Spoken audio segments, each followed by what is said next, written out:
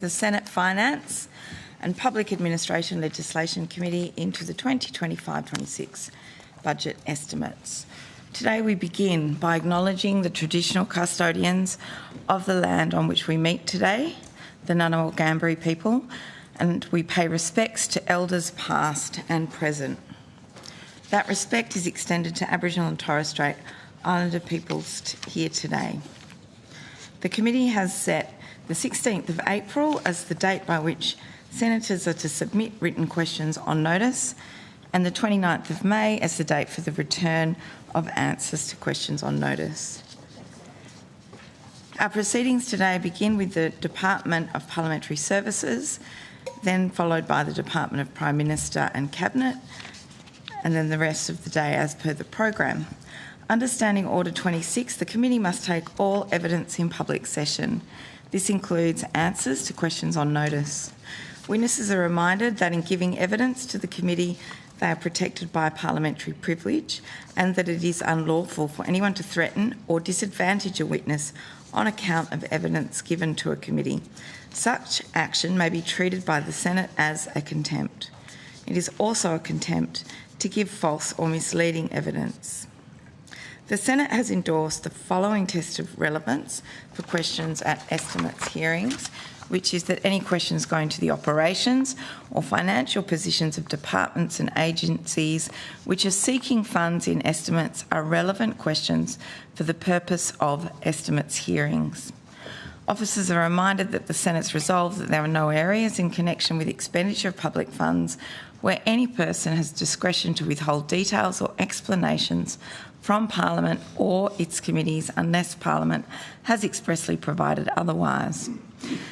The Senate has resolved also that an officer of the Commonwealth shall not be asked to give opinions on matters of policy and shall be given reasonable opportunity to refer questions asked of an officer to superior officers or a minister. This resolution does not preclude questions asking for explanations of policies or factual questions about how and when policies were adopted. Witnesses are reminded of the order specifying the process by which a claim of public interest immunity should be raised, and I incorporate that statement into Hansard. I remind senators of their obligations under the Behaviour Code for Australian parliamentarians to treat witnesses with dignity, courtesy, fairness and respect. An officer called to answer a question for the first time should state their full name and capacity in which they appear. I remind committee members and witnesses who are appearing via video conference and who are not speaking to mute their microphones. Good morning, the President of the Senate, Senator Sue Lyons, Ms Jala Hinchcliffe, Secretary and other officers of the Department of Parliamentary Services. I also welcome Dr Gordon de Brewer, Parliamentary Service Commissioner, and other officers. Ms Hinchcliffe, do you have an opening statement? Chair, I have a very short opening statement noting the busy day that you have and the time. Jala Hinchcliffe, Secretary, Department of Parliamentary Services. Good morning, Chair, Deputy Chair and members of the committee. Thank you for the opportunity to appear before the committee today and provide an opening statement relating to ongoing matters at the Department of Parliamentary Services. I will provide a copy of this statement for tabling and for reference to the committee. My colleagues and I welcome the opportunity to answer your questions today. Before taking questions, I'd just like to provide the committee with the following information. On the 12th of March 2025, I received from Dr Fiona Ruffley SC her report arising from the fact-finding investigation into the actions of the Department of Parliamentary Services into the incentive to retire payment made to Ms Catherine Saunders. The report is an extensive examination of the department's actions and engagement, with Dr Ruffley's findings and recommendations supported by evidence. The report contains 7 recommendations that go directly to DPS's internal processes and decision-making when making ITR decisions and payments, including the management of conflicts of interest and record keeping. I can confirm that I have accepted and the department is in the process of adopting each of these recommendations. I will need to consider how, at appropriate point or points of time, to make further material about Dr Ruffley's report available to the committee. This consideration will occur against the background of a related investigation that is being conducted by the National Anti-Corruption Commission. Any questions about the NAC investigation should be referred to the NAC. I am conscious that discussing any of the matters identified in Dr Ruffley's report may inadvertently identify persons of interest, prematurely damage reputations and/or compromise an individual's right to impartial adjudication. Finally, I'd like to commend the dedicated staff of the department who continue to demonstrate commitment to our purpose, display the parliamentary values in all aspects of our work and work diligently to maintain Australian Parliament House as the centre of Australian democracy and as a national cultural icon. From our stewardship of Parliament House through to our widely celebrated work during the 2025 Enlighten Festival that showcased 12 inspirational Australian women who campaigned for a more inclusive democracy. The commitment of staff and dedication to service shows. I'm proud to be Secretary of the Department and I'm proud of our staff. My colleagues and I are happy to take questions from the committee. Thank you. Dr De Bruer, did you have an opening statement at all? No, I don't, Chair. Thank you. Thank you. We'll go to questions. Who in the Senator Hume. Thank you, and thank you very much again for coming to estimates. Ms Hinchcliffe, also congratulations on your permanent appointment. That is very good news, and I trust that we will enjoy many more estimates together. At the last estimates, we discussed a very special desk, and I wanted to confirm with you now that you at least know where the desk is being stored. Good morning, Senator. Nicola Hinder, Acting Deputy Secretary for DPS. Hello. Absolutely. We are confident that the desk is being stored in our off-site storage area. And as we've answered in a related question on notice, we're giving consideration as to the placement of the desk now that DPS is always halfway through our property move. Right, and do we know why the desk is in storage? The desk was in storage, Senator, because it wasn't being used in the Deputy Secretary's office at that time. So it's not broken? Senator, as I said at the last one, the desk is usable, it's workable, we're giving consideration as to where it goes now. Right. And the department's storage facilities, do we pay for those separately? Senator, I believe we've got a contracted arrangement with off-site storage. If that is incorrect, I'll come back to confirm. Could you also confirm how much it is that we pay for off-site storage? Of course. That would be very good. All right. On question on notice 105, you said that you were unable to locate documentation of the approval for the work to be undertaken. I'm just wondering whether you have any update on whether there is a receipt for that work that was undertaken? Senator, we certainly do have receipts for components of the desk. In other words, there were some brass fittings that were purchased because they were not available in stock. Right. For the remainder of the costs of the desk, it's been costed against staff time to be able to do the desk construction, and so for our own internal purposes, there's no receipts that are provided on staff time. Right, so there hasn't been an allocation of what the cost would be for that particular desk because it was staff time that was involved building it. There was staff time involved in it. It's BAU. That's right, as part of their duties, but I also note that they weren't diverted, as I understand, from tasks in maintaining Parliament House to the desk. The desk was done in their off time. In their off time? Not in their off time, Senator. It was done in spare time within their normal bounds of duties. Spare time within normal bounds of duties. I think that's an oxymoron, isn't it? Not really, Senator. Okay. So if they had time that was allocated to other tasks, they were completing those other tasks. Mm-hmm. There was time allocated to the construction of the desk, but it wasn't specific time allocated to the construction. I mean, they were tasked with building the desk. That's correct. As part of their duties. Okay, I can understand that. Who was it that tasked them with building the desk?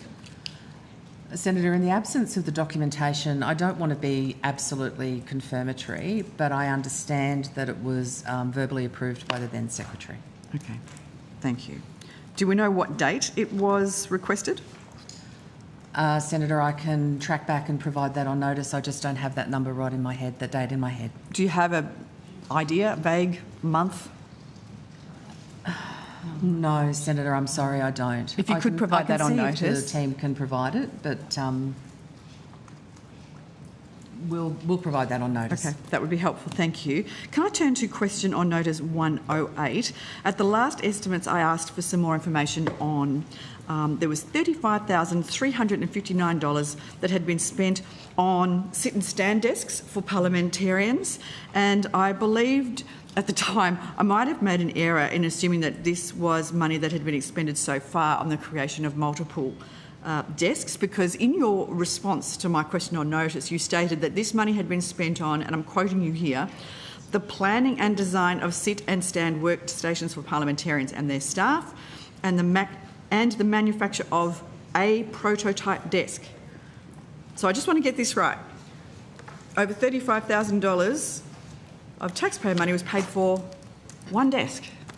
Yes, Senator, that's correct. It's Okay. a prototype desk, and as I understand it, this also relates to the fact that it's replacing furniture that was specifically designed for members and senators when this building was designed. Yep. So it's gone through a design integrity process and working with the Moral Rights Authority in terms of the design and the build. But yes, can you sort of separate out the design element from the construction element? I don't have those numbers with me, but I can provide you with those numbers on notice. Okay, because my head fell off, I have to admit, when I read that after all we'd been through with the very special desk for the former Deputy Secretary that cost $20,000, that I should have underestimated that the department found a way to spend $35,000 on one other desk. Where is this masterpiece of a desk being stored at the moment? The current desk, the prototype desk, I understand, is here in the on-site storage. It's on-site storage in the building? I understand, Senator, In the building, yes. okay. When we were talking about the $20,000 desk at last estimates, you said that this was money well spent because it was a valuable lesson for internal staff in craftsmanship. So what was it that they learned? Was it...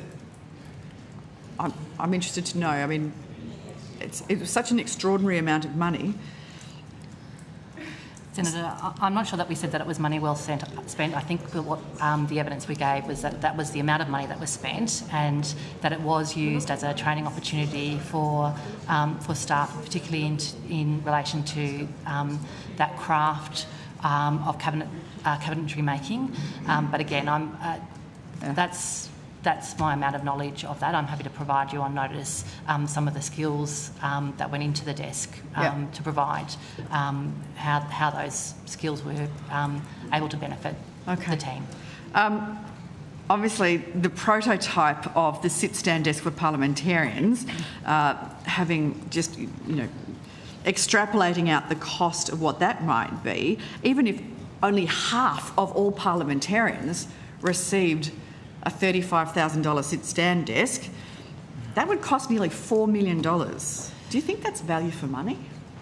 Senator, I think what I would say about that is that these are issues that we are thinking through in relation to our capital works program. I'm also conscious that on something like this, where we are looking to build something for members and senators, is how we engage with members and senators about what it is that they what it is that they need, and what it is that would assist you to do your job.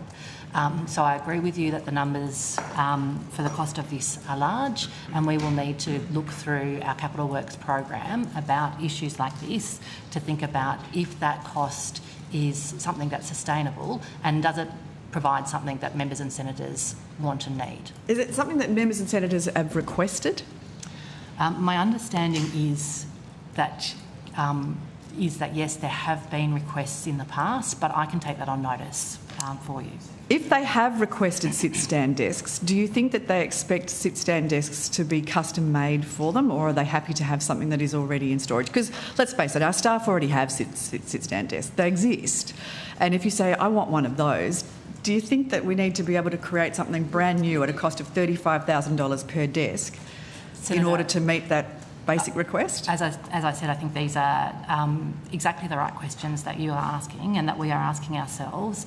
As I indicated, part of the issue that, as I understand it, we've been thinking through with the sit-down desks is because the furniture that they'd be replacing is furniture that was specifically designed for senators and members to ensure the dignity of the House, and in relation to the particular design of the building. We have gone down that path again in terms of the design of these sit-stand desks. I think that probably we need to have some further consultations with senators and members about what you need and how you'd like that to be delivered. And I'm thinking through ways that we can do that before we get significantly down a project like we have with this one. Do you think that, when something like this is commissioned, you would anticipate that it would cost $35,000 to design and create a sit-stand desk prototype? Is that something that you do beforehand? Do you say, this is how much we're going to allocate towards this particular project? Or do you sort of get the bill afterwards and go, hell's bells, that's a bit of a waste of taxpayer money? So no, I can't say for this project because it's started and got to this stage before I've got here. But I think, again, the issue that you're raising about how we see these projects, how we commission them, and the amount of money they're going to cost, and weighing up those factors of the necessity for the work and the cost for the work, and making sure that we're testing the market and getting value for money is exceedingly important to me. Yeah, okay. My concern, of course, is that there is this pervasive culture of waste, and there is now numerous evidence that this has been an ongoing problem. I understand that we don't necessarily want some of the beautiful buildings, the beautiful rooms in Parliament House filled with furniture that looks like it came off a hard rubbish collection. That's fine, but this is, I think, of great concern. The desk, the $20,000 desk that is in off-site storage, clearly there are other things that are in off-site storage too. I would, if I can, on notice, have a full inventory of this collection and the estimated cost of construction for each piece of furniture that is in off-site storage, if you have the paperwork, and its current market value. And perhaps the taxpayer can recoup some of the waste of that department's decisions by maybe selling some of the stuff that's off-site that we are clearly never going to use. I'll take that on notice, Senator. Thank you.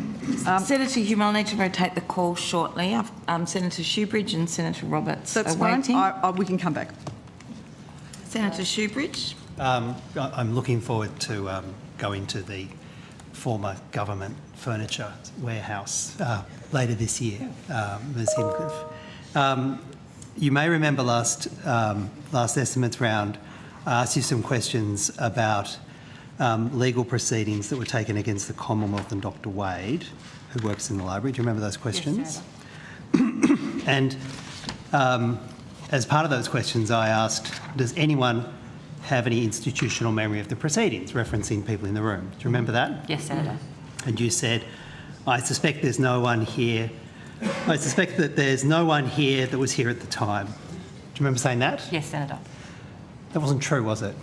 Yes, Senator. That was my understanding at the time, given the evidence that was given by the Parliamentary Librarian that in relation to the issues that you were discussing in 2023 were... No, 2021.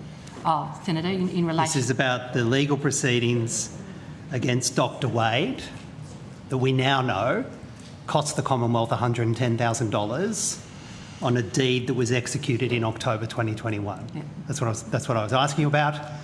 You've provided a tiny bit of clarification about the dates. And what you said was not right, was it? Well, Senator, at the time that we were talking, I thought we were talking about the 2023, which that Mr Fox had discussed, that he wasn't involved in discussions that were held with... Ms Hinchcliffe, I was asking you, and the record shows very clearly, about the 2021. And indeed, when I was asking you that and you gave the answer that there was nobody who had any institutional memory, Ms Diane Herriot was actually sitting behind you, like she is now. Senator, what was her role in October 2021? Senator, in 2021, I understand that Dr Herriot was the Parliamentary Librarian, and if you'd like with Dr Herriot to come and you can ask her questions about what her knowledge was in 2021. Well, let's get there. But my first concern is this. I ask you questions about, does anyone have institutional knowledge of what was happening in 2021? The former librarian was sitting behind you, and as I understand, was deeply involved in those matters in October 2021. You gave an answer which was incorrect, which is a polite characterisation of it.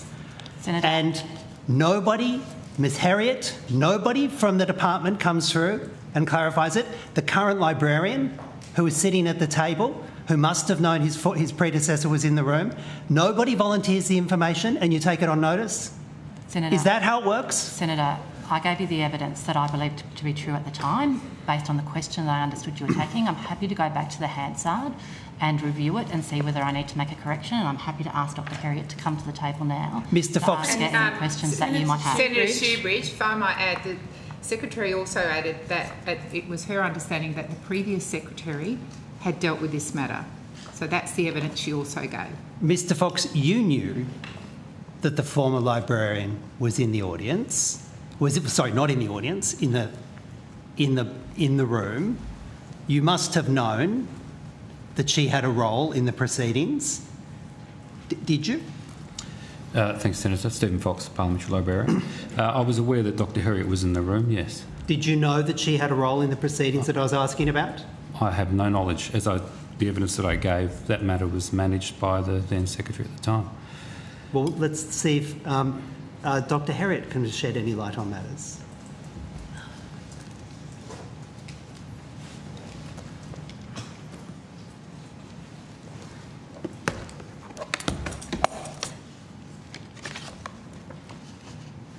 Morning, Senator. Diane Herriot, Head of Design, Integrity and Collections. Dr Herriot, did you have any institutional memory of the proceedings involving Mr Wade, which ended in a deed of settlement executed in October 2021, under which the Commonwealth was forced to pay $110,000, $60,000 in damage, and $50,000 in damage and $60,000 in costs? Senator, I was aware, in fact I am aware, that there was a matter and that the matter was settled, but the matter itself was managed by the Secretary. What knowledge did you have about the deed? I don't know about the deed. I wasn't involved in its negotiation. Did you have any knowledge of the nature of the proceedings? Were you copied into emails?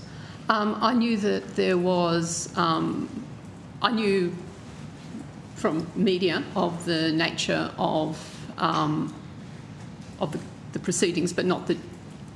only what was reported, effectively.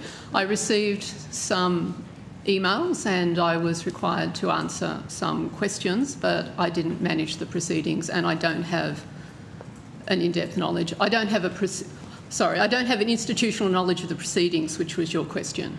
So you were required to answer questions. What questions were you required to answer? I believe I answered questions about how the nature of the work that the research branch did. All right. And you were copied into emails. What emails were you copied into? Senator, I can't remember what emails I was copied into in 2021. I'm sorry, there weren't many of them. What was the nature of the emails that you were copied into? And I ask you this because I would have thought it would stick in the mind of a manager of an organisation if one of their employees had been caught in defamation proceedings for activities they did during work hours in their workplace, which cost the Commonwealth $110,000. Did that not stick in your mind, Dr Herriot?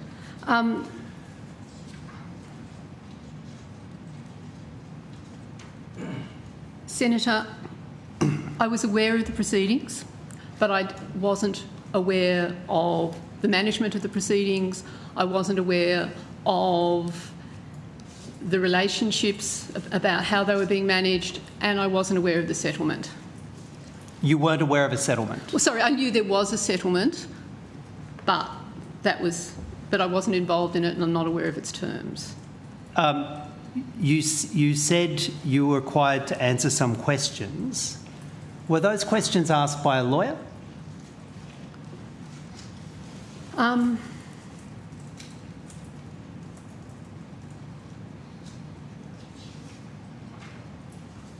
I'm sorry, Senator, I can't remember. Were you involved in any aspects of the litigation, either as a witness or providing material to lawyers?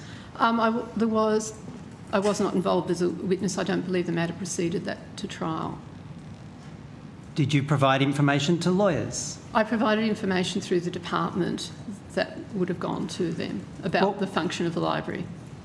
Well, Dr Herriot, you would have known if any management actions were taken against Dr Wade, who was in your direct line of management, wasn't he? I managed the library. He had 2 line managers beneath me. You would have been aware if any management actions were taken against somebody in your department who had cost the Commonwealth $110,000 in damages and costs. You would have been aware of any management action taken, surely, as the head librarian. I'm not aware of any action taken regarding that case. Well, Dr. Harriet, I'm going to ask you, because you say you can't remember sitting there, to take on notice. Oh, thank you. To take on notice what emails you were copied into, the nature of those emails. I'd ask you to provide those emails to the committee. And I'd also ask you to provide the details to the committee of what material you provided for the investigation or response. Will you provide that on notice? I'll take that question on notice. Ms Hinchcliffe, I not unreasonably, given the Australian public has had to pay $110,000 because of the actions of Dr. Wade, have asked what, if any, management actions have been taken.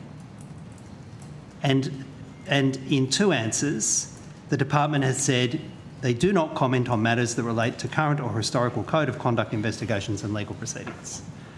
I'm now going to press, and that's the answers you provided on notice for both. The public has a right to know if there's any consequences for people costing the public $110,000 for aggressive defamatory tweets they make on the company dime when they're working. And I'm going to press for answers to both of those questions. What, if any, action has been taken in relation to a member of your department who has cost the Commonwealth and the Australian public $110,000 because of the actions they took during work hours? Senator Nicola Hinder, I'll take that question initially, if that's possible, please. So it is correct, Senator, it's a matter of long-standing practice that the department, and in fact any department, doesn't provide details in relation to current or historical codes of conduct. However, in this case as well, it's also very difficult to be able to provide you with absolute confirmation because, as the Secretary, the Parliamentary Librarian and others have referenced, including in our questions, that the matter was handled directly by the then Secretary of the Department. So for that reason, we are going to continue to say that the matters relating to employment and what we do in relation to our officers in relation to that employment, a code of conduct matters, we don't comment on. But this is also an historical matter that predates the Secretary and myself. You're telling me, Ms Hinder, that in relation to management actions taken in a case as serious as this, there are no written documents, no personnel file that details what action was taken, what steps were taken against Dr. Wade. Is that really your evidence? Is that the state of record keeping in your department? Senator, what I am saying is that this matter is an historical code of conduct matter or a current code of conduct matter. We don't comment on code of conduct matters. I'm very happy to be able to go back and have another look through records to see what records might be available. But in relation to providing you with confirmation as to what action was taken against that officer, we don't comment on historical or current code of conduct matters. Well, I am going to press for an answer. And if you wish to continue to not provide an answer, you're obliged to make a public interest immunity claim. You have decided not to make a public interest immunity claim in your non-answers to date. And I'm going to press for an answer to both the questions I asked on notice and to those questions I put to you now. Senator, will you provide that on notice? Senator, I will take that on notice very happily. Thank you. Back to the coalition and then Senator Roberts. Thank you, Chair. I have a couple of questions around a question on notice, 115. There was a table you provided that outlined the ASL for the department. Can I just confirm that in that table that the number of senior executive band 2 staff in the department has doubled since 22-23? Senator, I'll take that question and be able to give you a little bit of construct. At the moment, we have SES officers on long-term leave, SES officer on long-term leave. And so, in effect, as we were provided in that response, there's actual 2 employees who are double counted. So the numbers of our Band 2s have not increased, but the people held against those roles have. Right. And so it shows that the number of senior executive Band 2 staff have increased by nearly 60%, but you say that's because somebody's on long-term leave. We have 1 officer on long-term leave at the moment, Senator, so there was double counting in relation to that. But there's also been periods where, for instance, staff have come in, they've been on leave and then been replaced, but there's been a slight period of overlap. Okay. Can you then maybe confirm for me that the number of Parliamentary Executive 1 and 2 staff is now at the highest level on record? For our PEL staff, Senator, is that what you're referring to, or SES staff? How about both? The PEL numbers have certainly increased, and that's the numbers that we've provided. That's the parliamentary executive level staff numbers. So if you have a look, in 2012-13, the number of that for our PEL2s was 50. At the moment, that's at 76. So that's an increase of 26 positions. For our PEL1 numbers as well, there's been a similar rise from 114 now to 212. Okay, thank you. I want to ask about some communication that was sent out this week saying that there's been a relocation of around 90 DPS staff from Parliament House and they've now been relocated to West Block Building. Forgive me, where is West Block Building? Senator, if there's a building right at the base of the ramp, West Block, it's Australia's oldest Commonwealth building, and the Department of Parliamentary Services is relocated there. Right, okay. And what's the cause of that move? Senator, at the moment, if I can be honest, finding spaces for the agencies and departments that work in Parliament House is the world's biggest game of Jenga. Yeah.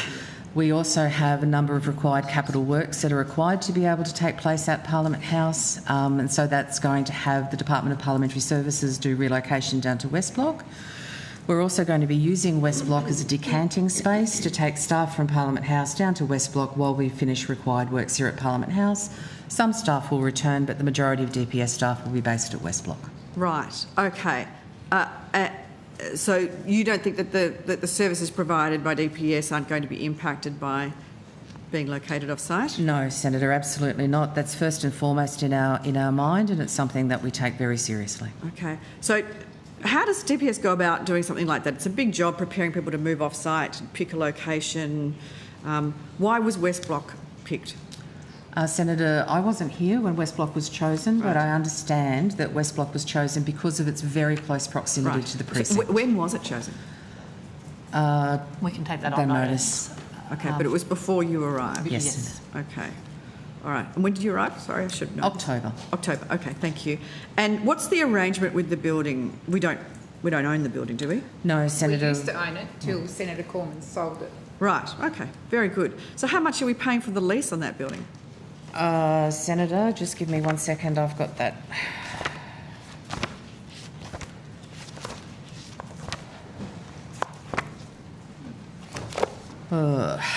Sorry, Senator. Trying to be too clever and putting too many things on iPads. Okay, with West Block at the moment, our total lease costs are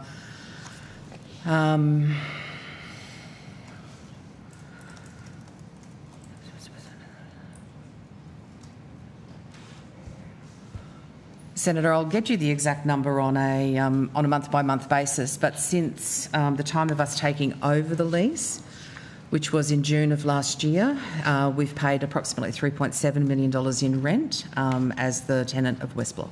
3.7 million, and there's been fit-out works done? There have been fit-out works done, Senator. Those costs are split between the department in terms of its fit-out cost and also the landlord, because that was part of the agreement reached with the landlord. The total fit-out cost for the department has been $17.2 million. $17.2 million. $2 million, okay. And I'm assuming that the work was contracted, it wasn't our very fine joinery staff? No, it was not done in-house, Senator. Okay, good.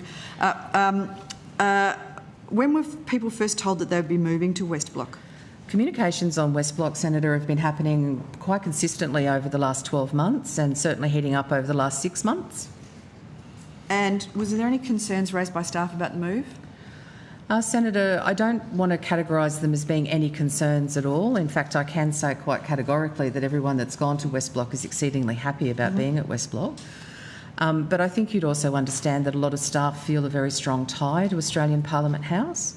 And have been concerned that they might lose that sense of strong tie to the operations of the House. Yeah.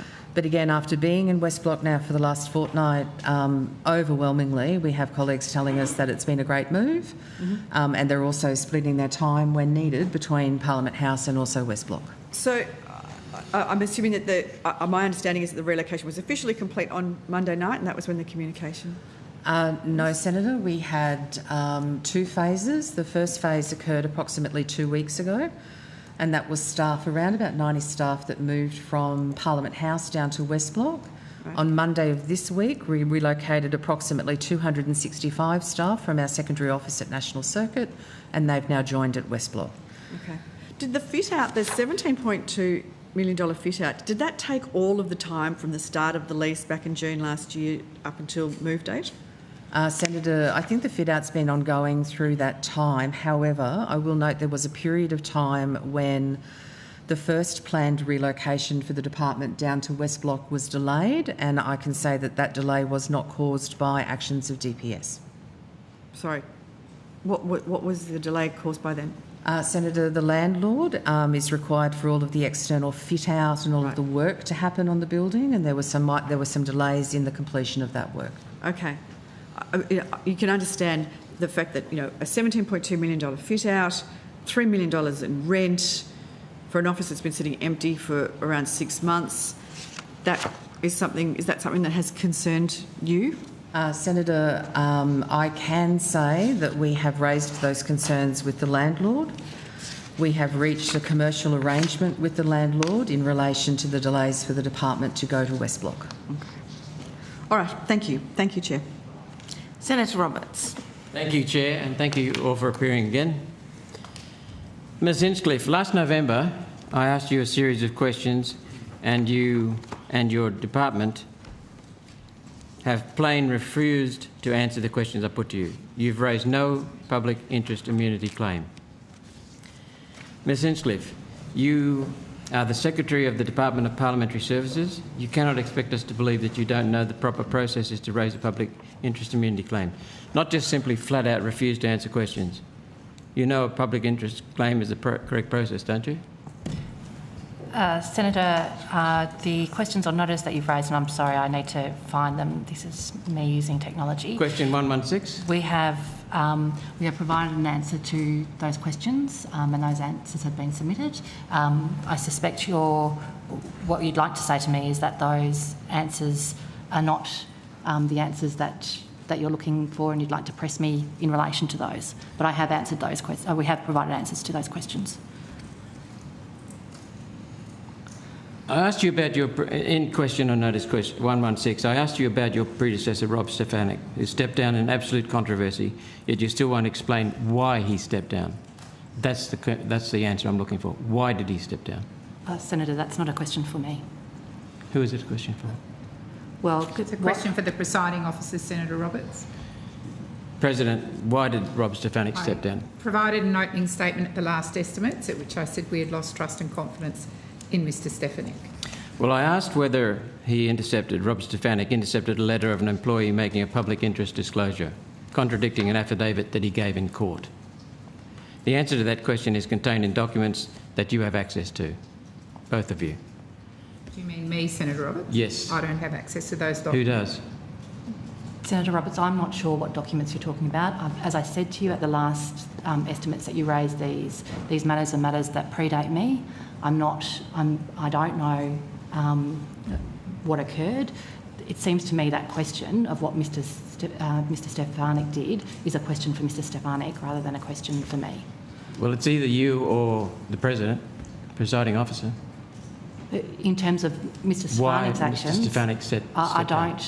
Sorry, what? Sorry. Why did Mr Stefanik step down? I've answered that question, Senator Roberts, because the presiding officers lost trust and confidence in the Secretary. So, did he intercept a letter of an employee making a public interest disclosure And did that not contradict an affidavit given in court? Did he or not? Did not? Who's the question to? Sorry, Senator Roberts. You. Well, I've indicated those are proceedings I have no knowledge of and nothing to do with. That is not my role as the President. Who would have knowledge of that, President? I have no idea. I'm very sorry, Senator Roberts. That's not a question for me. Would you have knowledge, Ms. Hinchcliffe? I don't, and I've said before. So no one I don't knows have why he any stepped knowledge. down? Sorry. Senator Roberts, I've answered that question twice now and I've answered it a third time. I made an opening statement at the last estimates at which I said the presiding officers had lost trust and confidence in Mr Stefanik. So what are the details around that? And was his intercepting of a letter of an employee making a public interest disclosure contradicting an affidavit given to court, was that part of the reason for losing trust? I indicated in my opening statement that I was not able to provide any further information. The letter that you've talked about, I have absolutely no knowledge of at all. I know nothing about it. Senator Roberts, I think that answers your question in that it was not a relevant factor in losing confidence if the President didn't know about it. So you're required to produce to this document, to this committee rather, any information or documents that we request. There's no privacy, security, freedom of information or other legislation that overrides this committee's constitutional powers to gather evidence. And you're protected, both of you are protected from any potential prosecution as a result of your evidence or producing documents to this committee. As I understand it, President, the default position of senators is that the Senate prevails. So unless you can come up with a public interest immunity, we are constitutionally empowered to have duty to fulfil our duty to taxpayers. Senator Roberts, I'll retable my statement from last time. I made it clear that the presiding officers had lost trust and confidence in the Secretary and that it was not able to discuss at that point further matters in relation to the Secretary. In the relation to the matter that you are raising, a legal matter, whether it was me as a presiding officer or the previous presiding officers, which is where I understand this matter has its genesis, none of us would have, it's not our role as presidents to have that level of depth of knowledge about court proceedings or DPS operations. That is not the role of the presiding officers. Well, who oversees that? Whose role is it? A court matter is a court matter. Surely there's someone with that role. A court matter is a court matter. It's nothing to do with the department. I'm talking about whether or not he intercepted a letter of an employee making a public interest disclosure. Did he or did he not? And who would be aware of that? Surely someone must be. Ms Hinchcliffe has answered the question to the best of her ability. I have indicated on a number of occasions it's not my role as the President. I have no knowledge of the matters you're raising.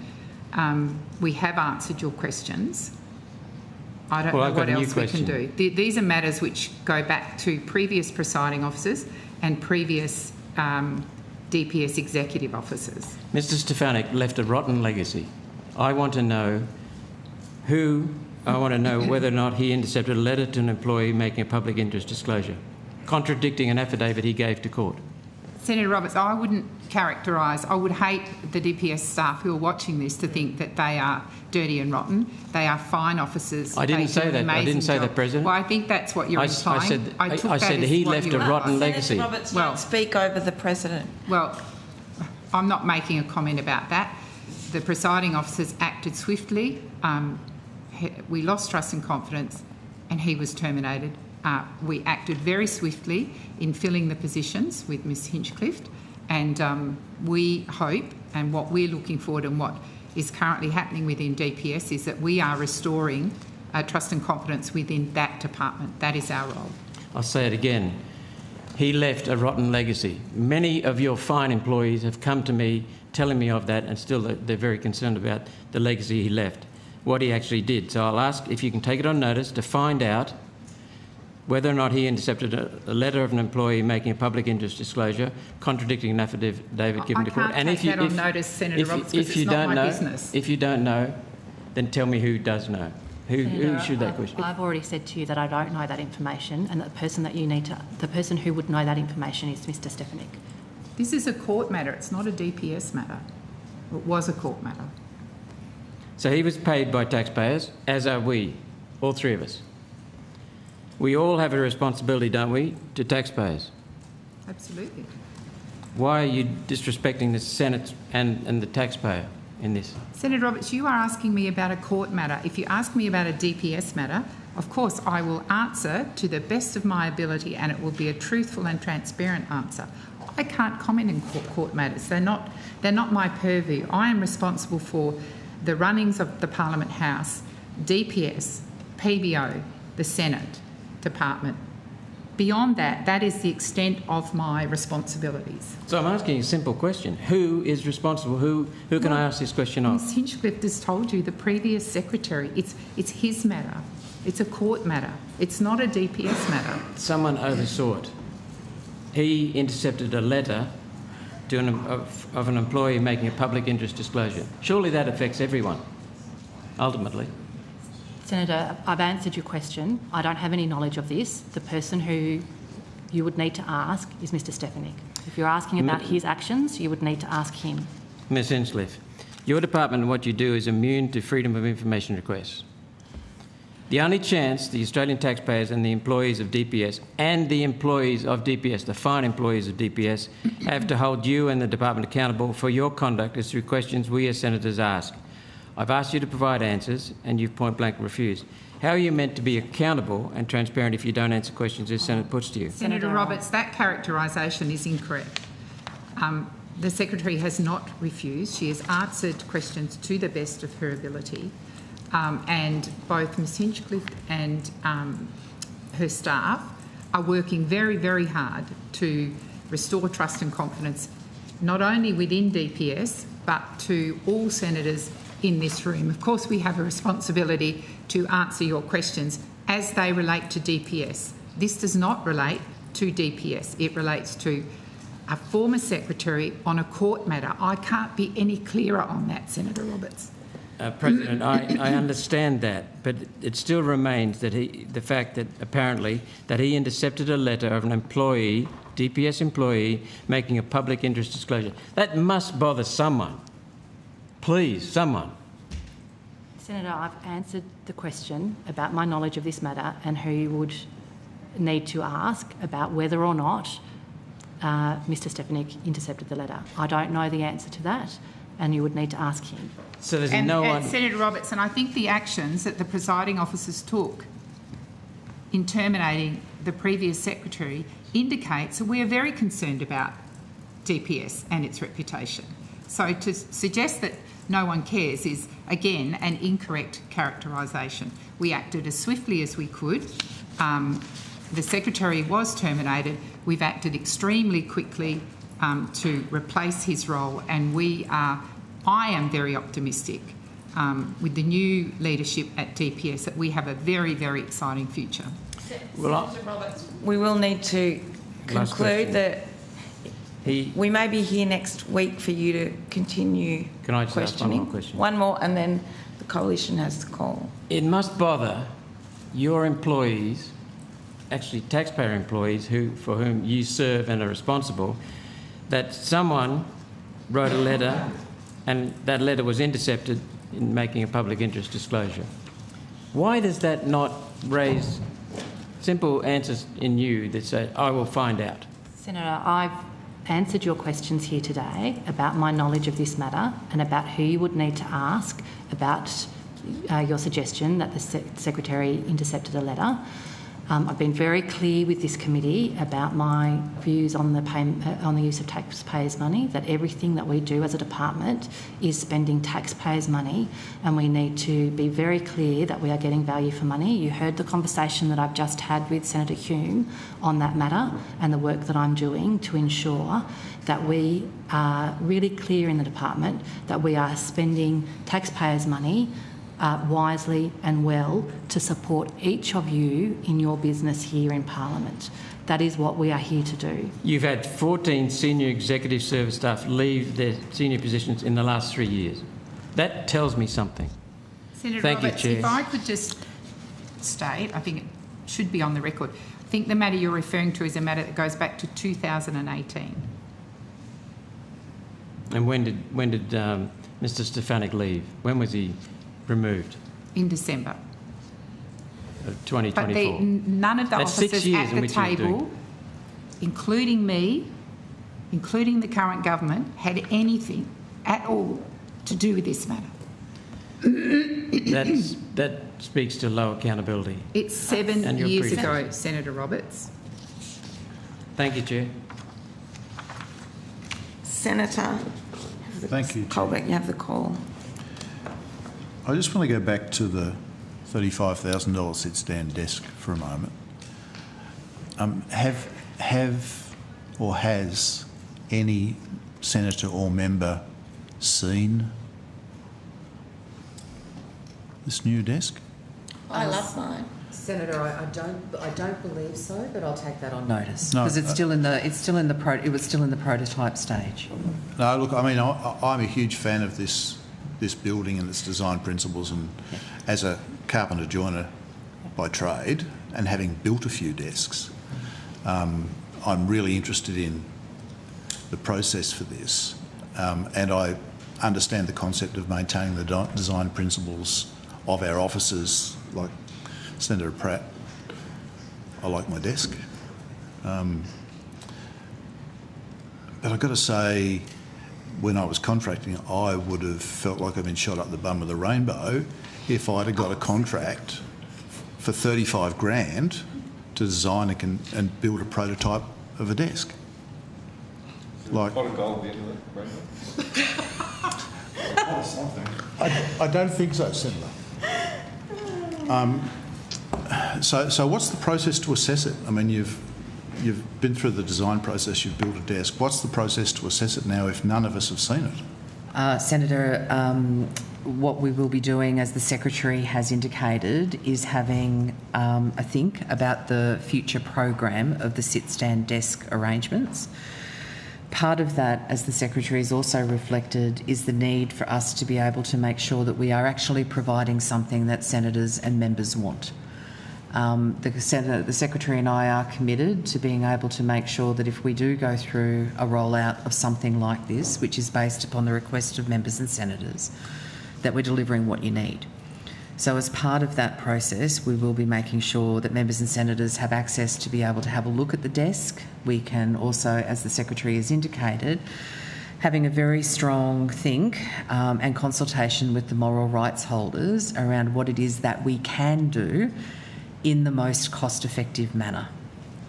Has the consideration of modification of our existing furniture been considered as a part of that process? Senator, I'll take it on notice to provide absolute confirmation. However, my understanding is that the desks that are currently in place are the desks that were originally installed at the time of the opening of the Parliament. They are incredibly difficult to be able to retrofit to be able to make them a sit-stand desk option. However, as I've indicated as well, we are having a very big think about what this actually means.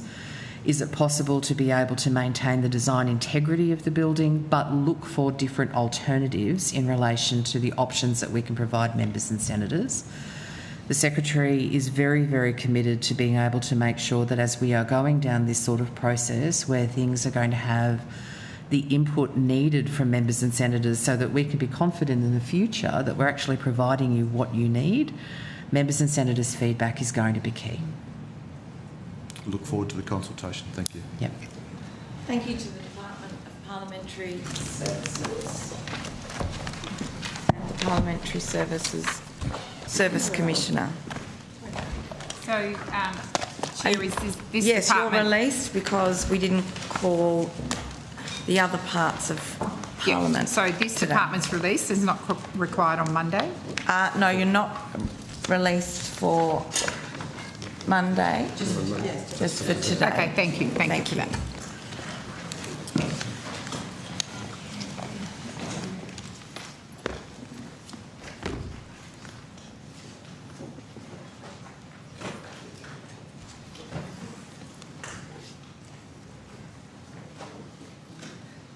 Suspend for a couple of minutes. We'll just suspend while the changeover happens. Thank you.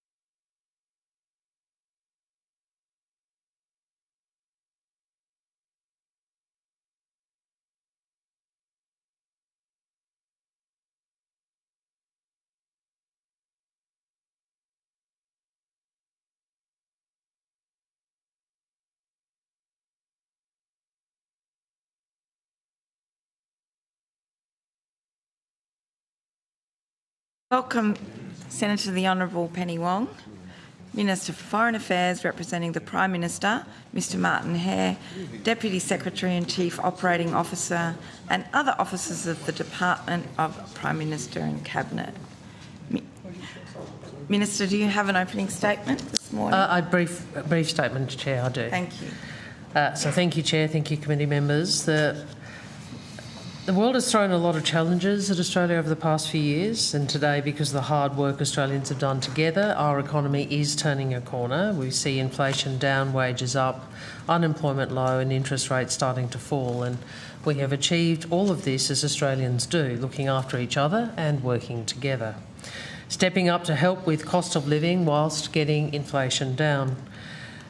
Chair, this week the government handed down our fourth budget, which builds on the foundations we have laid, delivering cost of living relief, which remains our top priority, and securing our nation's future at a time of global uncertainty. The budget builds a stronger economy with more energy relief for every household and small business, more bulk billing to help Australians see a GP for free, more cuts to HECS debts, historic funding for Australian schools, and more help to get Australians into a home of their own. We are also delivering 2 more tax cuts to every Australian taxpayer in 2026 and 2027, adding to the major tax relief we delivered in July of last year. Combined with Labor's first round of tax cuts, the average tax cut is expected to be $43 a week, or more than $2,200 next year, and more than $2,500 the year after. It's a bit of extra help for every taxpayer, and it tops up our tax cuts that started flowing on the 1st of July last year. We're delivering for every Australian, and we are doing it our way, and not copying from other countries, but investing in things that work for us. Senators will recall the 2014 budget and its shocking cuts to health and education. The Albanese government will not let Australia go back down that road. We won't put the hard work Australians have done at risk by cutting the services people count on or denying families the help they need. We will keep creating opportunity, investing in our people and building Australia's future. Chair, since we last met, the Trump administration has decided to apply tariffs on all imports of Australian steel and aluminium. Decided to apply tariffs on all imports of steel and aluminium. Imposing new tariffs is a central plank of President Trump's economic agenda. Senators may recall that in its first term, the previous Trump administration exempted dozens of countries from steel and aluminium tariffs. They now say that they regret having provided those exemptions, and this time not one country was exempted. The Albanese government's response to the Trump administration's imposition on tariffs on Australia has been firm, and it has been clear. The decision is entirely unjustified and against the spirit of our two nations' enduring friendship. We will continue to advocate for Australian exporters through every available channel, just as we have been doing in regard to the reciprocal tariffs foreshadowed by President Trump. And we will continue to work to diversify Australia's markets. 4.6% of Australia's total goods exports were to the US market in 2024, meaning Australia is less exposed to the US than many other countries. Indeed, India recently overtook the United States as Australia's 4th largest goods export market. Nevertheless, this is a time for Australians to come together, and it is a time for Australia to be united. I have been disturbed to hear some who pretend to leadership trying to use this as a political opportunity. We will always stand up for Australia. We are an independent nation. We will keep working hard for the best outcome. And we are simply not willing to trade away the things that make Australia the best country in the world, like Medicare, the PBS and our healthcare system. Look forward to our discussion today. Thank you, Minister. Senator Cash. Thank you very much, and thank you very much, Minister and Secretary. Minister, since we last spoke, has the Prime Minister spoken with Prime Minister Netanyahu at this estimates?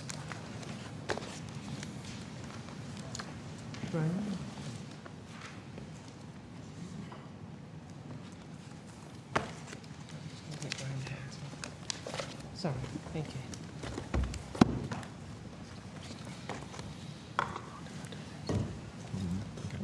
Graham Fletcher, Deputy Secretary, International and Security.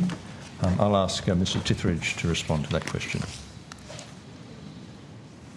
Senator, no. Thank you very much. Would you be able to just confirm then for the record, when did the Prime Minister last speak with Prime Minister Netanyahu?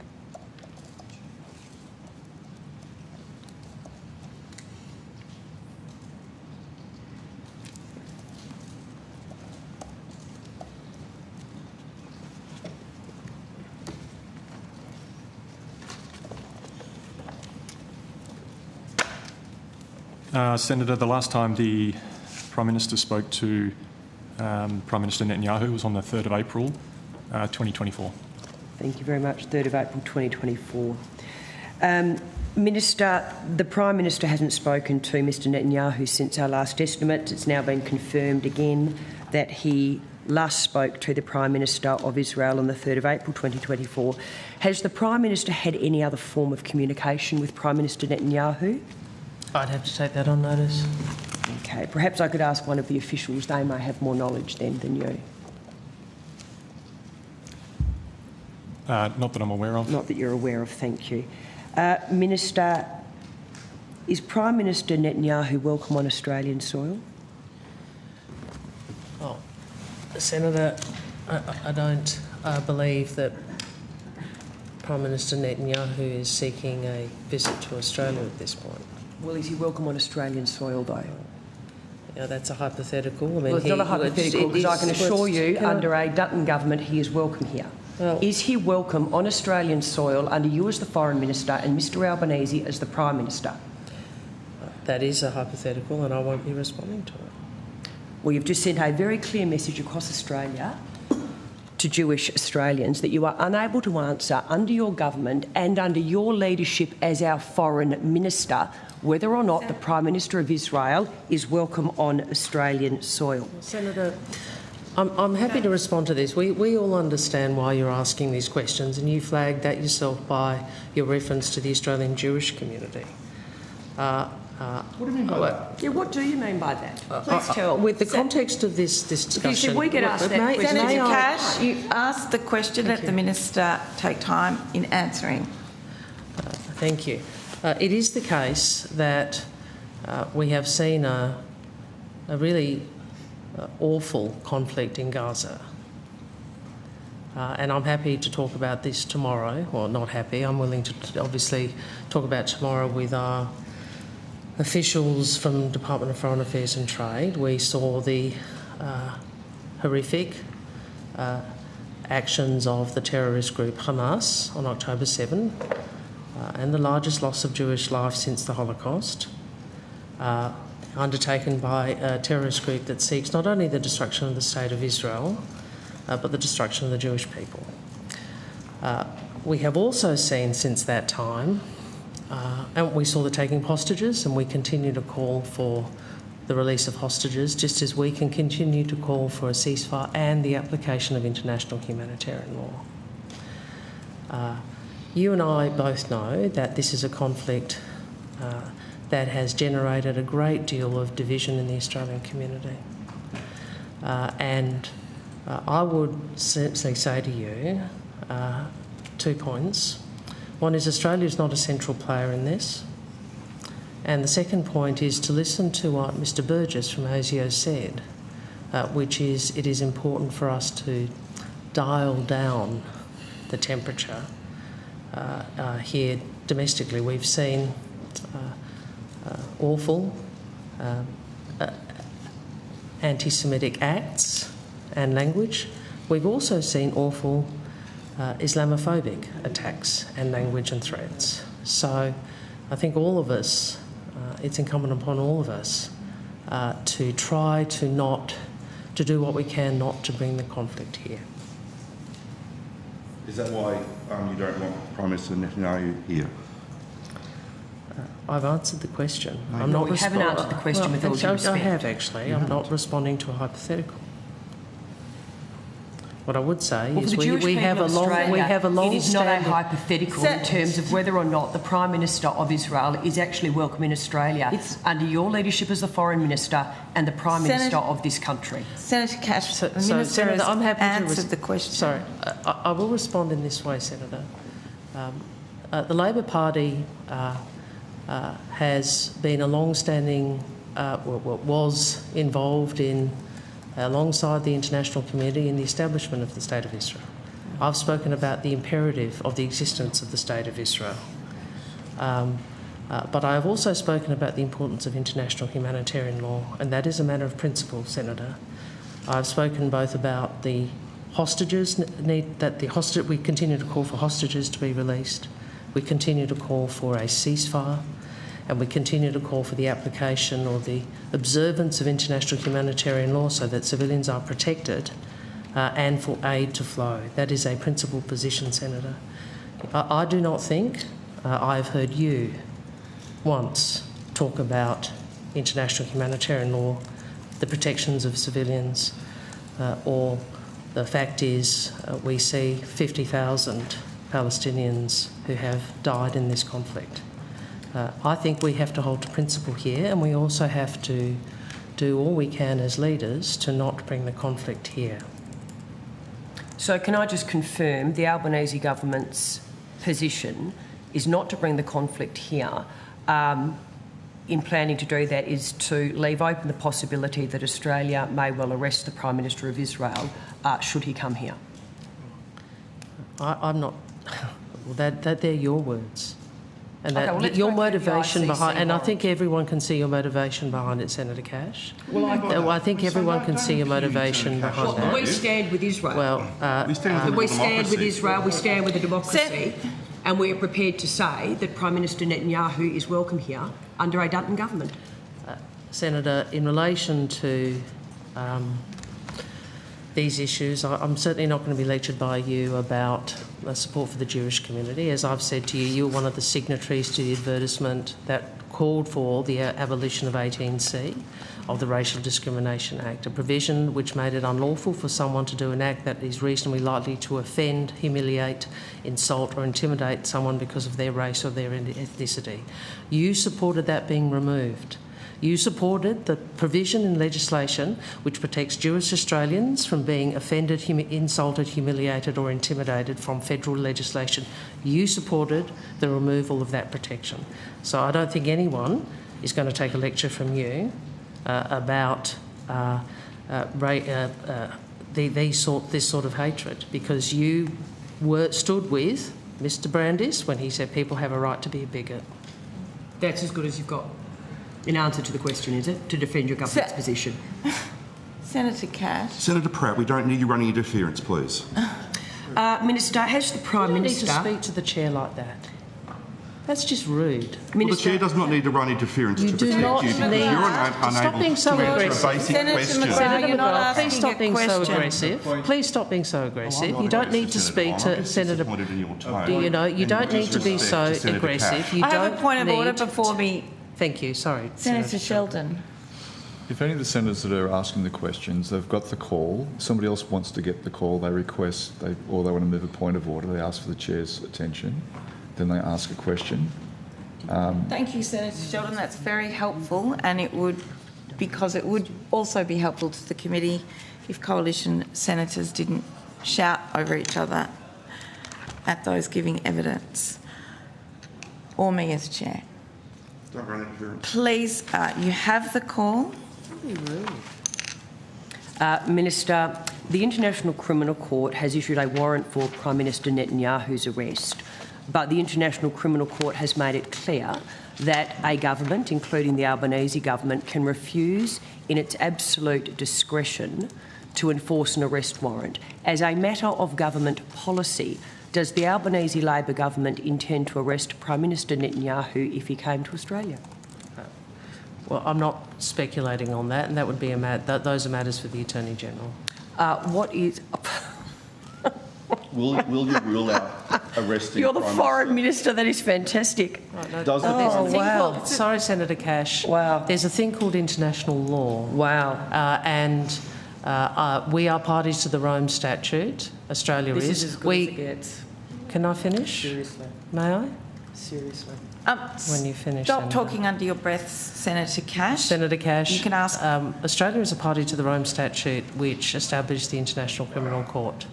That decision to do so was taken under coalition government, and that sets out certain obligations and certain conditions around Australia's engagement with the International Court. Those are matters I've said we respect the independence of the court, we don't speculate on hypotheticals, and you would be aware, I would hope, as a former or as a Shadow Attorney General previously, I think, that said Mr Dreyfus as the Attorney General is the relevant minister for these matters. I can assure you we would exercise our discretion. Has the Prime Minister requested you, in your capacity as Foreign Minister, to arrange any dialogue at a prime ministerial level between our two nations? So, for example, have you spoken with the Israeli Foreign Minister on behalf of the Prime Minister to try and arrange a dialogue?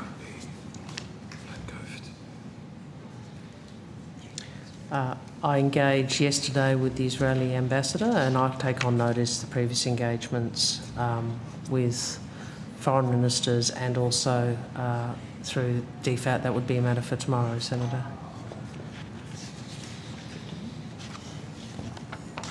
Can I just clarify something?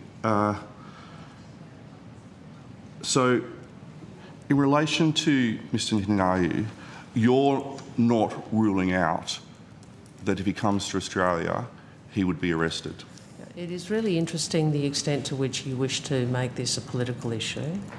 We have said, and I'm going to, because I understand precisely what you're trying to do, and I think anybody watching knows this, we will not speculate on hypotheticals. We will not speculate on hypotheticals.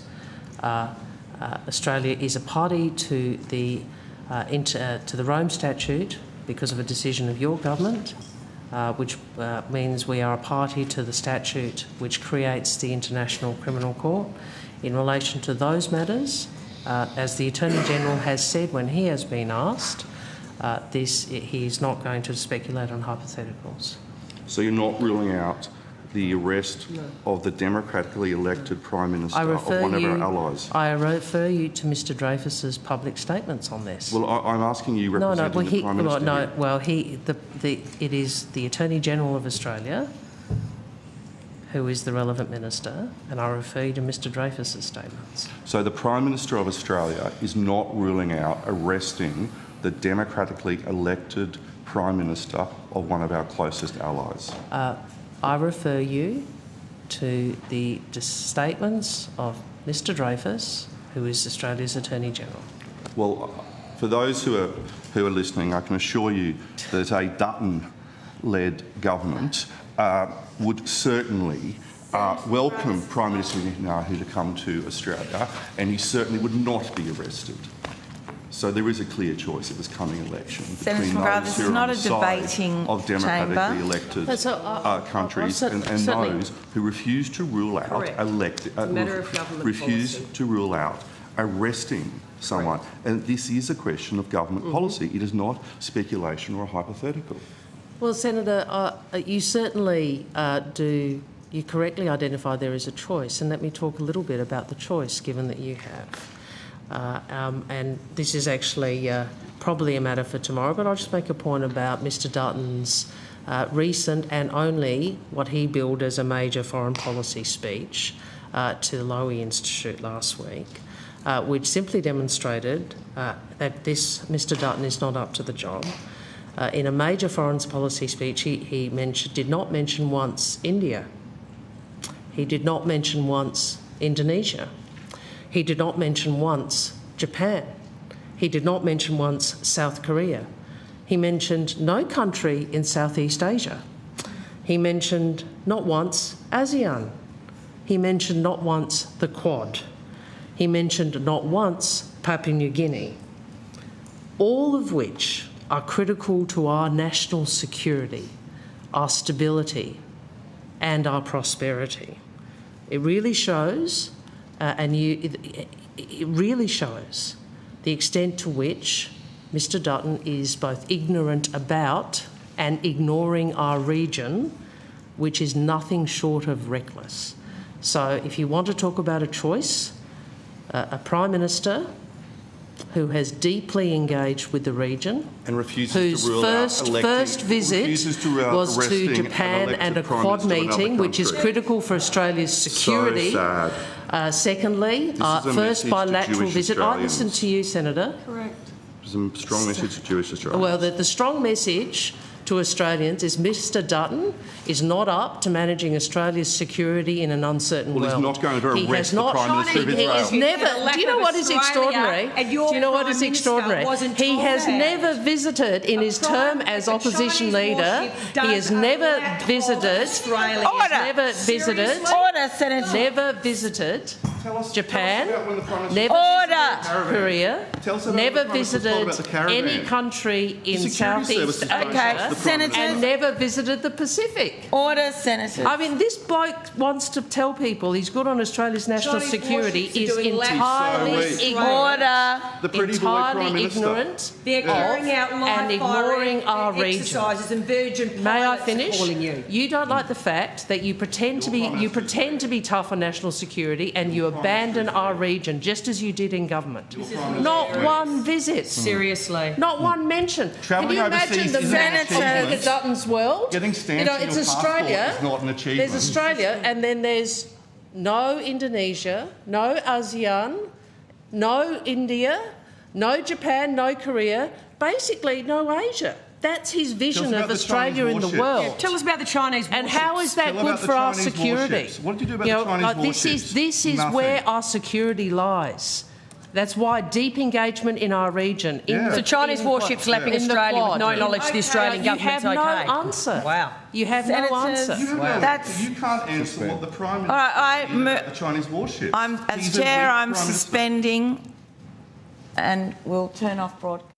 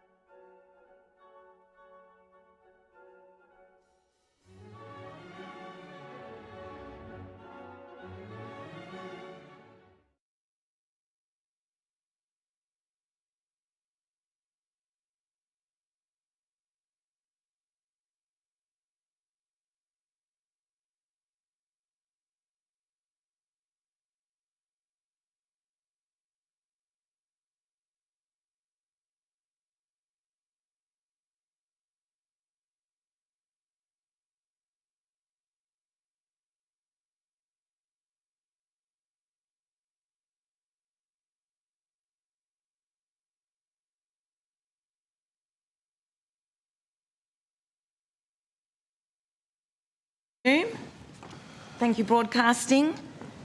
Senator Cash. Thank you very much. And Minister, is the Prime Minister aware of the Minister for the Environment's recent decision to push the approval of the North West Shelf gas extension until the 31st of May, which would obviously be after the federal election?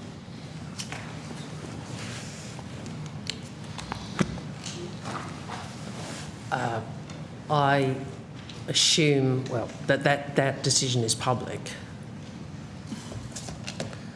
That doesn't answer my question. Well, that decision is public. Yes, that doesn't answer my question. Well, I haven't discussed this matter with the Prime Minister. Okay. Does anybody at the table know? I haven't discussed that decision with the Prime Minister. Okay. When did the Prime Minister become aware of the Minister for the Environment's decision to push the approval of the North West Shelf gas extension until the 31st of May of this year? I'll have to take that on notice. Are there any officials that could potentially help us? We had officials that were able to help us with the government stance on Israel. Are there officials that could help us on the North West Shelf gas extension? Nadine Williams, Deputy Secretary, Economy, Industry and Resilience. Senator, no, I don't have any information on that. I would need to take that on notice. Okay. Minister, does the Prime Minister approve of the decision to yet again delay the approval? Well, I think you asked me this in question time, or one of your colleagues did, Senator, and I made a few points there which I'll make again. The first is that the decision on the extension of the North West Shelf project has been before the state government for 6 years.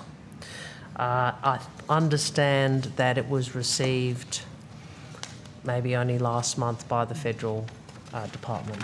December, I think it was December of last year. Well, the note I have is February, but I'm happy to look at that, Senator. That's the advice to me. So 6 years state government, received by us in February. Well, no. I haven't. My understanding is the 12th of December, and that is incorrect evidence then. Well, I've said. So could we just confirm then? I always come back and correct if and so could we just confirm with one of the officials? Well, they're not the officials. Was it the 12th of December? December? Well, we will take that on notice that you are asking the wrong department that. I'm responding to you because I think it's important, given that you are seeking, since you're seeking information about this. But the advice to me is that the final documentation bringing it before the Minister was received in February. Okay, so can we just, everyone, take a deep breath? I know that Senator Cash wants to create, again, politics around this ahead of the election. It was before the state government for 6 years. It's been before the federal minister since February of this year. Secondly, what we won't do, Senator, is what Mr Morrison did. Now, Mr Morrison played politics with an approval, which is what Mr Dutton is seeking to do. The politics Mr Morrison played was with PEP 11, and the comments that he made led to court action and more uncertainty. So it led to a legal challenge, and my recollection is the federal court said that because of his public comments, the decision was infected by apprehended bias. That meant the project was delayed and created more uncertainty. So what I would encourage you to do, Senator, and I know it is so tempting because you always want to have a political fight, it is before the Environment Minister under laws that were generated by your side of politics. Those laws require the Environment Minister to make a decision. I would really encourage you, if you are really serious about Western Australian jobs, not to engage in the sort of politicking that you are currently, because you know that could put at risk the approval process.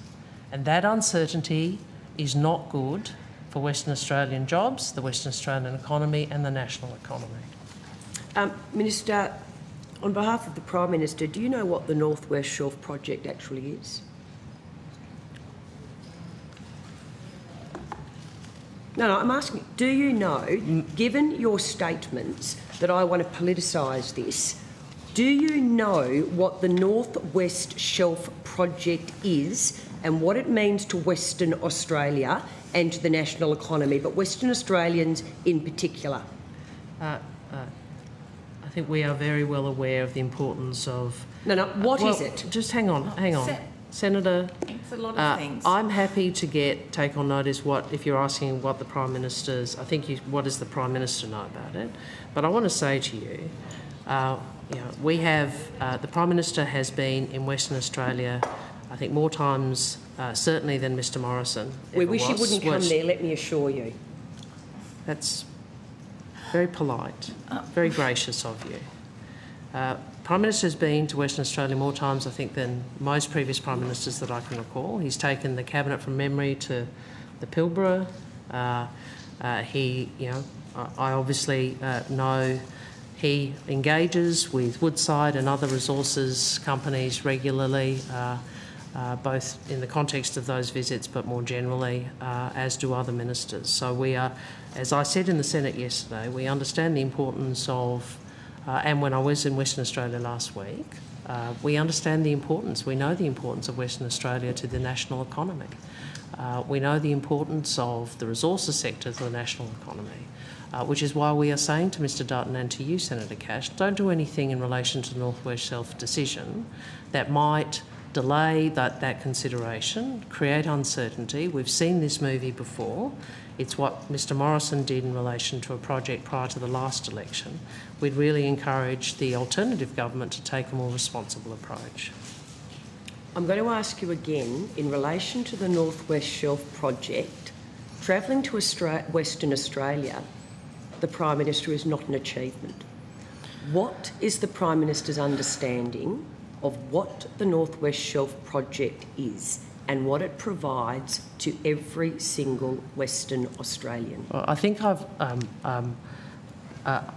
responded to that. I mean, we with all due respect, Minister, I think the LNG industry, I think everyone who is engaged in national politics understands the importance of LNG production to the LNG sector, including as export sector to Australia, Senator. So let's not play games about that. But if you'd like me to provide anything more in terms of detail, obviously this is a matter not for this department, but I'm happy to take on notice if there's something that you want me to take on notice for the Prime Minister. Well, let me, for the benefit of the committee then, explain in very basic English what the North West Shelf project does for Western Australia, for Western Australians and the national economy, why the state government has given its approval to the extension of the project for another few decades. 50 years. It's called affordable, reliable energy. That is what the North West Shelf project is. It's the provision of affordable, reliable energy to Western Australians. And I'm very sorry, how many times, Minister, on behalf of the Prime Minister, has the Minister for the Environment now delayed making a decision on this project? That's not on behalf of the Prime Minister, that question. Well, does the Prime Minister know how many times the Minister has delayed the extension of this project? Since February. We are only in March. Again, that is, you've said that is based on your knowledge. 12th of December. No, 12th of December. Sorry. 12th of December is when Western Australia published their approval. It's not when final documentation was received federally, Senator. So you're wrong about that. And if I'm wrong, I'm always happy to come in and confirm that evidence. But that's the advice that's been given to me. The second point is, as I said, this is 6 years before the state government. We've had it since February, and we will. I'm sure the Minister for the Environment will consider it carefully. I mean, we have a long-standing history through successive Labor governments of support for the LNG sector, both export and domestic. Well, actually, that's correct, Senator. You clearly don't speak to the gas industry. Well, actually, I do. Well, then you'd know what they think of you. Well, actually, I do. because you might recall, obviously I'm not a domestic minister, but you might know, of course, that Japan and Korea are so important as the export markets for gas from Australia, and the reliability of gas exports has been something we have been engaging in, because obviously this is a discussion about both the export sector and the domestic sector. So anyway. Senators, we're due to break for morning tea. I should have called us 5 minutes ago. That's fine. Yep. So we'll suspend briefly and be back shortly.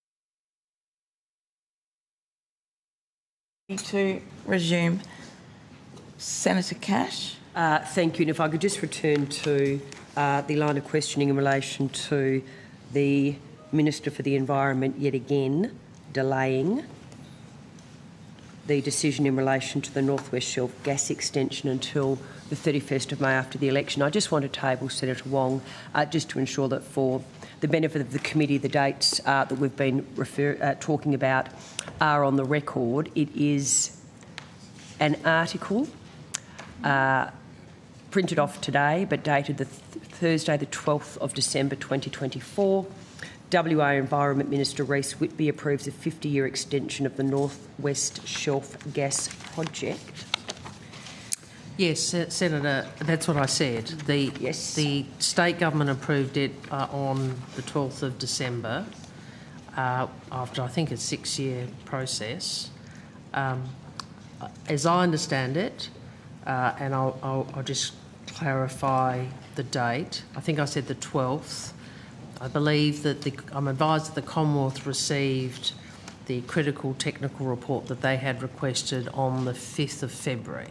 Right. But what I would say to you, Senator, is these are matters for a different department. This department and this Minister, the Prime Minister, obviously is not the Minister responsible for this process. I completely understand that, and the relevant paragraphs of the letter. In a statement, a spokesperson for the Australian Government's Department of Climate Change, Energy and the Environment and Water said the WA EPA's decision on the North West Shelf project extension recommenced the statutory decision time-making frame under national environmental law. The Minister has 30 days to make a decision on the North West Shelf project extension. Senator, I understand the Prime Minister is not the relevant minister, but he is the Prime Minister. This is an issue not just of national importance but of significant importance to Western Australia. Hence, my line of questioning in terms of the Prime Minister's knowledge of the Minister for the Environment's decision to yet again delay the granting or not of the approval to extend. Was the Prime Minister or his office aware that the further announcement of the delay in making the decision would be pushed out on budget day? So the question is, was the Prime Minister or his office aware of when the Minister for the Environment would make public that decision? Correct. All right, I'll take that on notice. I think Senator McGrath's got a line of questioning now. Senator McGrath. Thank you. In the last round of estimates, Senator Wong, you refused to answer some pretty basic questions on whether the Prime Minister was briefed following the discovery of a caravan laden with explosives in Dural. On the 10th of March of this year, the AFP Deputy Commissioner, Chrissy Barrett, published a detailed statement on Operation Kissinger. The AFP disclosed there was an incident that we've been referring to was a fabricated terrorism plot by organised criminals, and Ms Barrett stated, "We believe the person pulling the strings wanted changes to their criminal status but maintained a distance from their scheme and hired alleged local criminals to carry out parts of their plan. However, the plan was foiled. An AFP operational strategy is in place to take action against this individual, and I won't make any further comment on that. A number of people have been identified as part of this fake terrorism plot, and the AFP is working with local and overseas law enforcement officials in our bid to have all of those responsible brought to justice." And that's the end of the quote. Given these developments, I ask again, on what date and approximately what time was the Prime Minister first notified about this incident? Well, if I could make a point about Dural, it is the case that the facts of the case, which have now been disclosed by the AFP publicly, indicate the fabrication, I think it was the phrase used, I think that was the quote. Obviously that doesn't detract from the fear, nevertheless, that was generated by the reports and the publicity, particularly for the Australian Jewish community. So I'd make that point first. Secondly, the principled approach the government has taken and the Prime Minister has been to ensure, unlike others, that we gave the AFP and the New South Wales and other police forces the appropriate space and, frankly, confidentiality to do their work properly. I regret that that was not your approach, Senator McGrath. And I'd refer you to the AFP evidence on the previous occasion about that. Like, you and your colleagues persisted in asking questions despite the fact that the Commissioner of the Australian Federal Police said that that did have the potential to compromise the investigation. And what that speaks to is frankly... No, I hadn't... What that speaks to, Senator, is that you were more interested in a political hit than in actually the police finding out who did it. Because you were told by the police they did not want to discuss this. That's actually not what the police said. It's just extraordinary. No, well, it is actually. I would refer you to the evidence of the police in the Home Affairs estimates on the last occasion. The police did not say... I was very clear on the last occasion. We believe our national security agencies, including the Australian Federal Police, working where appropriate with state and territory police forces, should be allowed to do their jobs. And their jobs are not benefited, in fact, potentially hindered by politicians who seek to make political points, as you did. Senator Wong, the AFP evidence was very clear. It did not relate to when the Prime Minister was told. Our questions have that is a lie, we're trying to have a respectful dialogue here. That is not true. All of our questions went to when the Prime Minister was told. None of our questions went to operational matters. No, Senator, this is the problem. You did not listen to what the AFP said.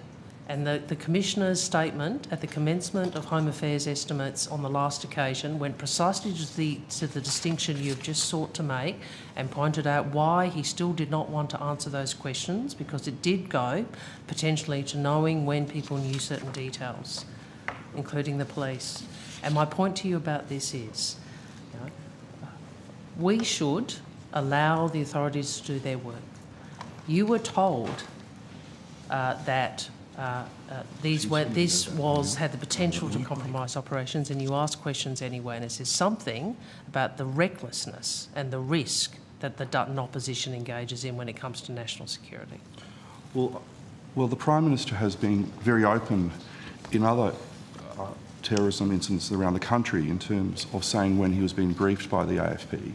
So are you saying the Prime Minister is reckless when it comes to issues of national security? No, I'm saying the Prime Minister listens to the advice of security agencies. Mr Dutton and his front bench do not.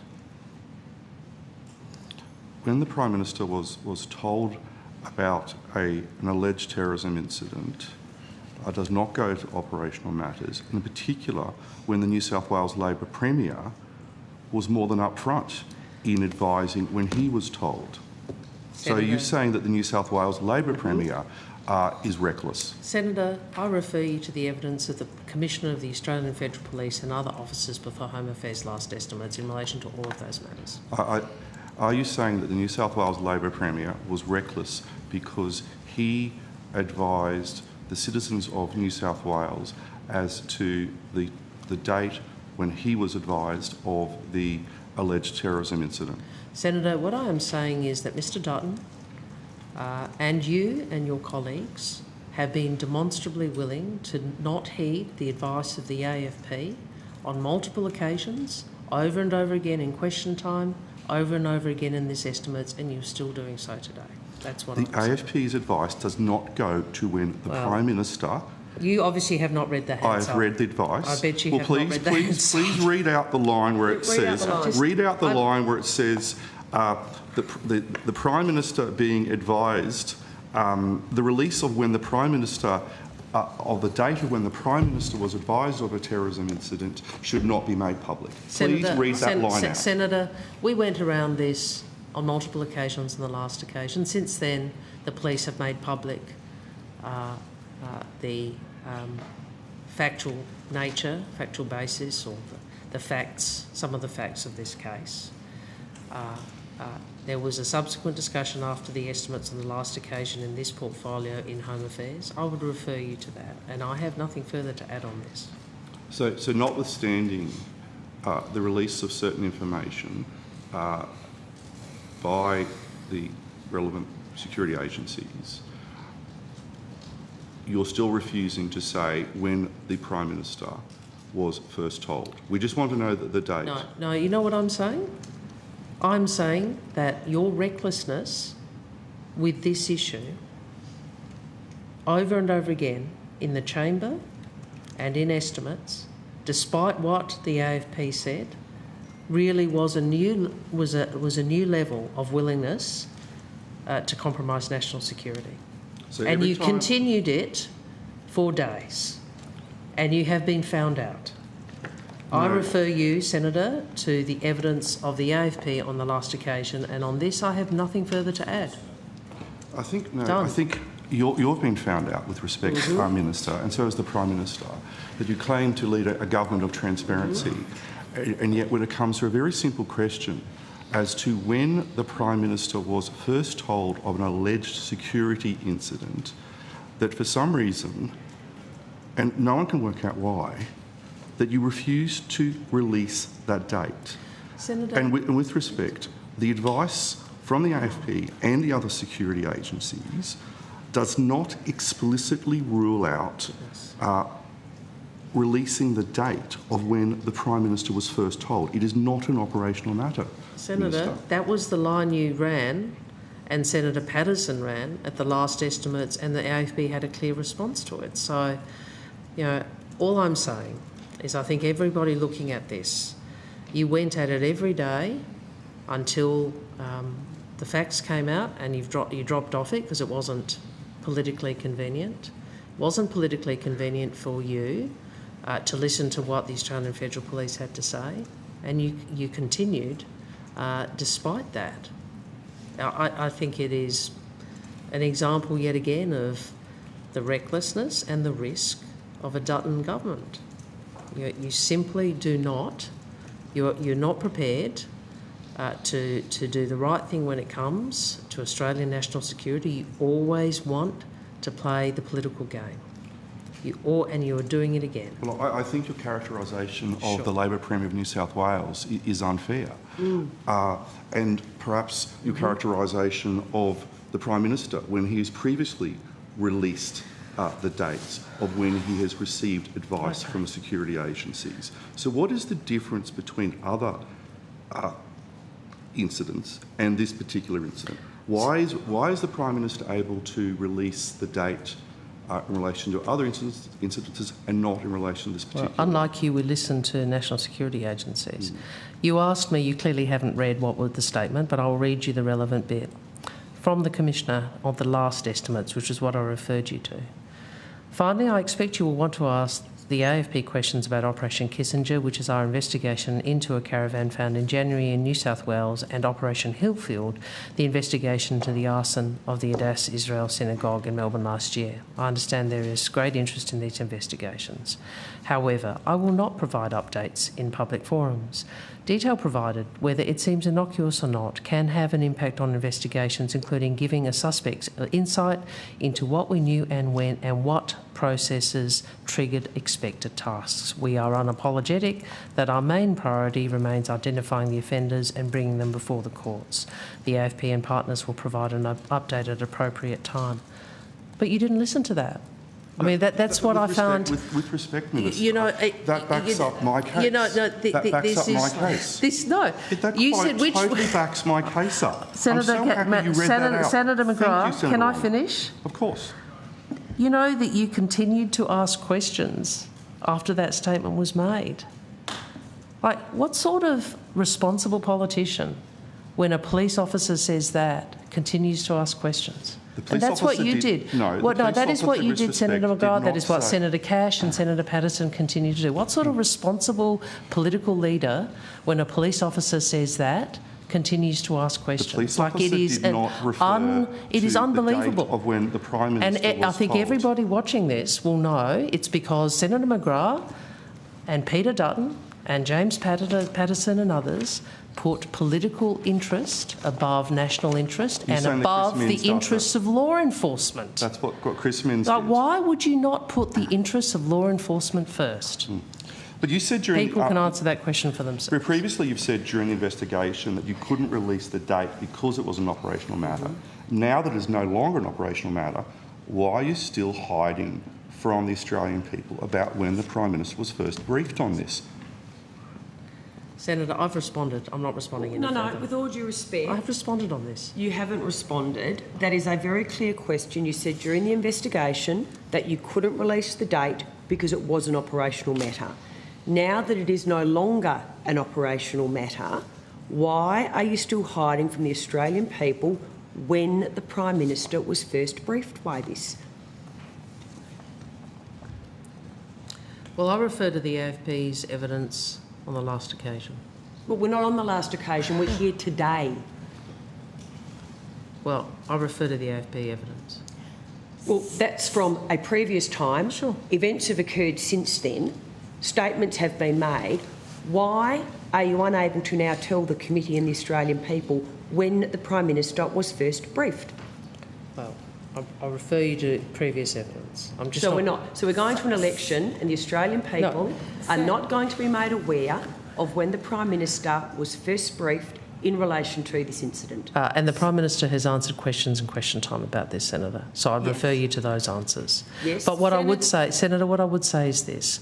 We are going to an election, and the Australian people can see, one, the Prime Minister who takes the advice of agencies and who, frankly, weathered your political attack because he knew it was the right thing to do, and you, Mr Dutton, Senator McGrath, Senator Patterson, who put politics ahead of law enforcement.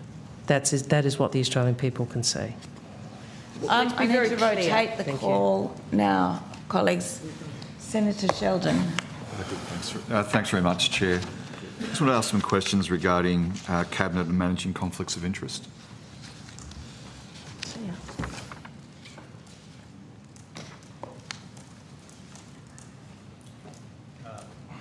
Is it relevant? Two different teams, Senator. So if you start the question, I'll.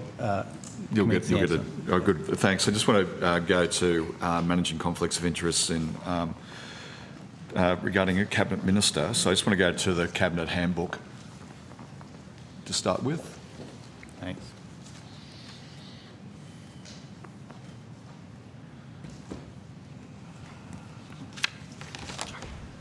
No, I have the cabinet handbook 15th edition with me, and I understand that currently, can you just confirm this, that a minister must declare any matter that may give rise to a real or perceived conflict of interest? Thank you for the question, Senator Sheldon. Pauline Sullivan, First Assistant Secretary, Cabinet Division. Yes, that's correct. That's paragraph 85. Sorry? Is that paragraph 85? I understand. Yes. Yes, it is. And also, the ministers must declare these at Cabinet with meetings where matters are under discussion that could give rise to a conflict of interest, and that's paragraph 86, is that correct? That is correct, Senator. And also, ministers are required to adopt a broad interpretation, so pecuniary and non-pecuniary interests, including the interests of family members, should be included. That is correct, yes, as per 87. Paragraph 87. Paragraph 87. Yep. So just on the question of pecuniary interest, does that mean financial gain or loss? Is that correct? As set out in between paragraphs 85 and 88, there is a reference to the Code of Conduct for Ministers, so that covers off the nature of, so in line with that, and it's also set out in 87. So pecuniary and non-pecuniary interests of family members and all interests of their own when considering a matter. And then there is further detail within the Code of Conduct for Ministers around specific issues as well, such as directorships and so forth.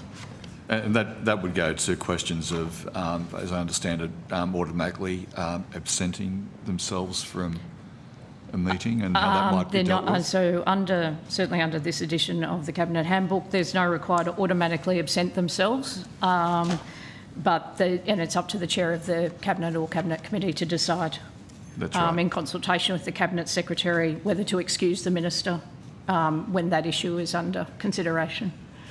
And they should explicitly agree to that, whether that happens or not. Is that correct? Under the terms of the Cabinet Handbook, yes, that is correct. Thanks.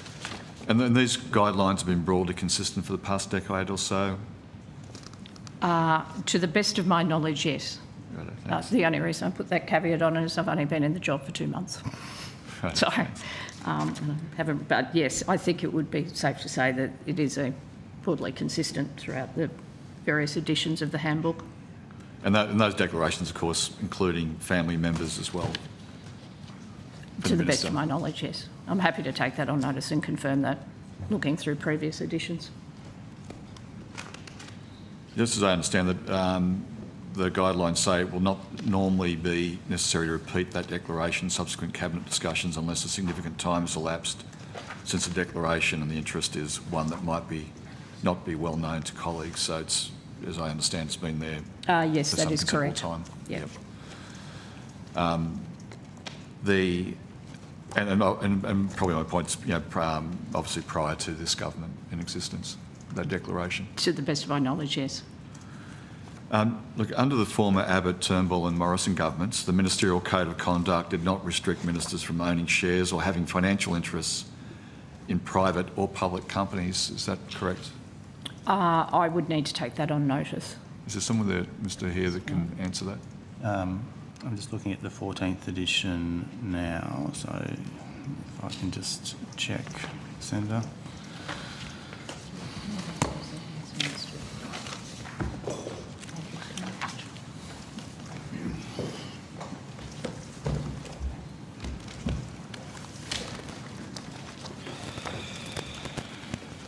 Senator Andrew Walter, First Assistant Secretary, Government Division. If I recall correctly, I don't have it in front of me, but the Ministerial Standards, which was the document used by the former government, did allow for shareholdings in certain circumstances, but you did need to declare them under the process set out in the standards. But I don't have the standards in front of me, so I'm just... Yeah, I won't go to specifics, and if I do, I'll ask to take it on The notice. only significant change, if I recall correct, well, no, let me rephrase.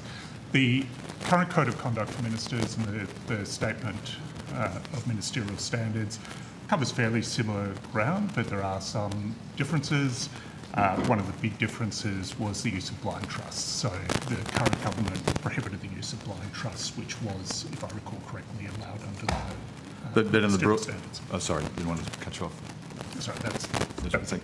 So just in the broad context that that the Minister's Code of Conduct did not restrict ministers from owning shares or having financial interests in private or public companies in its broadest context.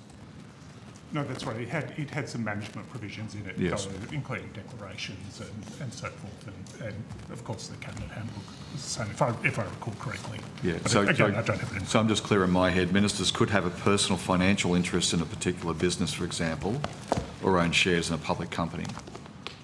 I'm sorry, Senator. I really have to go and look at the standards again to confirm that. Yeah, it's been a while since we don't look at them because the Code of Conduct is the current instrument.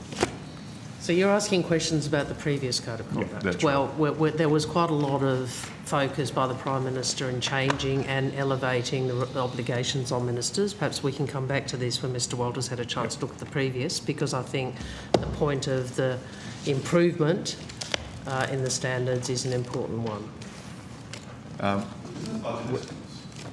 Well, says the man who's not really been on budget estimates at all for most of the morning. Well, I think national security is budget estimates. Well, you're refusing to listen to national security agencies. I do listen to national security agencies, I suspect. This is bizarre. I think we all know where this is going. Correct. What I've got so far, if I understand this correctly, and that is that owning of shares or having financial interests in private public companies is something that would be declared, if I understand correctly from the evidence so far. And presumably there's an obligation to disclose. Sorry, Senator, could you... And presumably there's an obligation to disclose. Under the former standards? Yes. Yes. Yes. So there was an obligation to disclose. Just want to then go to there's been quite a bit of media coverage over a period of time. I just want to clarify a few things here, and also just go to some of that coverage that has been raised already, and particularly regarding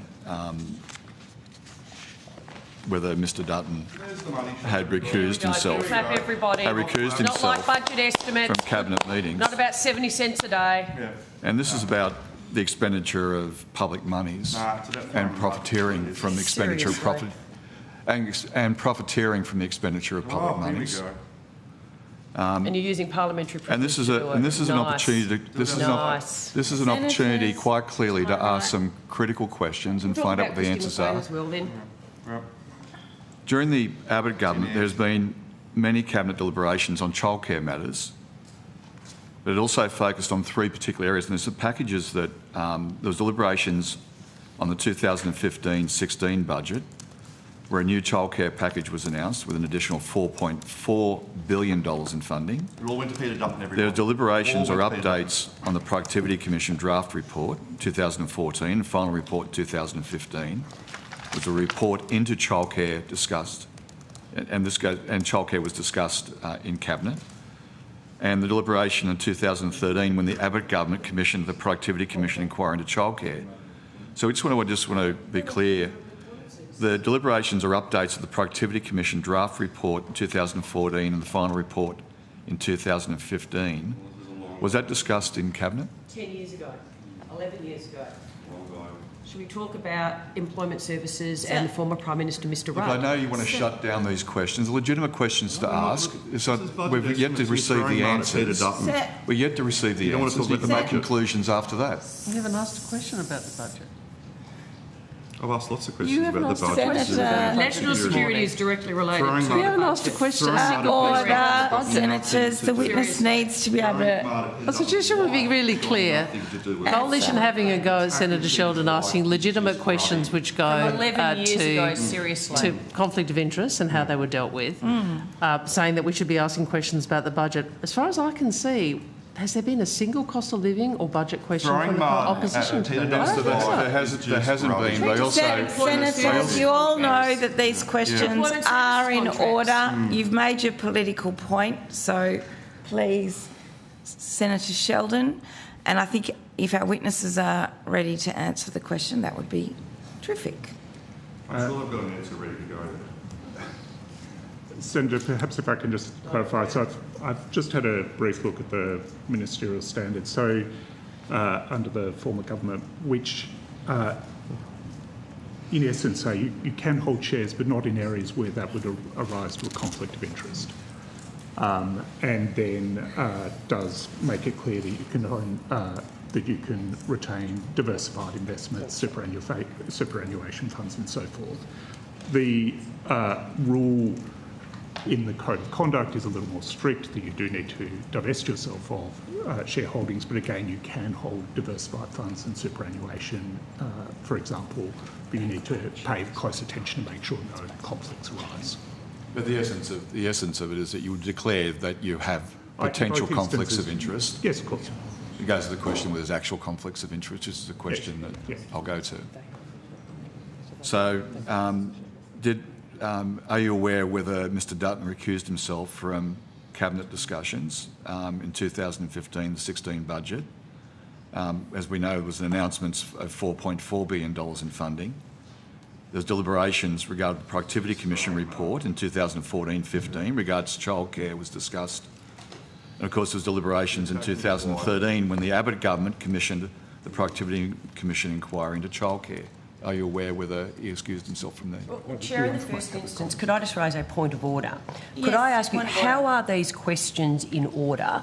They are questions from a Labor senator in 2025 to a Labor minister in 2025 about the conduct of ministers in a former government. How is that relevant to this government's budget estimates?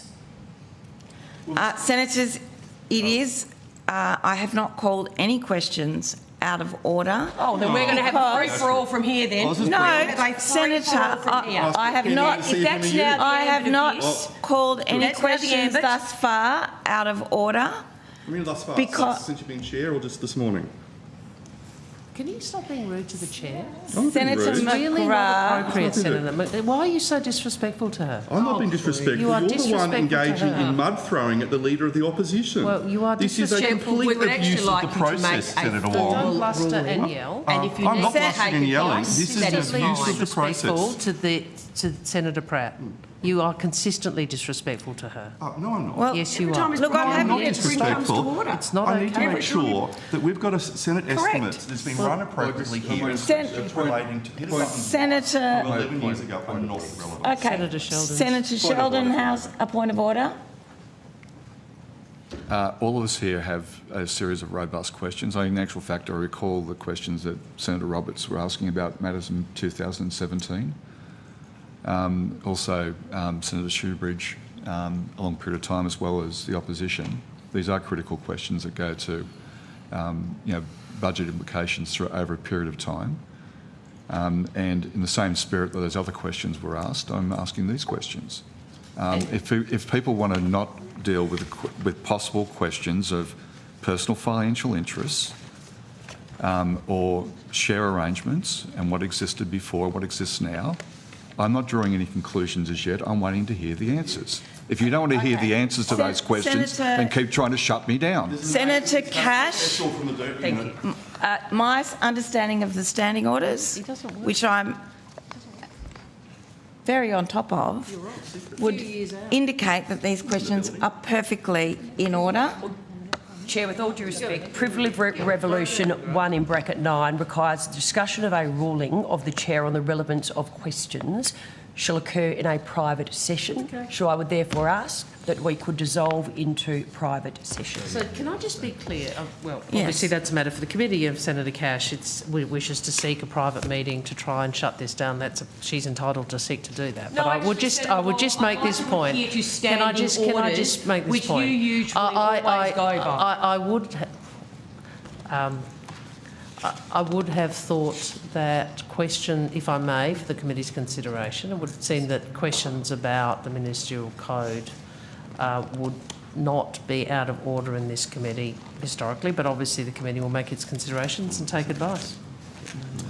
Thank you, Senator Wong. We will suspend.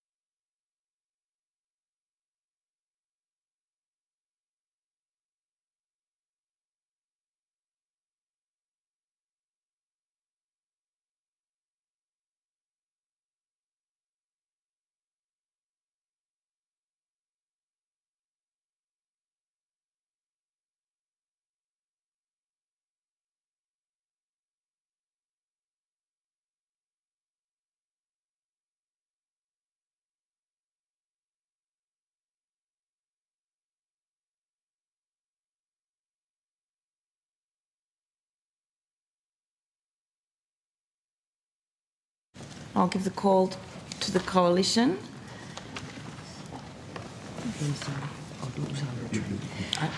If I could just move to a different topic, just given time for today.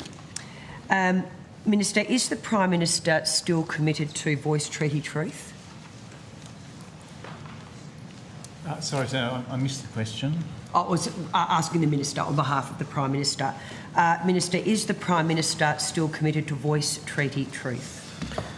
My recollection is that the Prime Minister's made some public statements around the voice and treaty, but I might ask Mr Excel if you could... I'm actually asking as a matter of government policy, with all due respect, Secretary. Thank you, Minister. The question was for you on behalf of the Prime Minister. I'm asking Mr Excel to respond. Well, do you not have an answer on behalf of the Prime Minister as to whether or not your government is committed to voice treaty truth? I'm asking the official to respond. But you're the Minister sitting here on behalf of the Prime Minister. I'm the Minister, and I can direct the question where I see fit. I'm asking Mr Excel to respond. So the Prime Minister doesn't have a... Is it a secret? It's usually the other way around, but anyway. Senator, I'll ask Ms Doherty to respond.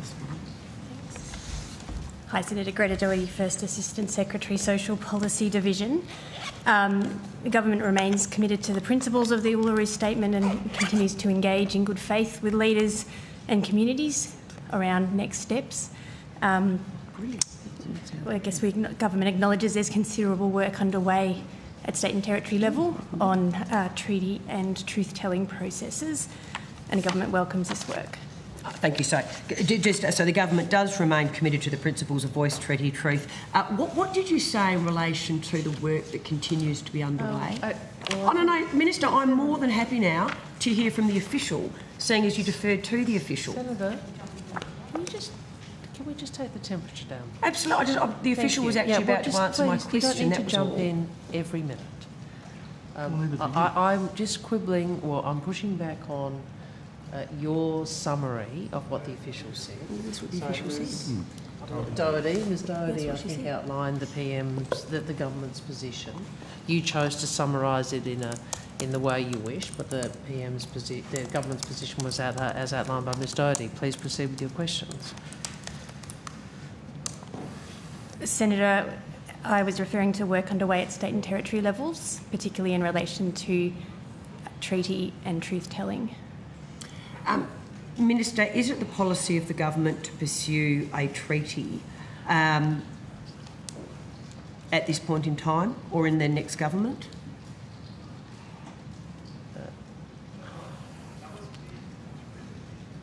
Senator, can I just say, unless the committees change the program, these would normally be questions in cross-portfolio. So I'm not here with officials. I appreciate Ms Doherty obviously assisted, but these are not questions that would usually be dealt with at this point in the program. The committee may have changed the schedule, but I wasn't aware of that. Well, that's why the first question went to you with respect. As representing the Prime Minister. Chair, I'm asking you to... this is a matter for the Prime Minister. These, I know that you want to get everything done today. You chose the estimates program. This was at the opposition's request, this estimates program, Senator Birmingham's request. And my recollection is Indigenous matters are dealt with in cross-portfolio. I can't recall. Is that tomorrow night or tomorrow afternoon? I'm so sorry? Next Friday. Next Friday, thank you. So I'd refer you to that, Senator.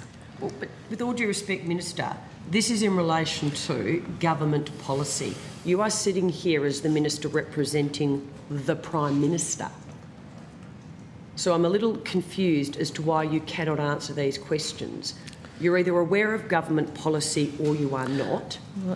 Senator, I'm pretty good at being across a lot of government policy, I think. So you'd be aware... But not everything. What I'd say to you is these would be questions that would usually be dealt with in the Indigenous Affairs cross-portfolio day. So I'd refer you to that. Can I just give it... This is Prime Minister and Cabinet? Yes, and the Indigenous Affairs, under the programs that you have agreed, Indigenous issues are held... I don't think you've ever attended, Senator. This is a matter of government policy. Oh, boy. Senator, can I just finish? You and I, we both had a late night. Can we just try and get through today in a reasonably respectful way? We're perky. I'm so sorry? We're perky. No, well, you might be perky. I'm quite tired, actually, but that's because we got a lot of legislation through. I guess you only had to vote no to everything, including tax cuts. But anyway, what I would say is... Having a coffee. 70 cents. I'm still going. Is that more than $5? Would you like to give a speech or can I respond?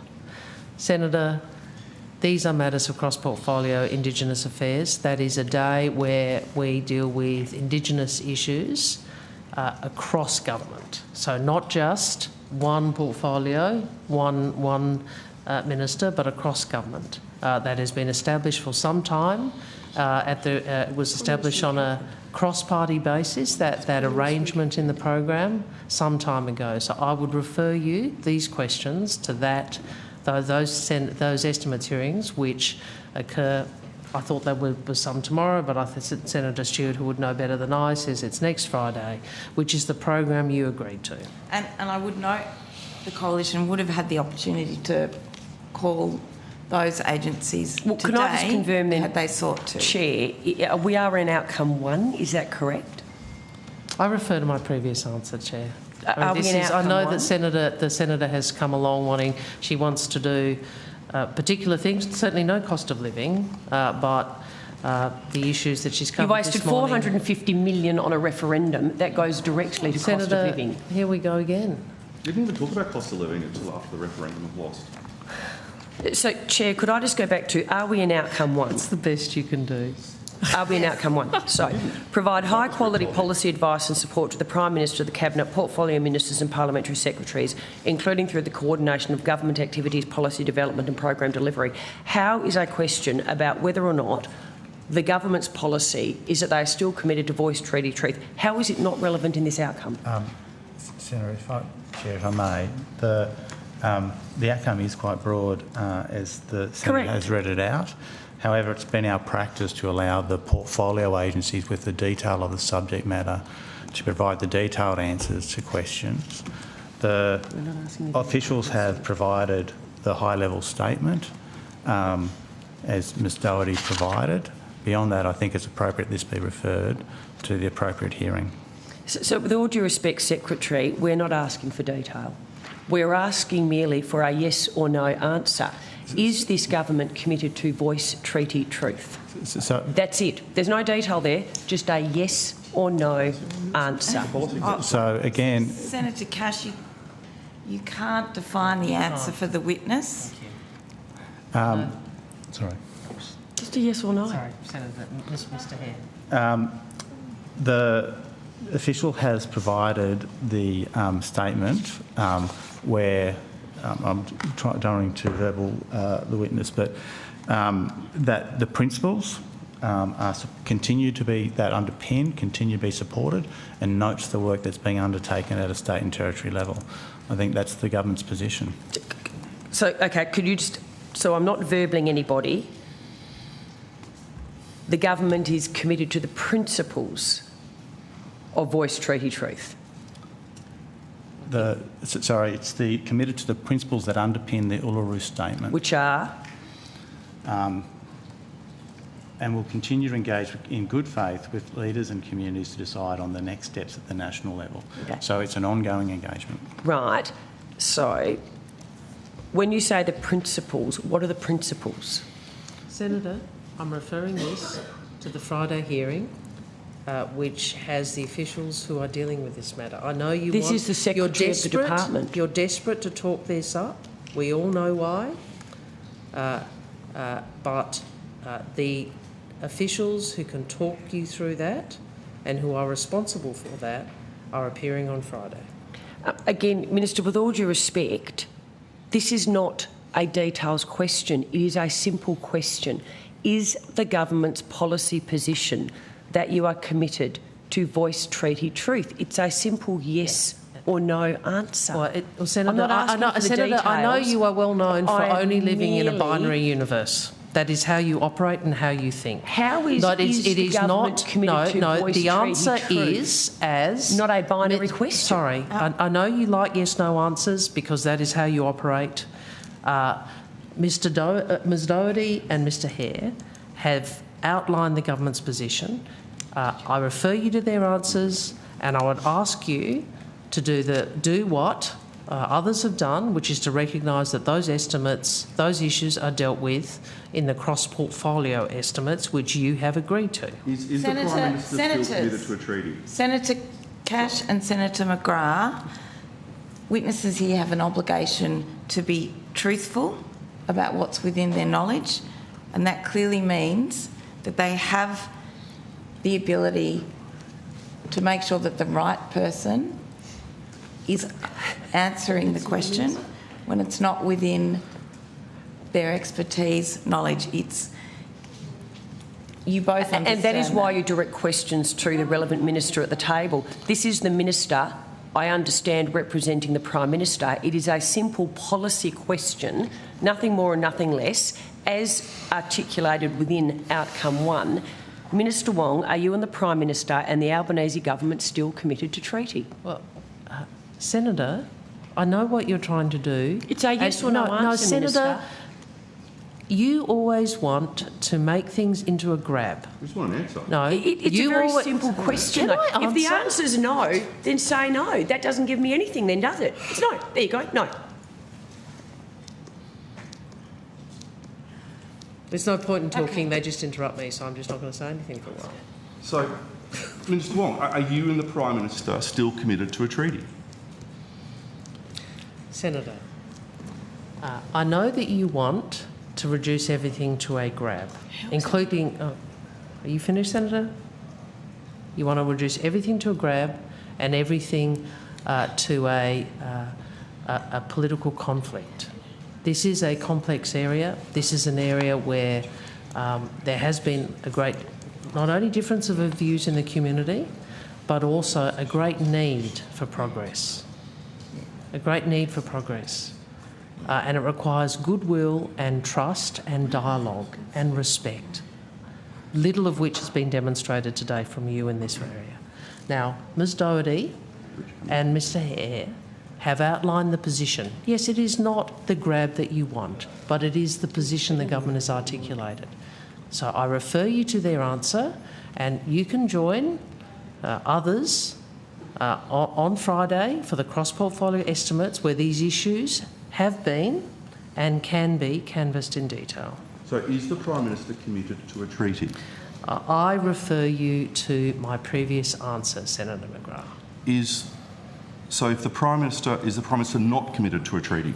Chair, this is the, if I may, this is the same question over and over again. I have now answered it, and I've done so respectfully on numerous occasions. I'd ask you to deal with this, because the repetition of the same question over and over again is not a good use of the committee's time. Well, I'm very happy to talk about other matters. We get to choose how to use I noticed that not one cost of living question still has been asked by the opposition.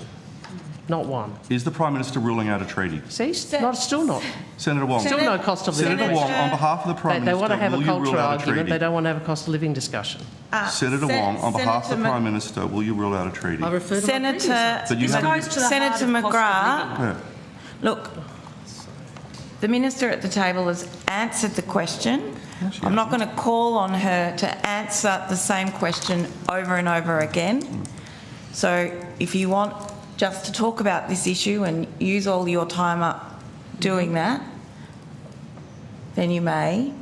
But perhaps it might be better use of your time to move on to other topics. Well, I have to say, on behalf of the Australian people, I think you don't speak for the Australian people. You do not speak for all the Australian people. Don't be so arrogant. I'm answering the question. You don't speak for all the Australian people. You're so rude, You like people to respect you when you are talking. Don't start on behalf of the Australian people. Do not. On behalf of the Australian people, agrees with you Michaelia wasted Cash $1 billion on many issues, including on this. On your divisive referendum. Order, Senators. That includes you, Senator McGrath, Minister Wong. Rule out the treaty. Okay. They can't rule out the treaty because they're pursuing it. Senators, you can keep asking the same question over and over again, by all means, but I won't call on the Minister to have to answer it, because the answer is the same every time. Would the Coalition still like the call, or I can return it to Senator Sheldon? Senator Stewart. Or Senator Stewart. I've got questions. We've got questions, thank you. Yeah. Of tab 4.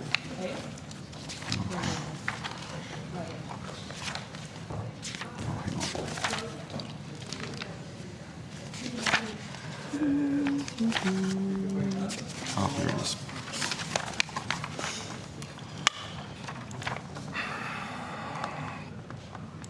So in this term of Parliament, this government, amongst other things, you've reversed Australia's position on the capital of Israel, contradicting the position that the Israelis themselves take. You've reversed Australia's long-standing position in the UN on numerous votes and undermined Australia's decades-long and previously bipartisan position in support of a negotiated two-state solution. You've backed a resolution calling for a state of Palestine to become a member of the UN. You've adopted a policy of referring to the West Bank and Gaza as occupied Palestinian territories. You've failed to meaningfully address anti-Semitic protests and activities in our cities and our university campuses. You've failed to condemn the evil of anti-Semitism without also referring to other forms of racism, despite anti-Semitism being the most prolific form of hatred in our country. You resisted the call of your own anti-Semitism envoy to convene a national cabinet on anti-Semitism. Despicably, you've delayed criminal laws to combat doxing and then made them contingent on the passage of unannounced and unrelated privacy laws, which were supported by your political donors, but opposed by doctors, business groups and media outlets, ranging from News Corp to The Guardian, effectively holding support for Jewish community hostage. And worst of all, allowed a situation to develop where Jewish businesses are vandalised, cars and businesses are torched, a synagogue is firebombed and Jewish people targeted. How can Jewish Australians have faith in your government?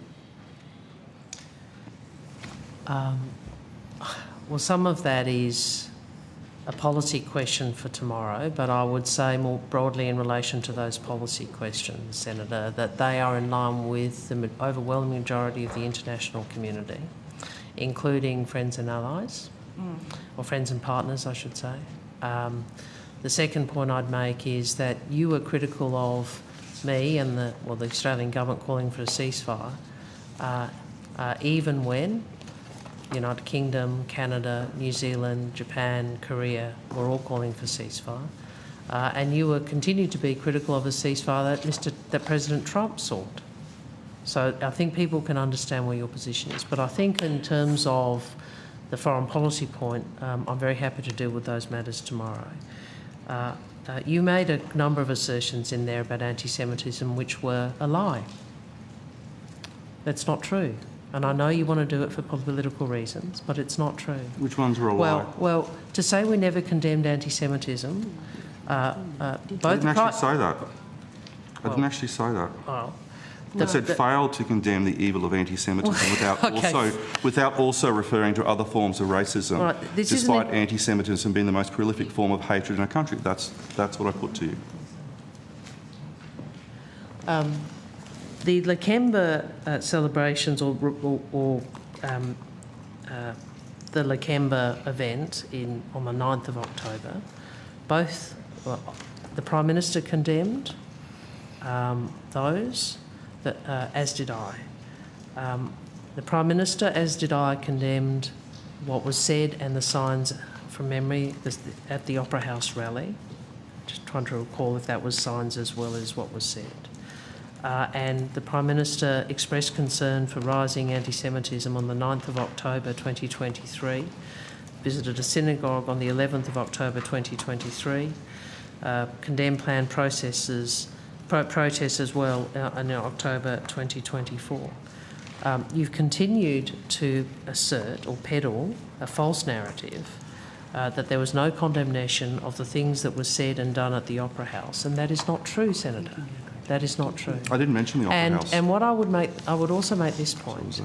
The criticism is whenever that we would reference other forms of hate as well as anti-Semitism. Anti-Semitism is real. So too are other forms of prejudice. And I've never believed that saying you are against people being vilified because they are Muslim diminishes the stance one takes against anti-Semitism. And I think to suggest that it does is wrong.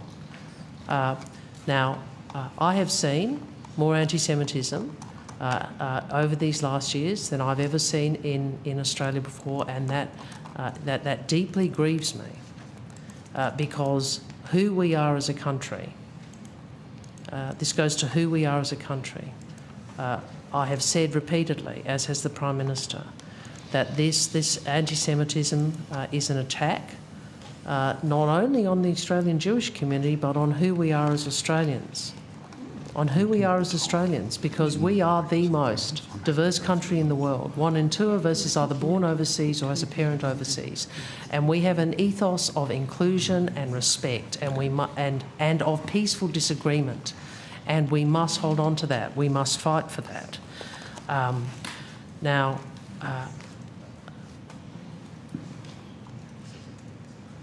Part of doing that is in our language, accepting that our differences of views on a foreign policy issue does not mean we should be separated. We should be divided as Australians. We should have the capacity to disagree. We should have the capacity to disagree without condemning each other and certainly without vilifying each other. And I would again say to you, Senator, I do not understand, just as you did not take the advice of the Australian Federal Police, why you do not listen to Director General Burgess, who heads up ASIO, where he said turn the temperature down. Politicians have to turn the temperature down on this issue. I will always stand up against all forms of prejudice. I will stand against anti-Semitism just as I stand against Islamophobia, just as I stood against anti-Asian sentiment, as I have all my life, and the Labor Party will too. Please stop trying to play politics with this issue. So what message does it send to Jewish Australians that you're refusing to rule out arresting the Prime Minister of Israel, who is Jewish? Senator, I've referred to my previous answers on this. You are the only one that is trying to talk about this. I have said that is a hypothetical issue and an issue for the Attorney General. Well, it's not a hypothetical issue. You are the one. You don't listen to Mike Burgess, do you? He says turn the temperature down, and you consistently turn the temperature up. How is our society and our country made stronger? By trying to bring this division and conflict here. I'm asking a how is it, Senator? I'm asking I just do not understand it. Senator, and maybe it is because I come from, I have a migrant heritage, but I have seen over many years politicians, often from your side of politics, who've been happy to try and divide the country. I think we are stronger when we bring people together. We are stronger when we recognise that there is difference and we deal with it respectfully. We are stronger when we include all, and we are stronger when we stand together against hate. I mean, I've talked about this in the chamber.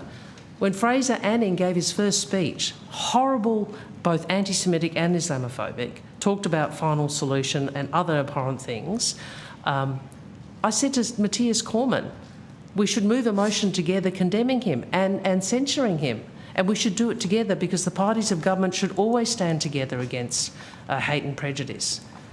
I'm prepared to do that. Why do you want to cause division? Senator Wong, with respect, it goes to the situation that has developed in this country because of the weak leadership of the Prime Minister, that Jewish Australians feel fundamentally unsafe because of the lack of leadership by your government that you are a senior member of. The situation where Jewish businesses are vandalised, where cars and businesses are firebombed, where a synagogue is firebombed, and it's where Jewish people are being targeted. This is not about raising the temperature. It is about standing up for Jewish Australians who feel unsafe because of the weak leadership of your government. Well, I know it's... And it is not, please don't interrupt, and it is not helped when you refuse to rule out arresting the Prime Minister of the only Jewish... The Prime Minister of the only Jewish Prime Minister in the world. a democratically elected Jewish Prime Minister. You want to talk about lowering the temperature? Please, say now, Benjamin Netanyahu, come to Australia. You will be safe here. We will welcome you here. But please, don't do these, don't hide behind a word salad. Please, Senator, put out that mat of welcome to the Jewish Prime Minister. Can I say to you, I know you are desperate to try and politicise these issues, and anyone watching this today and watching your behaviour over these last months would know that. You would know that we have, I would first say, Jewish Australians have a right to be safe and to feel safe. Full stop. The rise in antisemitism and the threats and actual violence in this country are unacceptable, and we stand against them, which is why we've established an AFP special operation, which is why we banned the Nazi salute and hate symbols. It's why we appointed Ms Segal as the first special envoy to combat antisemitism. It's why we criminalised doxing, which you voted against. It's why we're working with states and territories on a database to track hate crimes. It's why we've committed more money for Jewish sites across the country, including schools and synagogues. It's why we've strengthened hate speech. It's why we are moving also to upgrade the museum, the Holocaust Education Centre, the Holocaust Institute in Western Australia, and why we have provided funding to restore the Adass Israel Mosque. Adass Israel Synagogue. I want to just remind you of something that was said in the Senate. People will say hurtful and bigoted and stupid things. People will make racist, sexist and homophobic comments. The views are wrong, but the right to express them is not. If you believe in democracy, you cannot cleanse it of the view you disagree with. The best way to deal with those with whom you disagree is not force them into the shadows, but let the sunshine, let the disinfectant of light and public scrutiny judge those offensive views. So this was you, Senator, in your first speech. In your first speech, you defended the right of people to make racist comments. So don't come in here. Don't do that, Senator Wong, with respect. Don't come in here how dare and then, you do that? Well, don't come in here and say that people should stand up against racism. You are lowering the tone. With respect, Senator Wong, you are lowering the tone. You defended the right of people to be racist. In this country, we have an anti-Semitism crisis because of the weak leadership of you and your Prime Minister. Jewish Australians Senator McGrath, stop shouting. We suspend. And you are going to arrest the Prime Minister of Israel.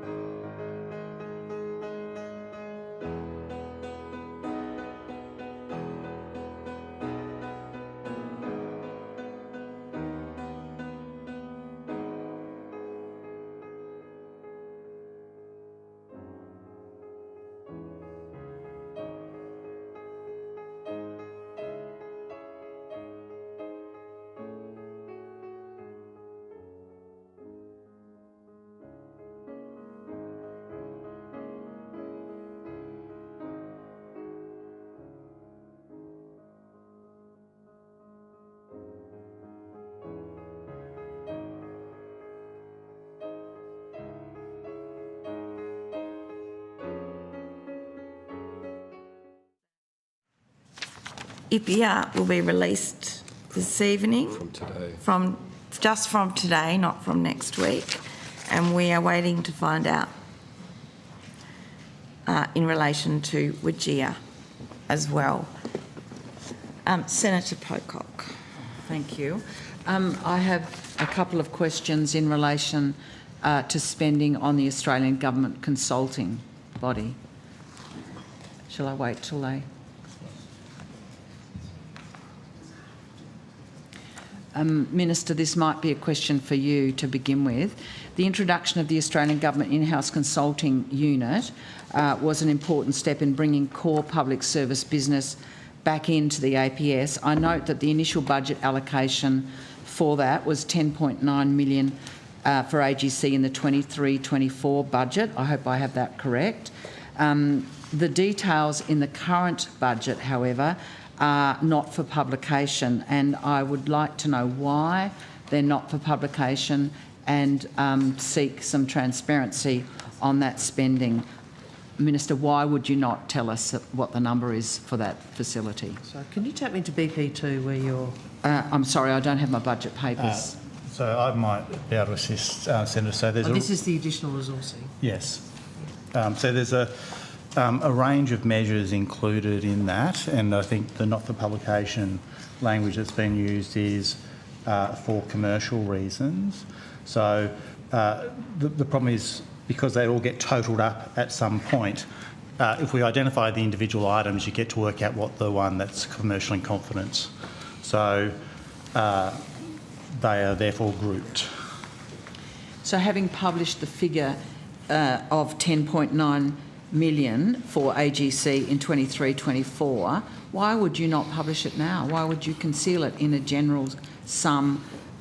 So, Senator, it's part of a range of measures, which if we identify them all individually and hold the one that we want to hold confidential, it gets to be determined by the process of subtraction. So are you concealing... Well, tell me what other measures are included in that. The measure description, I think, goes to additional resourcing for DPM&C to support PM&C to deliver on government priorities, including national security, the continued operation of AGC, and to strengthen information technology systems, including whole-of-government systems. So I'm guessing that there are a diverse and large number of items in there. Why would you not... Why would you include a spending on the AGC in an amorphous bucket as opposed to just telling us? Senator, the assumption probably isn't quite right. There's not a large range of measures. How many measures are in there? I prefer not to say, Senator. Why can the Australian public not know? So, Senator, are the other measures included, the secret ones? Like, it's a puzzle. Can I answer in terms of principle first? Not for publication. It is not a... I can tell you as former finance minister, the range of times where government does that are not great. And usually it is driven by an assessment by finance and departments about there being compelling national interest reasons or probity reasons or commercial reasons that at this point certain funding may not be made public. Now, that doesn't mean at some point some funding may not be made public, but that decision has been made. So is it your view... Sorry, Minister. No. We're talking about consulting work that's internal to the public sector being conducted by a specific agency set up within PM&C. What aspect of that operation meets the terms that you just spoke in? I'd refer you to Mr Hare's evidence. It's not defence, it's not... No, I'd refer you to Mr Hare's evidence earlier. So, Senator, because the total is available in our PBS, you can work your way back. You do a series of subtractions, so we actually group them, a small number together. So rather than identifying, just leaving one or two items unidentified, we group them, or Department of Finance groups them, and then we have a not for publication. So people can't work it out through simple mathematics. Senator, could we turn this around? Because I think your motivations are consistent in coming to, so is what you're seeking what information you can get on the continued operation of AGC? Yes, exactly. We're not in a position to provide that today for the reasons Mr Hare outlined. Because you want to keep some other measure confidential, not this one. The amount of spending on something else confidential. So I don't want to play a guessing game with you. Is it larger than last spend or smaller, blah, blah. Could you provide me a briefing? Yeah, we'll try and do that. I understand what you're trying to ask, and if we can, we will. And it also may be a timing issue, Senator. Yeah. So I think the Australian public, who are very interested in this matter, have a right to know what the level of government investment in this enterprise, which it is new. Does it have a continuing commitment? Is it larger or smaller? I don't want to get a briefing, which means I can't talk to the Australian community about it. The newspapers today are running stories on this. The public want to know. No, so I think the language, so again, I don't go to exact numbers if that's okay, Senator, but I think the language includes continuing investment. So I don't think I'd read that as more or less. It's a continuing investment in AGC. Okay, so now I feel like I'm in the Hall of Mirrors. I think I need more specificity than that, if you would, and I need to be able to talk about it. We need to be able to talk about it publicly. Well, Senator, with respect, we will make decisions in relation to this on the basis that we previously outlined in terms of the accounting disclosure, but I'm happy to see if we can provide you in a different context with any more information and what can be made public. Okay, so I'm interested in the quantum, which you clearly have, which you will come back to me about, I understand, if we Minister. Can. If we can. Yes, okay, one way or another. Has the government allocated funding to the AGC over the next 4 years?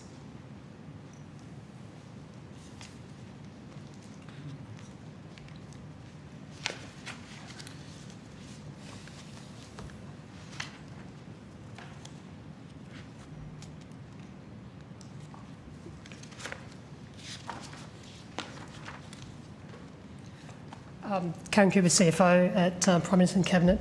The funding is only for the next financial year, so it's not over 4 years. It's for 1 year? It's 1 financial year. So I might be able to provide some context for that, Senator. So the model for AGC has them charging fees internally for government work. So it's actually intended that they would no longer need budget appropriation at a point in time. So after the next financial year, the government does not intend to make any specific direct allocation to the AGC. Is that correct? At this point, there's no budget allocation for AGC beyond next financial year, with the intent that, with the already established intent that AGC would become able to become viable through charging for its work. So you expect AGC to be self-funding within 12 months? Noting that it's already had at least a year, possibly 2 years of operation, yes. 2 years of operation, of which it's generated, I understand, 3.6 million of its own work to supplement the allocation of 10.9 million over the last 2 years. Senator, we'll keep an eye on it as it goes, but the intent is that it does become self-sustaining. And it is your intention to have it self-sustainable. If it isn't self-sustainable, what do you think will happen within the year? So Senator, we'll do our usual processes. We will look at it, we'll do the analysis, and we'll talk to government about what the options are. Minister, is it your intention that there should be an ongoing Australian government consulting function within the public sector?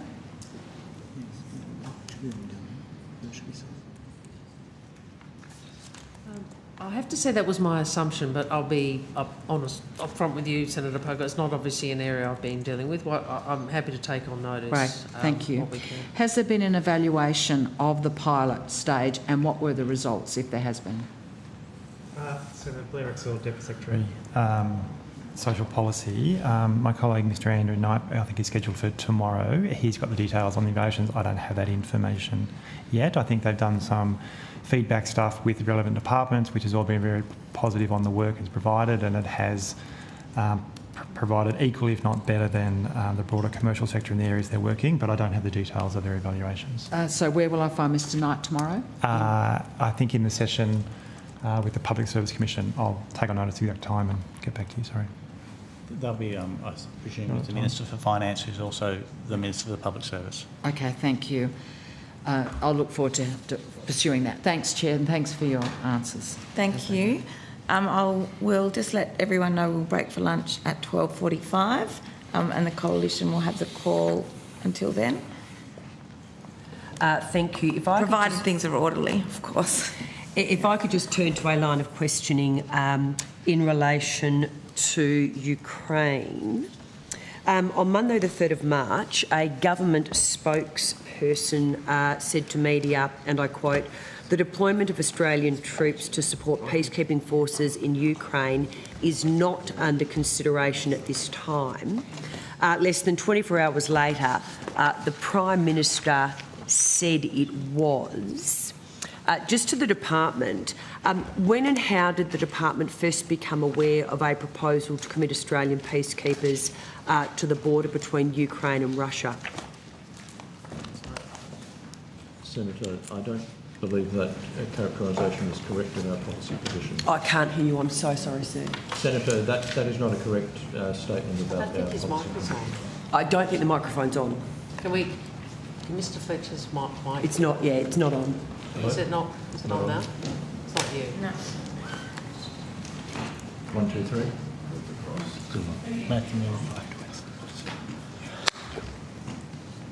Try again. 1, 2, 3. No, I can do it. He can't. He's doing this, which I assume means it's not working, correct? Okay, 1, 2, 3. I'll shift to them. Yeah, perhaps go that side. How bizarre. Thank you, Mr. Fletcher. What about this one? Yes. That's better, thank you. You don't have my natural projection. If I sit there the rest of the day, do I not have to answer anything? Shall I do that? Senator McGrath, would you sit there? It's not going to make any difference. No.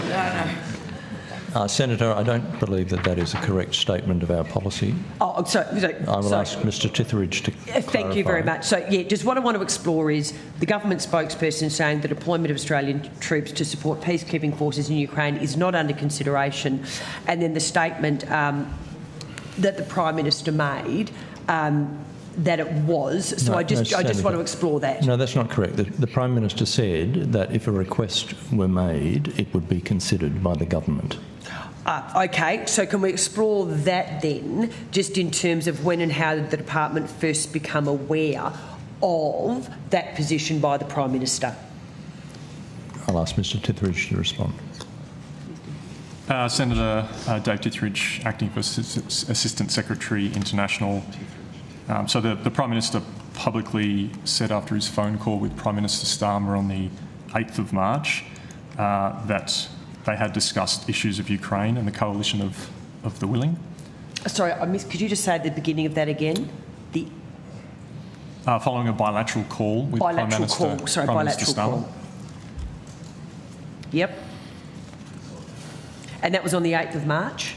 That's when on the 8th of March was the call. Yes. And the Prime Minister said it on the 9th of March, Senator. 9th of March. Okay. So 8th of March was the call. The Prime Minister made the statement on the 9th of March. So just in terms of the call itself, was there a formal request for any troops to be committed?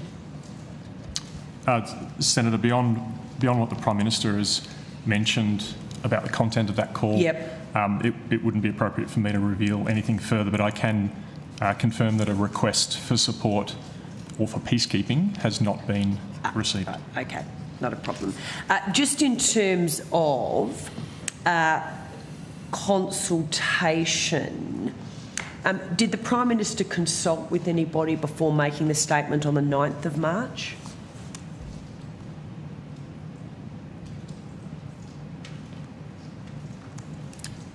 I'm not aware of that, Senator. So when you say not aware meaning no, or not aware I need to take it on notice? From a departmental perspective, the department is not aware if that occurred. Okay. Minister, could I ask you, just in terms of the statement made by the Prime Minister of the 9th of March, are you aware of who the Prime Minister may have consulted with, if anybody? So, for example, yourself in terms of being the Foreign Minister, the Defence Minister, the Attorney General? Sure, I'll take that on notice. Okay. Could I ask, in terms of your role as the Foreign Minister, did the Prime Minister consult with you? Well, I'm not here as the Foreign Minister, I'm here as representing the Prime Minister. Yes, but you would have... and I don't, as Senator Payne said regularly, I don't go into discussions, but can I put it this way, I was aware of the position. You are... Yeah, that's merely the answer I would, again, I'd add a few points. The first is, as Mr Fletcher has said, the position that we have outlined is not we will, but we will consider a request.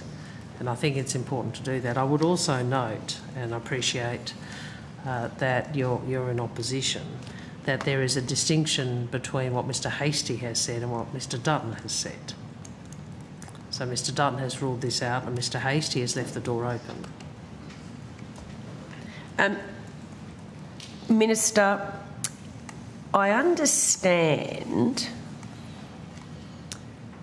that approximately 9 minutes ago, the department published a tweet advising that the government is now operating in accordance with caretaker conventions, and then deleted the tweet. It says, Department of the Prime Minister and Cabinet at pmc.gov.au.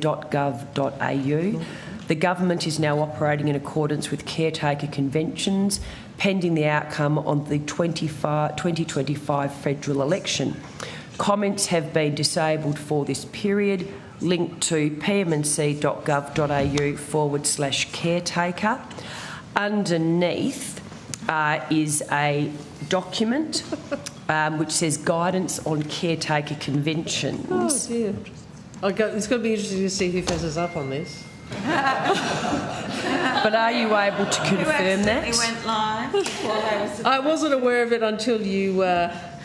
No, let me say, it was tweeted and deleted. No, well, I wasn't aware of it till you indicated. Obviously, the document is the caretaker conventions, but... Correct. I'll ask the department then. Here, he's looking very professional and he's about to say something. Are we in caretaker right now? Senator, no, we're not in caretaker right now. Why did PM&C 9 minutes ago, or probably 10 minutes ago now, put online that the government is now operating in accordance with caretaker conventions? So clearly this Does that mean I can leave? We can all leave, exactly. Exactly. The bad news is the Prime Minister didn't get to call the election, PM&C did. So, Senator... I don't know who's running the country, good God. Senator, my colleagues are trying to work out why this occurred, so I will just say that obviously this is an error, and we apologise for that. It was up for a period of 4 minutes. I became aware of it approximately 9 minutes ago, and my corporate colleagues are addressing how this occurred. I can assure you we're not in caretaker. I can say that there is, of course, the guidance on the caretaker conventions, which is available on our website and has been available on our website since mid-December. So that is available. But yes, we are not in caretaker. This is clearly an error. We are trying to find out why it occurred, and we apologise. Thank you. I could then ask you, seeing as it's your department who seem to know how long until we're in caretaker, and has the person been told hold off for another 12 hours? But that would be facetious.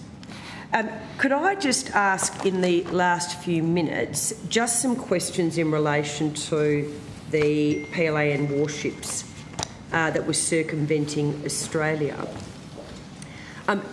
Has the Prime Minister raised concerns with President Xi Jinping or the Chinese government about the live firing exercises that took place without warning and the circumnavigation of Australia by PLA vessels last month? I'm not sure without warning is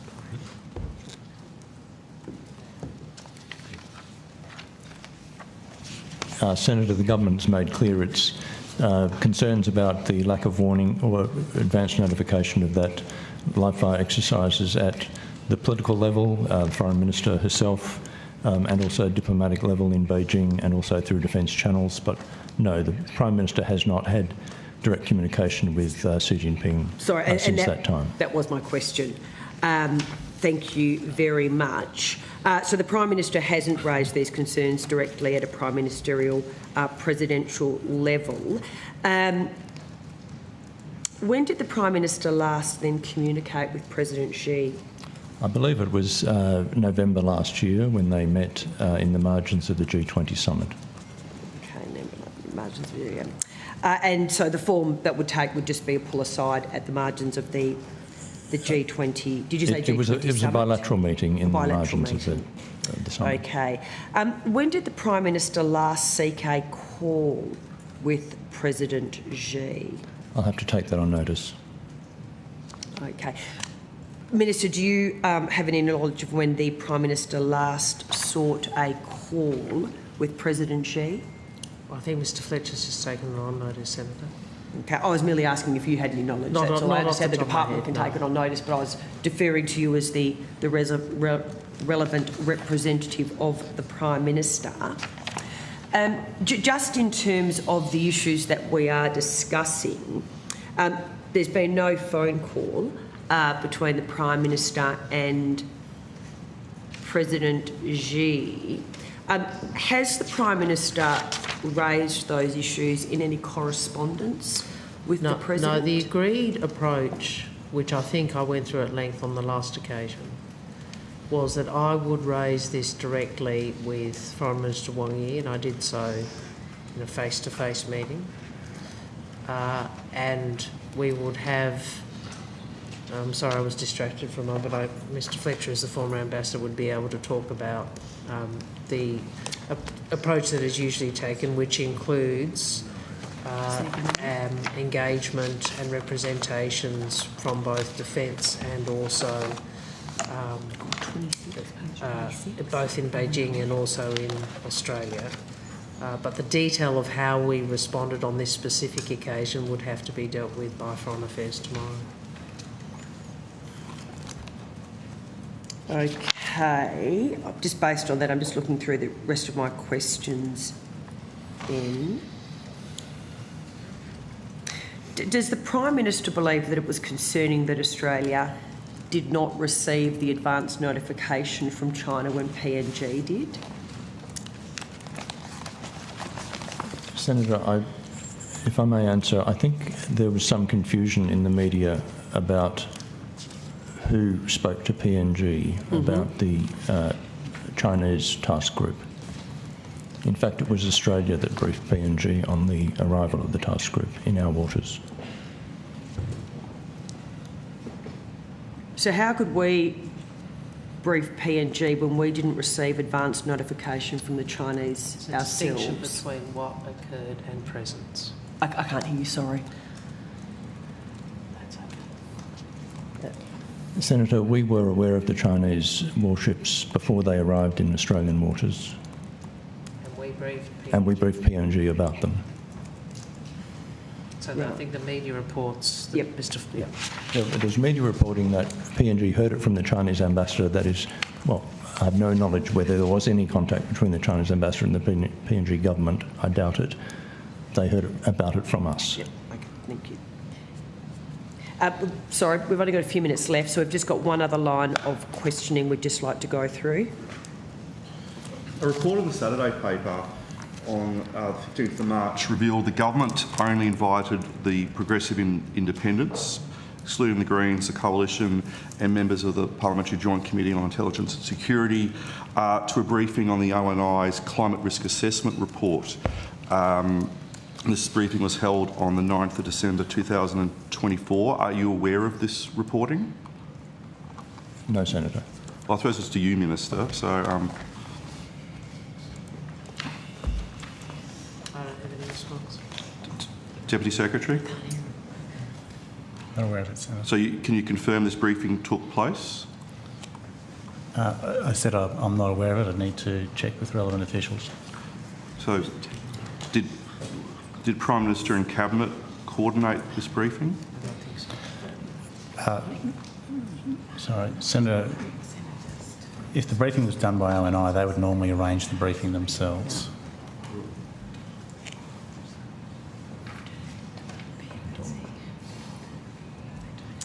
Senator Kendra Maroney, First Assistant Secretary, National Security, just confirming that we're not aware of that briefing. So Prime Minister and Cabinet had no role in coordinating the briefing or organising it or anything like that? That's correct. It's all good. Thank you. An easy one for you. Very briefly then, in the final few minutes, can I go to just questions in relation to the 60 Minutes report on Sunday the 16th of March in relation to further revelations of the infiltration of the CFMEU by organised crime. Minister, has the Prime Minister watched the recent 60 Minutes report?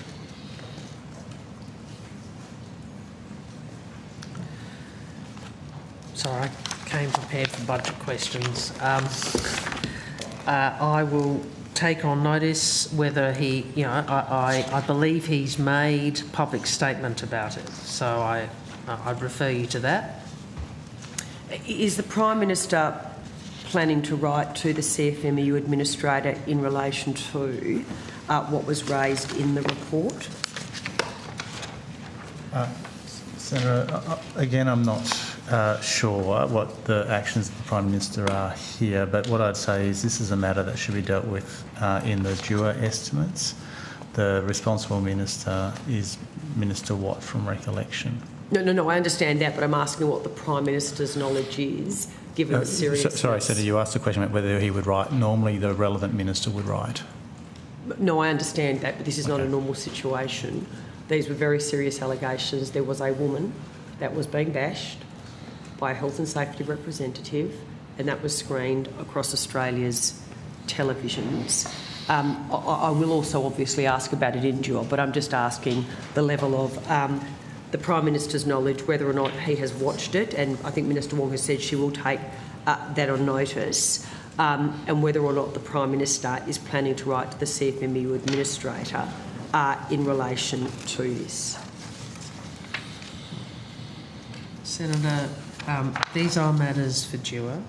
I would make the point first. We all stand against violence against women, and the violence and allegations was unacceptable. Secondly, I understand the allegations would not have come to light without the investigation initiated by the Administrator, and that they have been referred to the AFP. I would say to you, and I appreciate that I would say to you that these are matters that should be dealt with in due. In relation to the Prime Minister's engagement, as I said, I would refer you to his public comments. I don't have them in front of me that I can see at this point, but I know that he was asked about them. And I would, well, I don't know, I believe he was asked about them, and I'd refer you to those comments. Senators, it's now, and witnesses and Minister, it's now time for lunch, and we will reconvene at 1:45.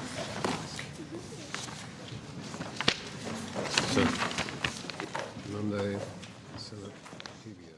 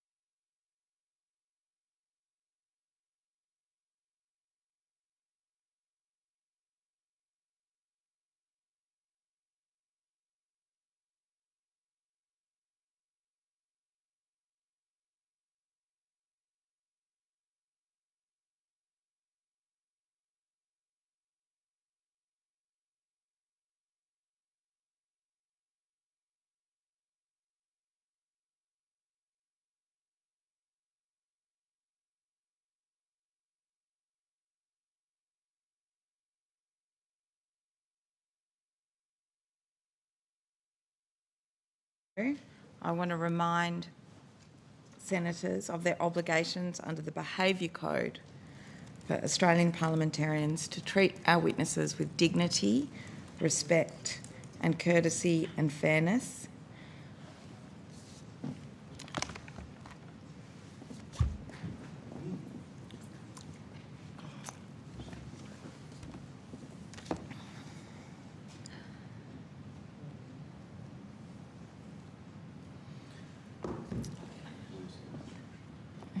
No, I'm just checking up on my standing orders.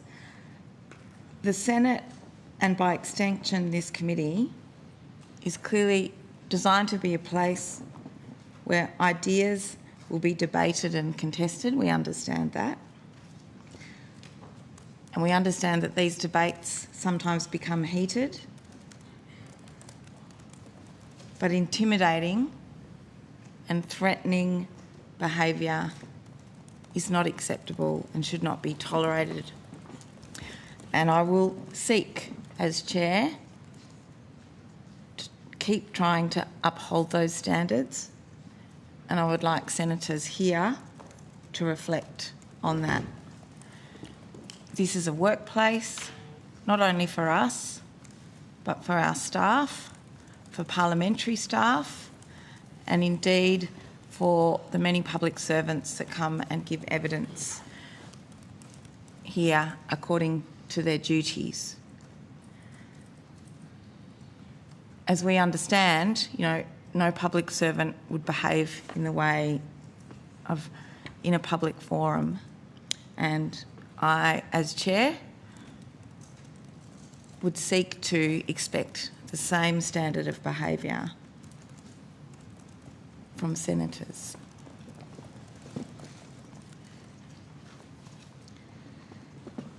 We all have a role to uphold a healthy and safe workplace where people feel valued and respected. And I would really like for senators to bear this in mind as we continue our proceedings, to keep these obligations in mind at all times. Okay, we can now resume with Prime Minister and Cabinet. Senator Cash. Thank you very much. Could I just turn to an answer to a question on notice? Question number 0032, question Senator Cash. How many times has the Prime Minister visited Western Australia, met with members of the live sheep export industry? Ms Williams, I'd have to take that on notice. I asked the question again. I don't have the information here today. I then asked Minister Wong, were you aware of whether or not the Prime Minister had, or how many times he had in all of his visits to Western Australia, met with members of the live sheep export industry? You also advised that you would take that on notice. The answer that came back was the Minister regularly meets with a range of stakeholders. Can I just ask again, is anybody here aware if the Prime Minister has ever met, whilst in Western Australia, with members of the live sheep export industry?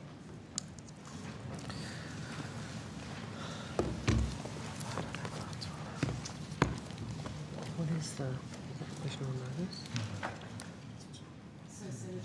Nadine, can I just get the question on notice? Yes, 0032.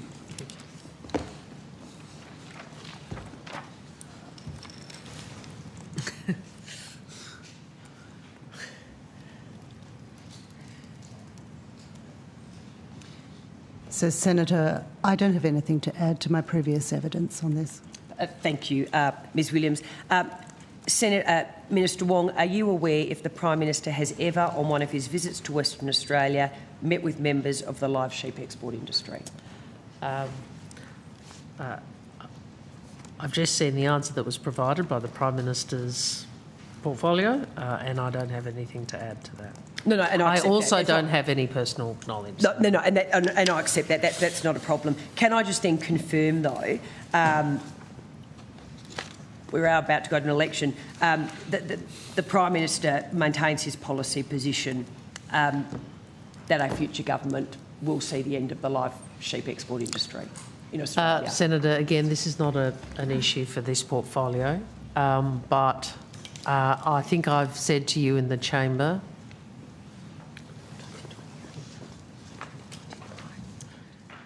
I think we have flagged some time ago a legislation has passed the Parliament which ends live sheep exports by sea from the 1st of May 2028. Yep. That the government is providing just under 140 million to assist with that transition. We have obviously, as I think I might have said to you in the chamber, gone to, I think, 2 elections with a commitment to end this. I just wanted to confirm. Yeah, and I appreciate, Senator Cash, that you from Western Australia. You don't agree with it, and some, obviously, there are some who are very upset by this, but this is also a commitment that we've made over 2 elections. We're providing substantial transitional assistance, substantial notice, and are very willing to continue to work with the industry to transition to alternative products and markets. Can I just return to what is obviously the unfortunate tweet by the Department of Prime Minister and Cabinet announcing that the government is now operating in accordance with Caretaker Convention. It was up for 4 minutes, as the official has advised, and it was taken down. Could I just ask, what is the process for actually putting up such a tweet? Senator, I don't have that information in front of me, so I might see whether I've got one of my officials. Well, would you mind? This is a process question in terms of what is the process that a department goes through in terms of preparing the tweet, putting up the tweet, and then getting ready to execute the tweet. Yeah, thanks. Look, I might just start by adding my apology to the fact that this was sent out.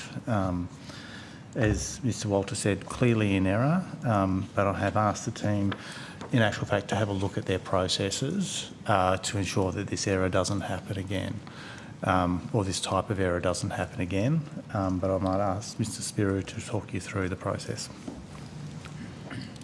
Senator, First Assistant Secretary, Ministerial Support Division, Arthur Spiro.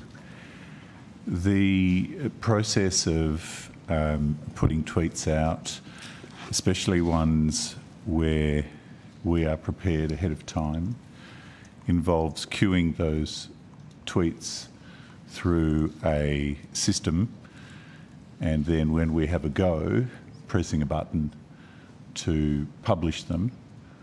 What has happened on this occasion is, instead of actually pressing save, a colleague has pressed publish. I think so. You've obviously gone and done an investigation into what occurred. So when was the tweet prepared?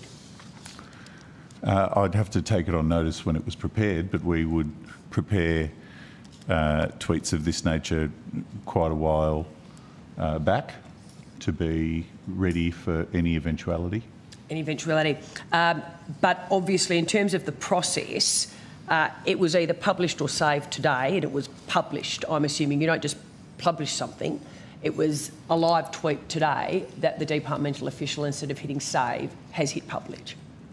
The departmental official was obviously going into the tweet and perhaps amended the tweet, and instead of saving it, they pressed publish. That's literally a human error, slip of the hand. Who discovered the error? It was certainly brought to my attention by my team, and we brought it down within the 4 minutes that you heard mentioned by my colleague Andrew Walter. That's how I discovered it, certainly. In relation to the movements of the Governor-General, Deputy Secretary, has there been any contact between Prime Minister and Cabinet and the Office of the Secretary to the Governor-General this week? There's routine contact between my group within the Department of Prime Minister and Cabinet and the Office of the Official Secretary. My understanding is the Governor-General was due to depart on a trip. Was the Governor-General was the Office of the Secretary to the Governor-General advised to not depart on that trip? I'm not aware of that, Senator. Not aware of that? No. Is there someone who can assist?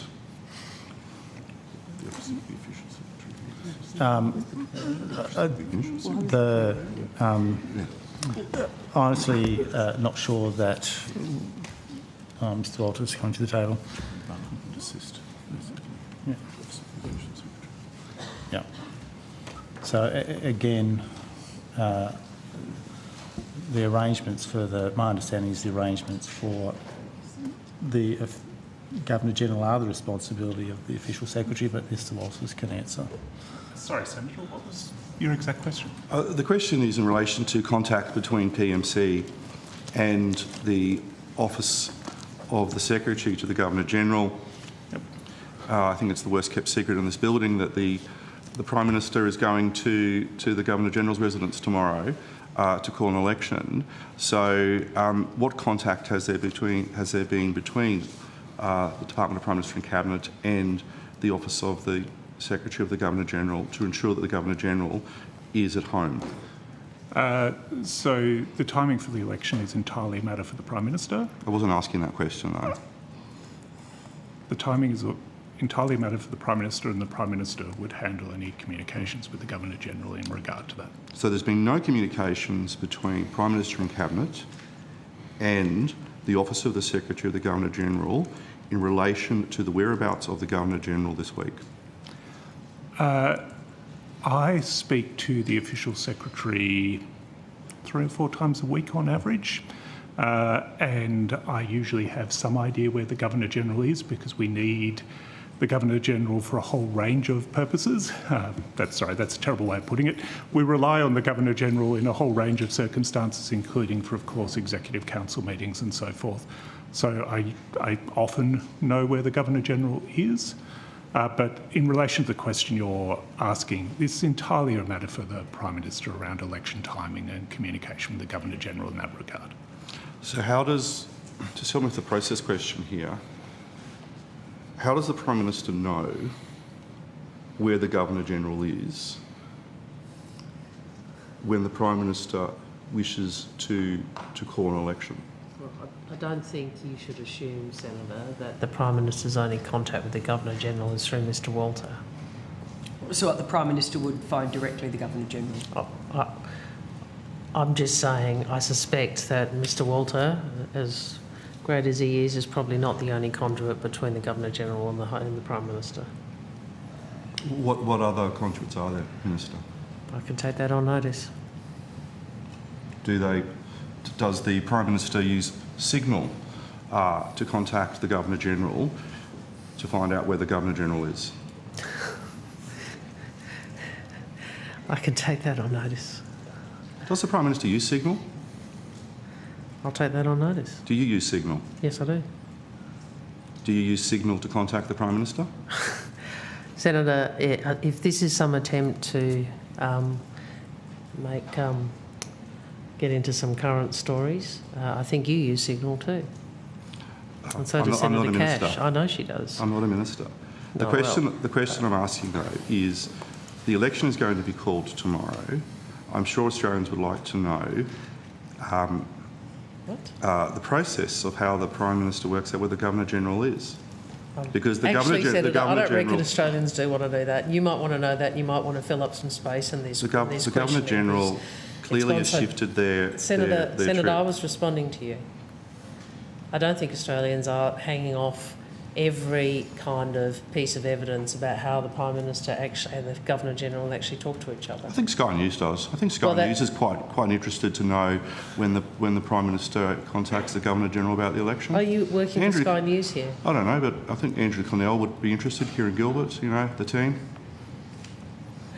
Are you working for Sky News now? No, but just wondering. They're pretty interested. Australians are pretty interested. Sure. Okay. So what's the question? The question related to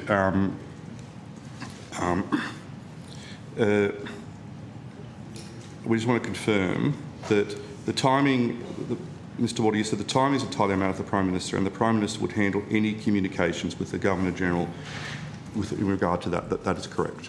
So Prime Minister and Cabinet has no involvement with the with the Governor-General in relation to the Prime Minister going to the Governor-General in relation to calling an election and the timing of the election. Senator, Mr Walters answered that, and what he said, I think on 2 or 3 occasions now, is that the matter of the timing of an election is entirely a matter for the Prime Minister. He might have, might have been other things as well, and I don't think it's fair to put him in a position of trying to draw him into what the Prime Minister's decision will be. I just want to confirm that the Prime Minister and Cabinet has no role. It's the Prime Minister who directly contacts the Governor-General in relation to meeting with the Governor-General to call an election. If I can put it in general terms... I'm just trying to clarify. No, I understand. I realise we're semi-going around in circles. If the Prime Minister wishes to meet with the Governor-General on any matter, the Prime Minister would usually arrange that, or his office would usually arrange that directly with the Official Secretary, with the Official Secretary or the Official Secretary's office. So we would not ordinarily play a role in arranging meetings between the Governor-General and the Prime Minister on any matter. I'll ask 2 questions. Just in relation to the tweet, had the tweet been cleared to go up? My understanding is it hadn't been cleared, no. It hadn't been cleared. So was there any reason that it needed to be amended today? I'm not sure. Because otherwise, why was it? Well, maybe Mr Sparrow could help us.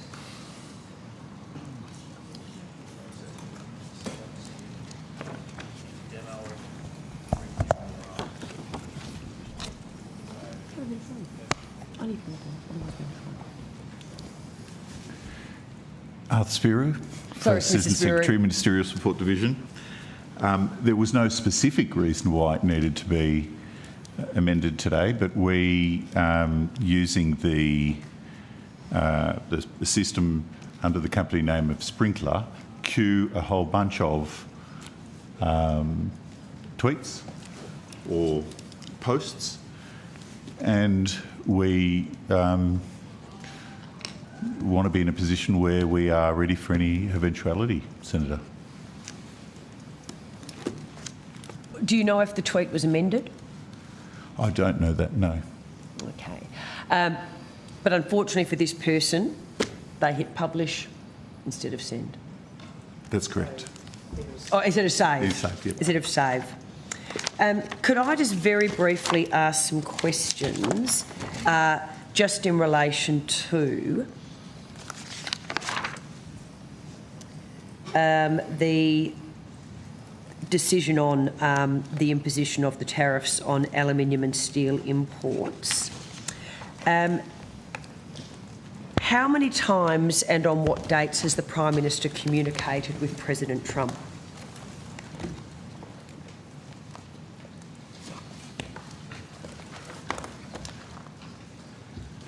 Senator, the Prime Minister has had 2 conversations with President Trump. The first was immediately after his election, and the second was, I think, on the 11th of February. The 11th of February, so 2 conversations. Has the Prime Minister sought a further call with President Trump? Yes. Yes. When was this done? I don't know exactly, but on or about the 12th of March. Or slightly before the 12th of March, I believe. Slightly before the 12th of March. And have you had a response back yet from the President's office or the White House? The contact with the White House is being conducted by our embassy in Washington, which is in direct contact with the Prime Minister's office. Okay. So I'm unaware of the nature of the current discussions about a call. Okay, but you believe that on or about the 12th of March, the Prime Minister, or his office, should I say, has put in a request for a further phone call with President Trump? Yes, I think Ambassador Rudd made that statement roughly around that time. I don't know exactly when the request was made. No, and that's why I said on or about. That was, you didn't give a specific date. But at this point in time, the 26th of March, I believe it is today. If not, I stand to be corrected. 27th already. There's been no, we don't know if there's been a response from the White House. Yes, that's correct. Okay. On the 26th of March, the Prime Minister advised media that he had invited the President to Australia. On what date was the invitation issued? I believe that was the conversation on the 11th of February. On the 11th of February. Okay. How was the invitation issued? Well, it was in the phone call. It was in the phone call. Okay. Has there been a response? Yes. Both leaders agreed that they would like to visit and meet up soon. And what's your definition of soon? I expect sometime in the coming months. When and how did the Prime Minister first become aware that Australia would not receive an exemption to the tariffs imposed by the United States on aluminium and steel exports? I'll take that on notice. Is there a reason you have to take it on notice? Because I don't know the answer. Does anybody here know the answer? Does anybody here know the answer? The time difference with the United States means that things often happen when we're asleep. So at some point on the evening of the day in question, Ambassador Rudd had a meeting with the Commerce Secretary, during which we found out the outcome of the US consideration of our requests in relation to aluminium and steel tariffs. And during the same period of time, some Australian journalists managed to track down the White House spokesperson and similarly asked her the question and got the answer. So by the time I woke up, it was evident from the media, but also from within government, that the decision had been made and communicated to us. You asked me when did the Prime Minister find out and how. I simply don't know, but it would have been that morning like everybody else. Okay, but if you don't know, why do you say it would have been that morning? Are you making an assumption there? Because the meeting where we found out was during the night.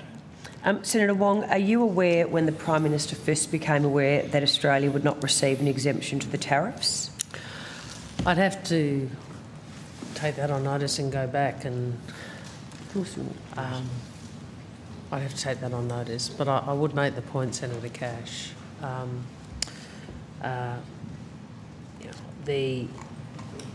As I said in the opening statement, the tariffs are a central plank of the Trump administration's economic agenda. We will continue to work for the best outcome. In relation to steel and aluminium, I made the point publicly that I think in excess of 30 countries got steel and or aluminium exemptions on the last occasion, that the Trump administration has made clear that they now regret providing those exemptions, and that no exemptions were given on steel and aluminium to any partner at the time of the announcement. Now, obviously, we've also made comments. The Prime Minister's made comments about that, but those are the facts of the steel and aluminium tariffs. It's a very different scenario to that which occurred before. On the 12th of March, the Prime Minister said Australia will continue working hard for a different outcome and discussions with the Trump administration are ongoing. Is the Prime Minister leading those discussions on behalf of Australia? The Ambassador Rudd is leading those discussions in Washington, supported by the government, whether it's phone calls by the Trade Minister, senior officials' visits and other contact that we have with the US administration. But Ambassador Rudd is... I mean, there's a distinction between negotiation. The approach and how we're handling it is obviously led by the Prime Minister and relevant cabinet ministers. Okay. So then, in terms of the approach being led by the Prime Minister, but my point is, I think Mr. Fletcher is correctly identifying you have your negotiating level, and what we are dealing with at the moment, as you may well be aware, is the review of, and this is probably a matter for tomorrow, but the review of the reciprocal tariffs that the administration has outlined. That's a very broad-ranging kind of assessment that the administration is making across countries. We've continued to make the point that Australia is US has a trade surplus with us, and B, we apply no tariffs to US goods entering Australia. But there is that the policy approach or the principles of our approach the Prime Minister's outlined. We will continue to stand up for Australia. We will work hard for the best outcome. We are realistic. We certainly won't be trading away things that are part of who Australia is or what our country is, which includes the PBS and our healthcare system. Just in terms of Ambassador Rudd leading the negotiations on Australia's behalf, whom has Ambassador Rudd met with in the administration? We'll have to take that on notice. Why do you need to take it on notice? This is the wrong portfolio. Well, this is Prime Minister and Cabinet. I would have thought the Prime Minister has an interest. Well, it's a long list, but it's also the wrong portfolio. He works in the Department of Foreign Affairs. Yes, he does, but this is in relation to the Prime Minister. He would, and his knowledge. No, you asked for a list. That's not what you asked, Senator. You asked for a list of whom Ambassador Rudd has met with. Where we can discuss that tomorrow. In 2018, when Australia secured an exemption to UF tariffs applied to Australian steel and aluminium, did the Department of Prime Minister and Cabinet play a role in the campaign to secure the exemption? I'll take that on notice, Senator. Do you have any knowledge of that? No, Senator. Does anybody here have any knowledge of that? Well, I can point you to what Mr Turnbull said, which he's talked about how much harder it is. It's a very different time this time round and how much harder it is. And I also would point out that I think it took about a year for that to be landed. But no, I don't have direct knowledge, Senator. I think you were a Cabinet Minister at the time. Okay. Thank you, Senators. We are due to move on now to the Department of Finance. Is there anything more? Because I'm conscious I was late, Senator, so if there was anything more for a few minutes, I'd be happy to take that. Yeah. We've kept you late. Sorry? We've kept you late, sure. Yeah, no, I'm sorry about that. Thank you. Thank you. We can release Department of Prime Minister and Cabinet, and we might see you next week.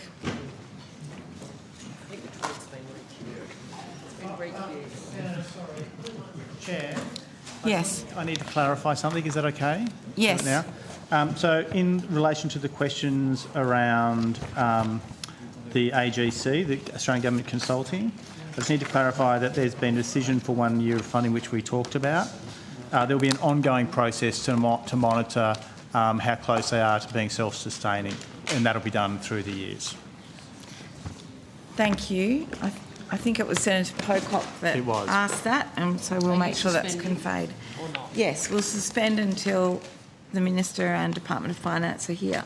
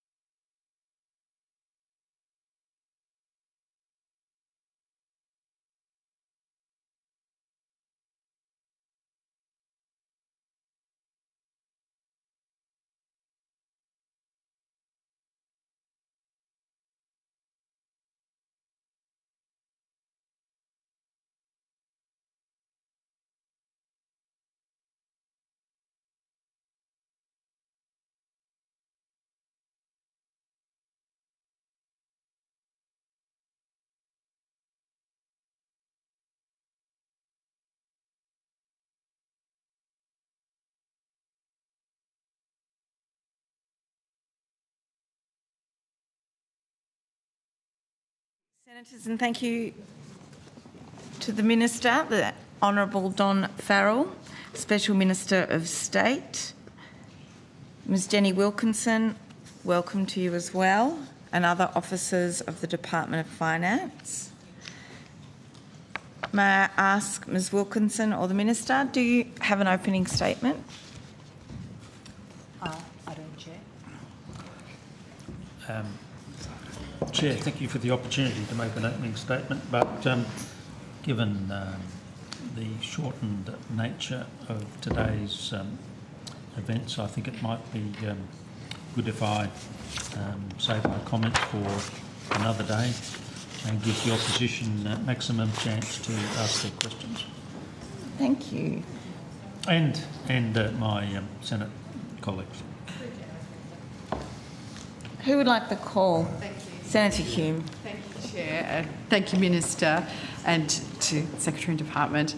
Can I first, as per convention, request that you table the government staffing table? I think it's look at that. How did you anticipate that question, Minister? We did one step ahead on this occasion. Always. Again, to make sure that you've got Thank you very much. maximum time to ask all your questions. Terrific. Can I then kick off on another topic?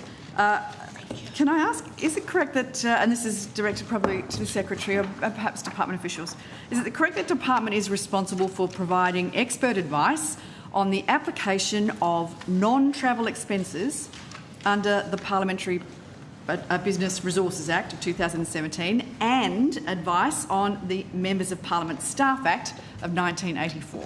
That's correct? That's correct. Yes, thank you. So we're also been then correct to say that if there's a question in relation to the application of the provisions in these acts, that your department is considered the government's first port and point of contact, whether that is from the Minister or whether it's from other parts of government. That would be correct. Correct, thank you. We've had some previous discussions in this committee about the basis for the department's expertise. Obviously you have staff in the division who are lawyers that provide advice on these acts, correct? So we have staff in the division who have long-standing experience in the administration of these acts. We have, correct me if I'm wrong, I think there are some staff in that division who have legal expertise. We also have a legal branch in the department. Yep. And we have, of course, access to legal advice from time to time from AGS lawyers if we consider, if and when we consider we should get that advice. That's okay, right. You might have anticipated my next question then. I was going to ask if you ever seek legal advice externally on the application of those acts.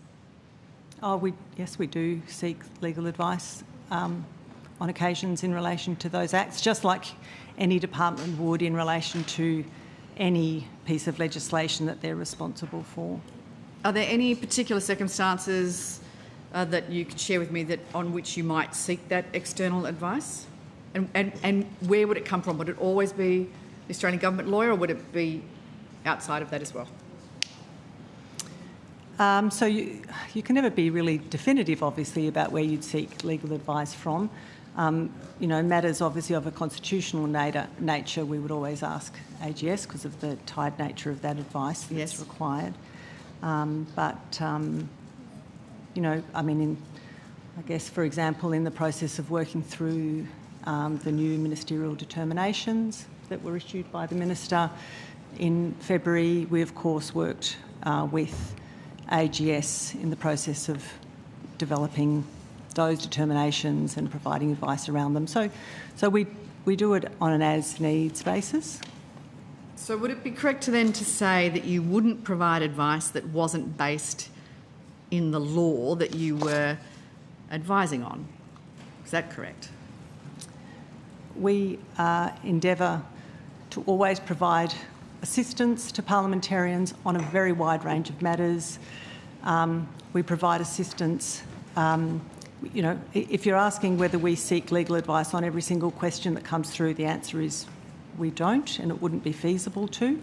But we try and provide advice to be as as helpful as possible to parliamentarians in the application of the PBR framework, the MOPS framework and all of our broader frameworks, you know, for the ultimate objective, which is to ensure that the use of public resources is in accordance with the Acts. Okay, so there are staff that aren't lawyers that are employed to interpret the Acts and their application? That wouldn't be the way I would put it. I would say there are staff who are not lawyers who provide assistance through our call centre, for example.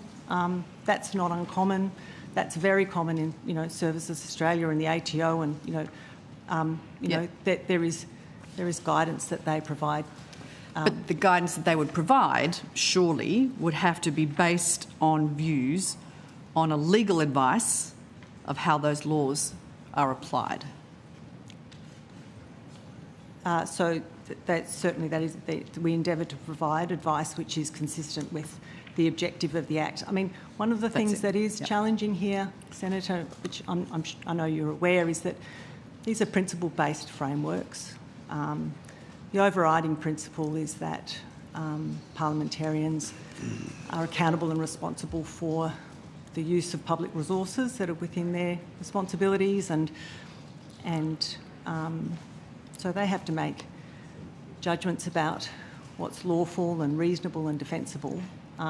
Principle-based frameworks are always, you know, always have an element of judgment in them. And you're right. I would assume, though, that the overriding principle is that the advice that is received is consistent with the law. We would always endeavour for that to be the case, that's right. So I'm assuming your last statement implies that you understand that there's significant personal liability that rests on breaches of the PBR Act, and that's borne by the parliamentarian that fails to comply.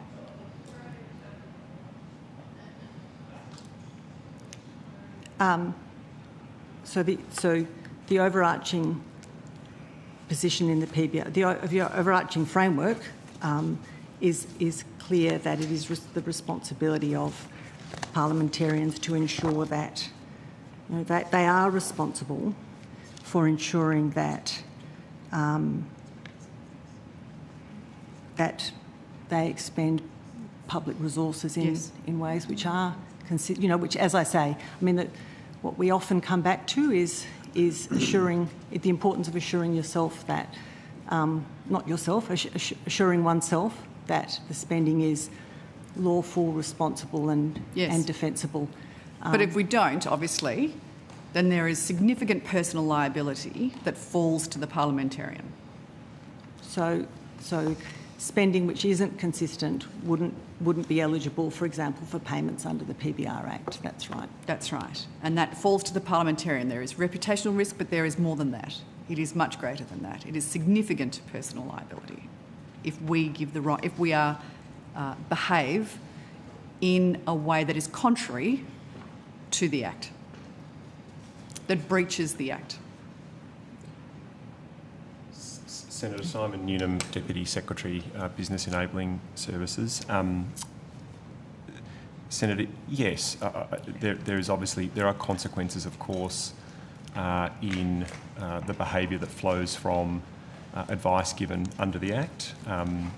So I'm broadly agreeing with the premise of what you've been suggesting. Good, thank you. All right, Secretary, what would be the outcome of a parliamentarian acting on advice that was provided by your department but was then later found to be in breach of the PBR Act? Would the parliamentarian still be liable? So, Senator, I'm not... So can we just take so there's no question that... Sorry, let me step back. I'm not sure about your question of liability. I think that's what Mr Newman was saying. There's not a compliance framework which involves liability as such under the Act, is my understanding. I'm happy to take the question on notice and explain in more detail what the compliance arrangements under the Act are. But we always endeavour. I think we had this discussion the last estimates. We endeavour to provide advice which is helping members of Parliament and their staff operate under the Act. We have discussed the fact that under some parts of the PBR framework, like travel expenses, there's an explicit safe harbour provision. There's not an explicit safe harbour provision across all of the rest of the PBR Act. No. So we don't have that to work. We don't have that to work within. So we try and provide advice to parliamentarians to the best of our abilities that is consistent with what is in the Act. And I'm happy to take on notice the question, the broader question of what would happen in a circumstance where advice was provided, decision was taken, and then our advice changed. But at this stage, I'm not in a position to sort of, I guess, to answer that in the general. Okay, so your own website says that if you contravene the dominant purpose test, value for money test, or any conditions that apply to the provision of the public resource, including where the contravention occurs when your staff make arrangements on your behalf concerning resources that you can claim on the PBR Act, your claim may be rejected or have to be repaid. Any amount not repaid within 28 days of an incorrect claim attracts a 25% penalty loading and is a debt due to the Commonwealth, which may be recovered in court or set off against future amounts otherwise payable to you. So you can understand that there is a significant personal liability that is placed on the parliamentarian. Now, a principles-based framework, of course, means that we are overly cautious in these circumstances and we seek advice from the department. If that advice from the department turned out, however, to be incorrect, there would be a significant liability for the parliamentarian. Senator, colleagues may wish to add to this. I would just say, though, that contextually there would be a great deal of effort put into working closely with the lines of inquiry we might get from any parliamentarian or their staff to work through the particular circumstances that are on the table. So too, and whilst we're getting a little bit into hypotheticals here, we'd need to take account of the types of exchanges that we've had with that parliamentarian in making our assessments down the track of the consequences of certain conduct. So I'm keeping intentionally my answer high level. I can't give advice to the committee or drill into specifics. But what I can say is there is an attempt here to partner with parliamentarians and their officers in providing that guidance based on the facts and situations that are conveyed to our staff. Okay. So, Secretary, can I ask, do you agree then that it's fundamentally important for the department's advice to be able to be trusted and based in a solid understanding of how the laws apply to be able to engender that trust? Of course I agree, that's absolutely the case, but I also just want to emphasise that we can't step away from the fact that it's a principles-based framework where there is judgment involved, where, as Mr Newman said, the specifics and the details of a particular case might change. We endeavour to work constructively with all parliamentarians through all of these issues. I'm not saying we always hit the mark, but we are genuinely and deeply committed to trying to assist parliamentarians in ensuring that they avoid the sort of situations that you're outlining. We understand that. I'm speaking on behalf of my colleagues here. However, context is one issue, but the law and how it applies is another, and the interpretation of that law. I want to ask some questions in relation to the guidance that was issued by the Minister on the 7th of March 2025. Can I ask, did the department draft this advice? This is the... Sorry, go ahead. I have it here. Senator Shannon Fraser, First Assistant Secretary, Business and Enabling Services. I think the guidance you're referring to is in relation to the new determinations that the Minister put out on the 25th of February. Yes, the department drafted that guidance. And when did the department first draft this advice?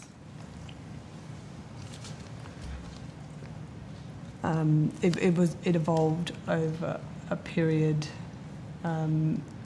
like the determinations, drafting the determinations was sort of one part of it, and then the next part of that process is to drafting guidance. So it was an ongoing process from drafting of the determinations. So it's an iterative process? So it is an iterative process. I mean, the work on the determination started, as I recall, in about October of last year. October last year. And the final determination was made in early February. And the guidance material, I think it was early February, sorry, correct me if I'm wrong. The dates I've got, Senator, for that are the 2 fact sheets went out on the 5th of March and the Ministerial Circular on the 7th of March. So what date was a draft first provided to the Minister? Oh, we'd have to take that on notice. I mean, we have worked closely with the Minister and his office. I would say we have been working closely since October around the determinations and different ways in which more clarity could be provided around the use of PBR resources, particularly during an election context. So we've been working iteratively with the Minister in his office over that whole period. And part of those iterative workings, did the Minister seek assurance that the advice had been supported by legal advice that was sought by the Department? We have discussed legal advice with the Minister with the Minister and his office as part of the process of drafting the determinations. Yes. So yes. Yes. Okay. Senator, I could certainly assure the committee there was legal advice during the course of that process. To actual dates and where that fitted into the process, I'd have to take on notice. Who was the legal advice sought?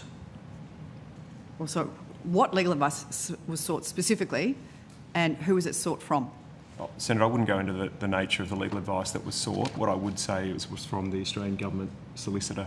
AGS? Yes. Okay. You can't tell me what the advice from the AGS told you? Senator, I wouldn't speak to the nature of that legal advice Why? at all. Well, it'd be a long-standing practice not to do that in a committee hearing. But what I would say is it was an important feature of the process in arriving at those determinations, as was the work with the Special Minister of State and others. Did the Minister's office provide feedback on the draft guidance you provided? Yes, Senator, as the Secretary mentioned, it was an iterative process, and so there was a lot of feedback provided and different What was the versions nature made. of the feedback? Yeah, general sort of drafting adjustments. We're not talking spell check. What sort of things did the Minister give you advice on, feedback on? All elements of the guidance. I'd like something a bit more specific than that, I think. Well, Senator, we can take that on notice. I wouldn't ordinarily get into. I don't know the answer to that, Senator. I don't know the answer to the specifics of. So it was an iterative process. It went back and forth. The Minister's office gave you feedback, and you can't tell me what sort of feedback it was. It was overdrafting a guidance document, so there was feedback provided in a number of comments at each element of the guidance. I was going to say it included. I mean, just some of the feedback was on, what are some of the questions that could be covered in the FAQs? What are some of the questions that could be answered? What are some of the questions? Yeah, those are. So it's a little bit about the scope of the advice. We engaged. I mean, I think it's clear that, we rely heavily on the Special Minister of State's staff. That they obviously bring a parliamentary perspective to the drafting. As I said, this is guidance material. It's not legal. It's not another set of legal documents, but it's material which is designed to try and assist in the understanding of the application of the new determinations and to try and assist where possible around, what are the ways in which you can move from a principles-based framework to help inform a decision. Did the Minister's office ask for legal advice? specifically, or asked to see the legal advice that you had requested?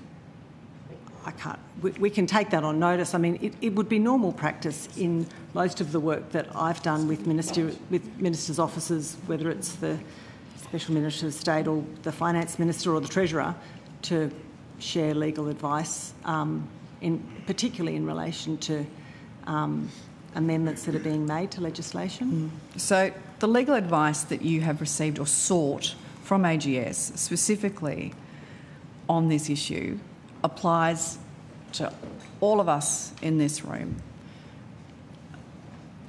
Is there a real reason why you can't share that? I mean, other than, oh, it's unusual for us to share legal advice. If it applies to us, why would you not be able to share that? Well, Senator, what I've said is we can take that on notice, but I would note the long-standing practice of not providing details of legal advice to committees. Successive committees have taken that approach. What I can say, Senator, if I may, is circling back to something you said a moment ago, we're very seized of the close interest in the application of the determinations, both PBR and MOPS. We acknowledge very much the high importance of equipping parliamentarians and their staff with the best guidance, including clarity, and we're seized of the urgency. We continue to work very closely, and have for some months now, with the Special Minister of State, and just to drill into that, seeking to assist in various forum, guidance tools and help desk support, and we're conscious too of the considerable outreach by the Special Minister of State and his office across Parliament as well. Minister, would you be comfortable with the department sharing that legal advice? I'll give that some consideration, Senator. I'm just not sure what the usual practice is, and I'm a convention sort of person, and if it's not normal convention to release that sort of information, I would have thought that over a period of, the length of time that these discussions have been going on, the legal advice, would be different depending on where you eventually landed in terms of the direction that you wanted to go. So, in one sense, I'm not sure that, say, legal advice from 6 months ago on a different set of, facts would be all that handy. I am a minister that likes transparency. As you know, we work very closely together to get transparent electoral laws. But again, if it's not custom and practice to release that information, perhaps there is another way to go, but I'll give some active consideration, and I'll try and come back to you during the course of the day. That would be great. I'm just conscious, Minister, that you, me, everybody around this table, all of our colleagues, are liable for an activity that is being governed by legal advice that we're not allowed to see. So we may be in breach. You can trust, because we haven't been provided with that legal advice. You can trust me, Senator, because I will make sure that the advice that I give reflects the legal advice, so that none of my colleagues and none of your colleagues and none of the rest of the members of Parliament find themselves in difficulty. Just going back to an issue you raised, most of the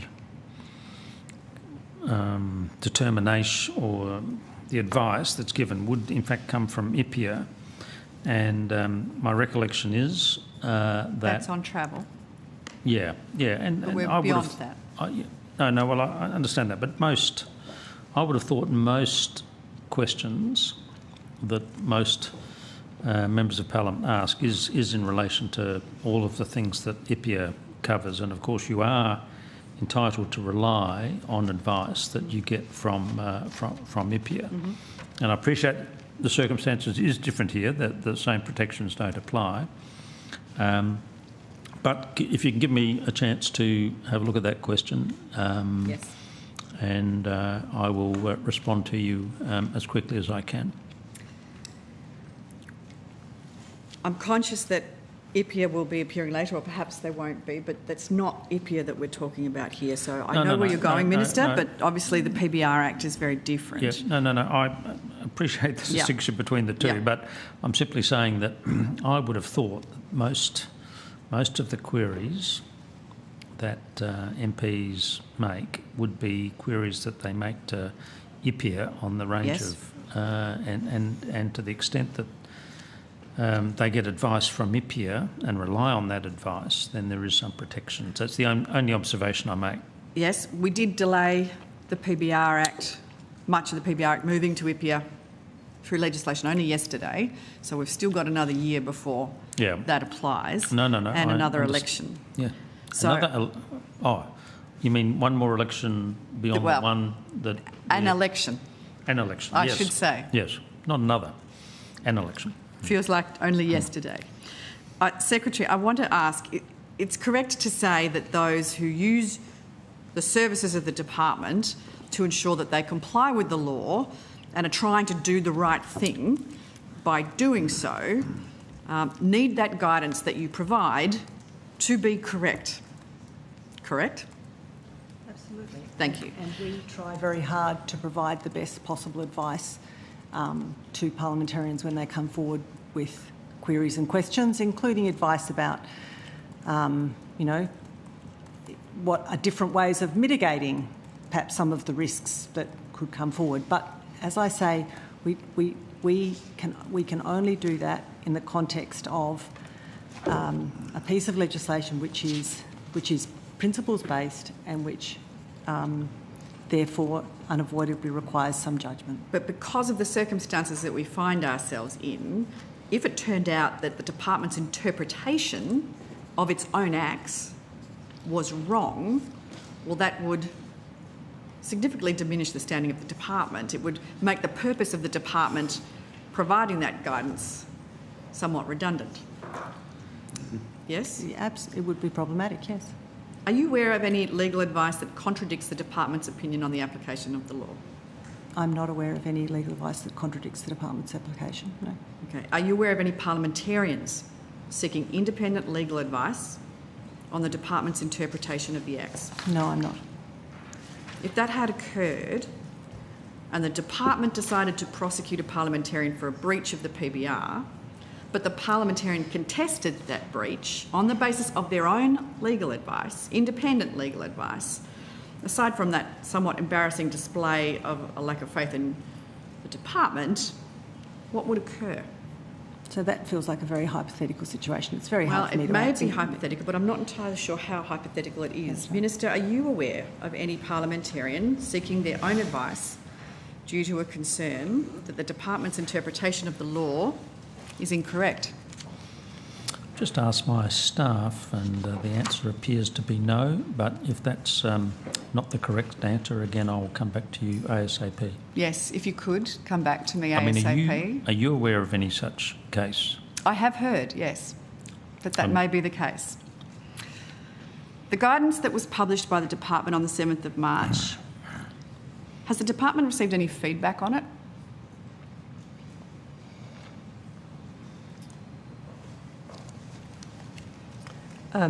Yes, Senator, we have. You have? From parliamentarians directly? From your office, yes, and from representatives from the Leader of the Opposition's office, and through the Special Minister of State's office. So from both the government and the opposition, you've had some feedback? Yes. Would you say that the feedback's positive? I'd say that the feedback is seeking to just understand and be very clear what the guidance means and how to act on that. In the guidance, it states that it's not permissible to use public resources to provide instructions on how to complete a ballot paper. That's correct? Yeah? I don't have it in front of me, but I trust your... I do have it in front of me.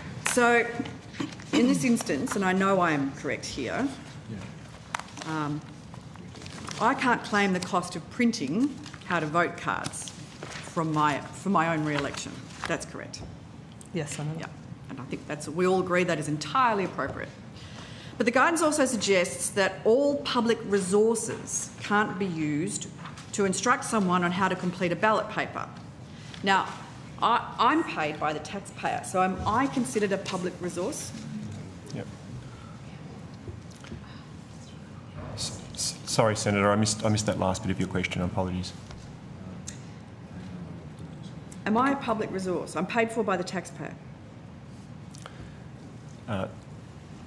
Because the guidance suggests that all public resources can't be used to instruct someone how to vote. It'd be crazy if I couldn't instruct someone how to vote, wouldn't it? Senator, Yep. Senator, that's not the intention. Yeah. This is the context for this guidance is assisting parliamentarians and their staff, specifically with interpreting the determinations and how that all works with the PBR Act. So what is the definition of a public resource?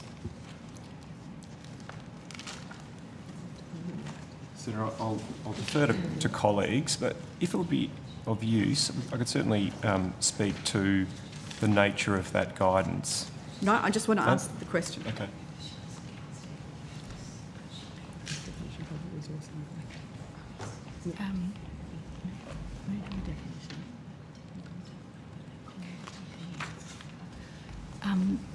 Senator Amanda Bruce, Assistant Secretary, Business Enabling Services. I'm not sure what part of the guidance you were specifically referring to, but in part of the guidance we seek to set out that it's the responsibility of parliamentarians to ensure that directions to MOPS Act employees are reasonable, lawful and defensible, as MOPS Act employees are Commonwealth employees. And I think what we would highlight is that even though MOPS Act employees are not APS employees, so they're not Australian Public Service employees, they're employed under a different employment framework, they are Commonwealth employees. So are they a public resource in your interpretation, Ms Bruce? So we've not defined public resource in this guidance. I think that is intended to assist parliamentarians as part of a principles-based framework to think about both PBR Act resources that have been spoken about, as well as thinking about, I suppose, the time of MOPS Act employees, given their Commonwealth. So if I'm not a public resource, are staff a public resource? So just, Senator, I mean, under the PBR, the definition of public resource has two components. The first is any expenses or allowances paid under Part 3. And the second part is goods, services, premises, equipment or other facility provided or paid for under that part. So that wouldn't include... Right, so it doesn't include anybody that's employed under the MOPS Act, because the MOPS Act is what determines use of staff and staff, manages staff. That's their framework? That's right. And the PBR Act doesn't include the use of staff. And I can add to that, Senator, the PBR Act doesn't regulate how a MOPS Act employee may be directed, and it doesn't govern their employment. It does provide a framework to assist a parliamentarian to consider what's reasonable and defensible. Right, because staff aren't paid under Part 3. Is that right? That means that they are not considered a public resource. That's my understanding. Right. Just check. So they're not. I think we just need to be a bit careful here. They're not considered a public resource under Part 3 of the PBR Act, but the salaries of MOPS Act staff are, of course, paid for from public resourcing. Yeah.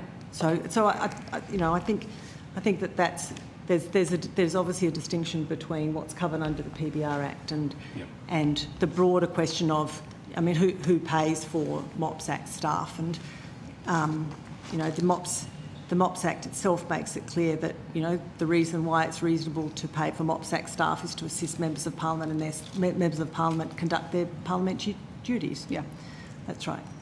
So let's just say my staff, they can work in their taxpayer-funded time on a speech, for instance, about the importance of completing a formal ballot, or a speech where I ask people to vote for me. They can do that.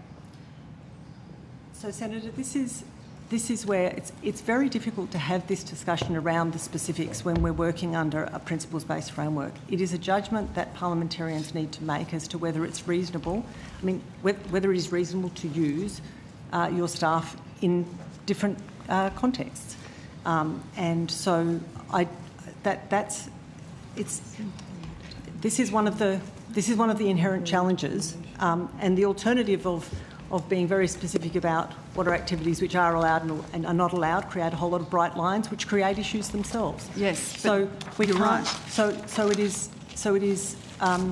Which is why I think when we get confusing, conflicting, and different information in guidelines that are very different from conventions that have been used in the past, even though the Act hasn't changed, you can understand why it would cause consternation among parliamentarians who, let's face it, live in a heightened political state during an election campaign and are trying to do the right thing but aren't quite sure how to go about doing that. And the department seems to be being not just unhelpful in this matter, but almost obstructive. So we are definitely trying not to be destructive, obstructive, but it is unavoidably the case that in a principles-based framework there are judgments that have to be made, and it is challenging to make those. And there are some elements of it in the PBR regulations, for example, which are very clearly specified what is allowed and what is not allowed, and there are other things that are much less clear. What the new determination that the Minister has made has done has provided, if you like, the positive determination around what are the sorts of activities that comprise parliamentary duties, party political duties, electorate duties and other duties. That's what that framework has done. I know I know you're very reluctant to speak about specifics, and I know you're very reluctant to speak about hypotheticals, but you can understand the circumstance whereby, because you're unwilling to do that, that ministers or, senators or members of the House of Reps might go and seek legal advice themselves because they are so concerned that they are not getting answers that they need. That the advice that is being received, that the guidelines are confusing and different from convention. I have a question for Ms Bruce. Could you please provide to me your understanding of your specific role in the division?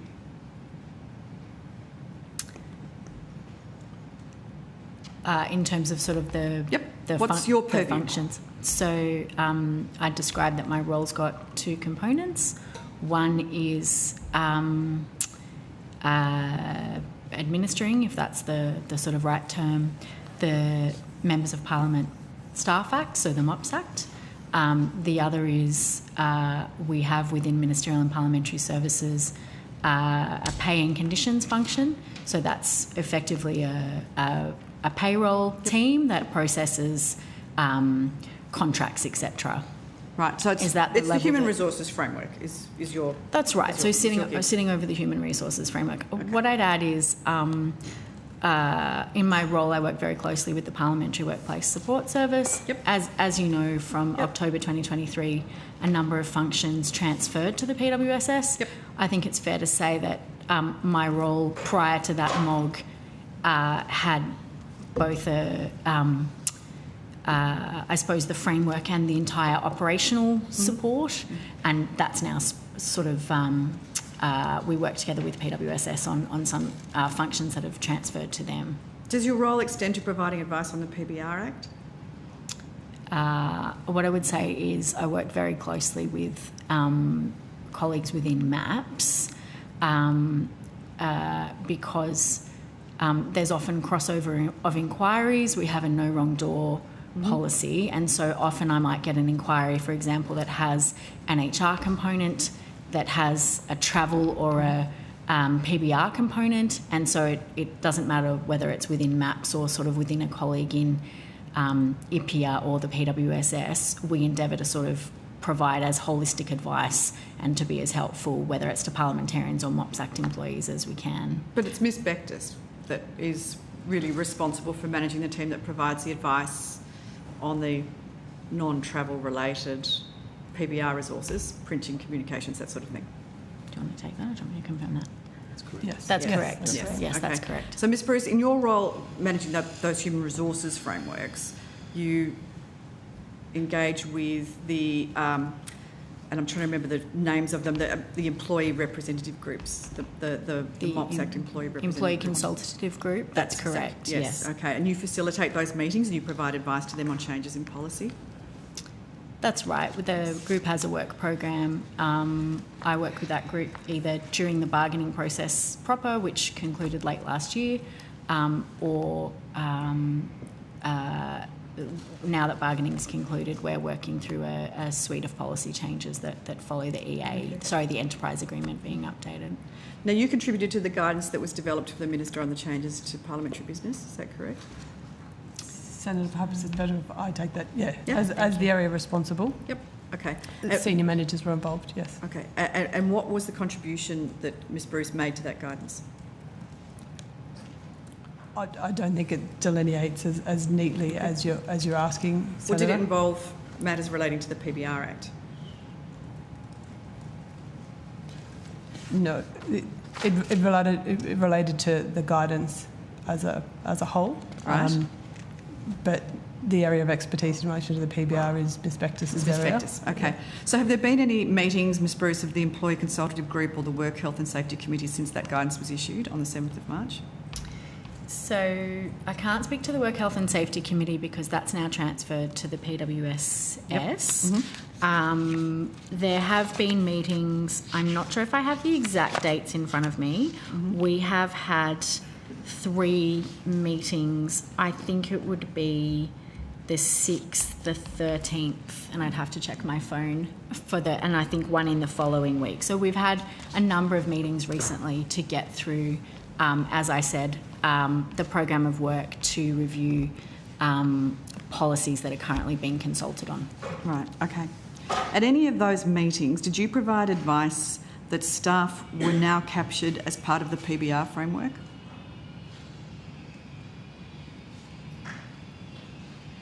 To the best of my recollection, no.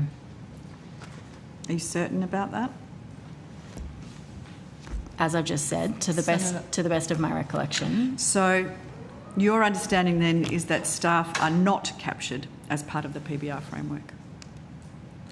So I think as Mr Newnham highlighted earlier, the PBR framework can't govern MOPS Act employee time. The guidance is provided to assist, to sort of provide a framework to assist parliamentarians to think through what might be reasonable in terms of thinking about how to direct employees. Mm-hmm. Minister, is it the view of the government that staff are captured under the PBR Act or the MOPS Act? Staff kept it under the MOPS Act. But can I just respond while I've got the call? Respond to one of your earlier questions. Due to the nature of legal privilege and convention, the legal advice should not be shared in this forum. However, I will undertake to find a forum or process for which this advice can be shared. In respect to the other question you asked, we are not aware of parliamentarians seeking independent legal advice. Thank you, Minister. Can I ask, the Prime Minister's rumoured to be calling an election within 24 hours. Can I you don't want to believe rumours. Don't want to believe anything on Twitter. Can I have a guarantee from you that you will amend the regulations to address the confusion that has been caused by this guidance? you have a guarantee from me, Senator Hume, that I will do everything I can to make sure that everybody who's engaged in this parliamentary process, irrespective of which political party they come from, gets absolutely the best possible advice that they can be given, so that nobody finds themselves in a situation where they are embarrassed or worse as a result of either following advice that we've given them or, as the case may be, not following advice.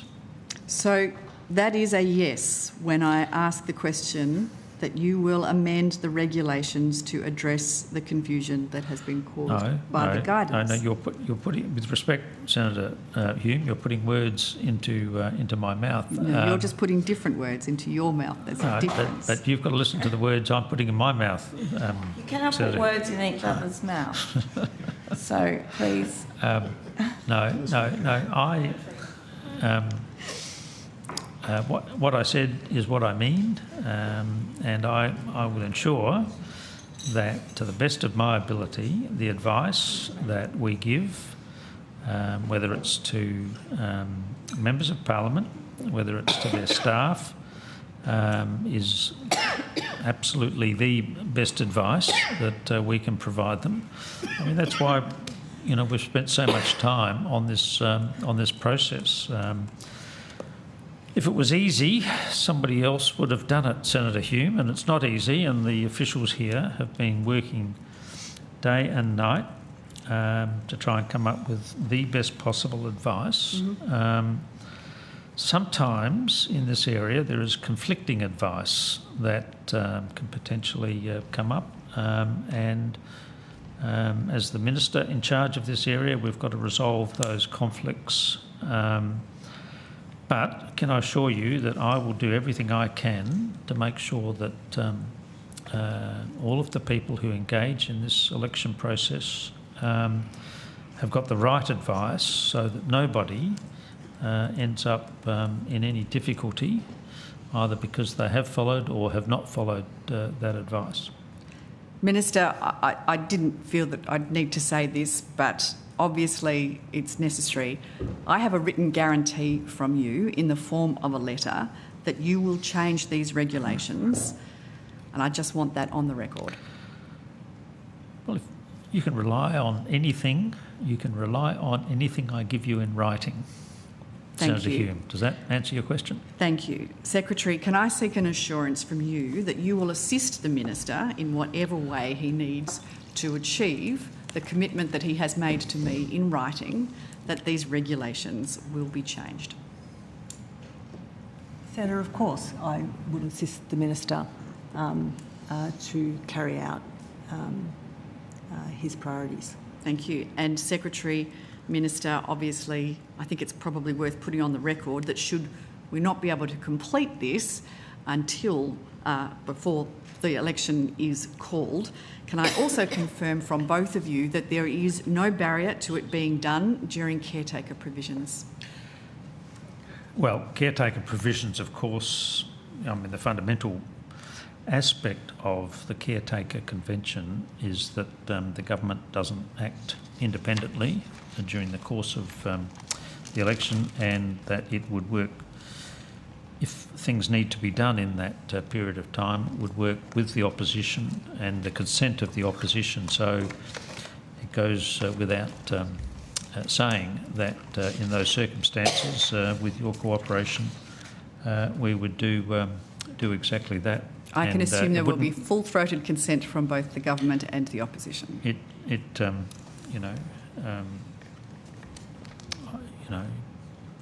I like to work with everybody in the Parliament. We did that with the electoral reform, you might recall.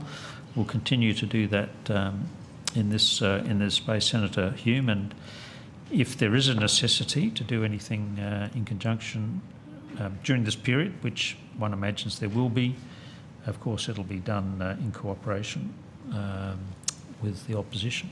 Thank you, Minister. I have just one more question, and it's a very easy one for you.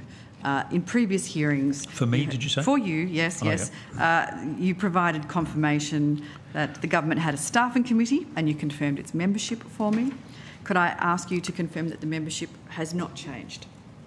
No, the membership is not changed, and we had a meeting only a couple of hours ago. Oh, excellent. So you can confirm for me then that the membership of the Government Staff Committee includes the Deputy Prime Minister, the Minister for Finance, you as the Special Minister of State, the Prime Minister's Chief of Staff, the Chief of Staff to the Leader of the Government in the Senate, and the Chief of Staff to you, the Special Minister of State. Yeah. Is there anyone else that is on that Government Staffing Committee? No, no. Thank you. Thank you, Chair. Thank you. Are there any further coalition senators that wish to ask questions here?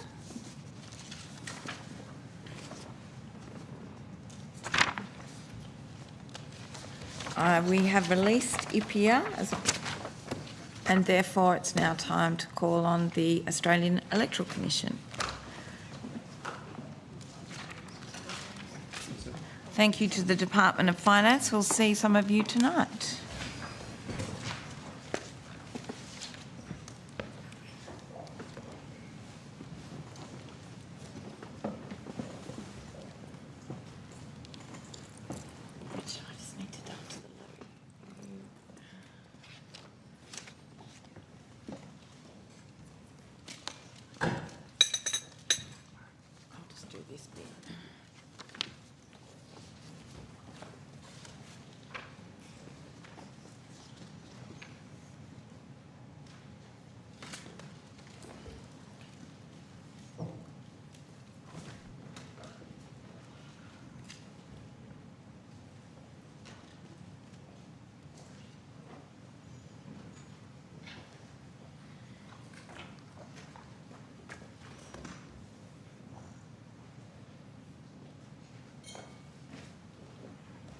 Just while we're waiting for the AEC Minister, can I ask, off the top of your head, are there any significant changes to the staffing table that you're aware of? Not since the last estimates, which was only a few weeks ago, as I recall. Good afternoon to the Australian Electoral Commission. I'd like to welcome Mr Jeff Pope, our Acting Electoral Commissioner, and other officers of the AEC. Mr Pope, do you wish to make an opening statement? Thank you, Chair. And today I actually would, if I could, please. Please. So the Australian Electoral Commission stands ready to deliver an election at any time a writ is issued. The AEC began preparing for this federal election as soon as the last federal election concluded and continued preparation alongside the delivery of by-elections, 4 redistributions and the referendum. Everything is locked and loaded and absolutely ready to go. I note the public commentary following the Western Australian state election. I'm not in a position to provide insights or comments on the public commentary, but I would like to give you and all Australians assurance of our preparations. To prepare for a federal election, the AEC undertakes a rigorous forecasting process to ensure that polling places are appropriately staffed and have the right number of materials and ballot papers. This formula-driven forecasting method has been refined over a long period of time and is informed by historic voting patterns, population changes, queuing data and research, and local information. These forecasts are adjusted with increases in voters on the electoral roll and when redistributed electoral boundaries are implemented. During the election, the AEC closely monitors voting patterns as it's not always possible to accurately predict the exact number of voters at each location. We look at the votes issued every day at pre-poll voting centres during early voting period and how that correlates with our forecast. We make adjustments to staffing levels, the number of issuing points open and ballot paper stock as needed. We also closely monitor postal votes issued for every division every day. These are essential daily assurance tasks that help collaborate or pivot our service delivery, where we can also draw on our contingency plans of additional staff or materials if needed. At this election, our service delivery and monitoring will be further enhanced through the expanded use of electronic certified lists. We will have about 13,000 ECLs deployed at all of our 580-odd pre-poll voting centres over 500 mobile teams across Australia and declaration issuing points in Western Australia, Victoria and New South Wales, where due to the recent redistributions, there is a potential for a high number of voters attending polling places outside of their division. I should note, however, that despite our very best efforts in planning, preparation and delivery, it won't be absolutely perfect at every polling place. We are planning on servicing up to 18 million Australians in 12 days, who can theoretically vote anywhere at more than 8,000 locations all around Australia and in over 100 countries. And post-election, we expect to be counting more than 226 million preferences from a potential 36 million ballot papers for both the House of Representatives and the Senate. It is a huge service undertaking in a very short period of time that we will deliver to the very best of our ability. There will be some queues, but our data indicates that the vast majority of voters get in and out of polling places in less than 15 minutes. To assist, we ask that voters plan their vote and try their best to avoid peak times, such as the last day of early voting or the first thing in the morning on polling day. And of course, all of this can't be done without our 100,000 strong AEC temporary workforce. These are special people from all walks of life across Australia who, like our permanent workforce, are absolutely committed to delivering the best possible election with the highest levels of service and integrity for their fellow Australians. As you would understand, for the AEC to ensure high levels of service delivery, our workforce sourcing model includes multiple strategies and layers of contingency. The AEC directly recruits, trains and pays a very large majority of our 100,000 temporary election workers and accesses a small top-up component that are engaged through various labour hire agencies using Commonwealth procurement panel arrangements. This model has proven to be successful. All temporary election workers, regardless of how they are recruited, receive training designed and delivered by the AEC for their polling and non-polling roles.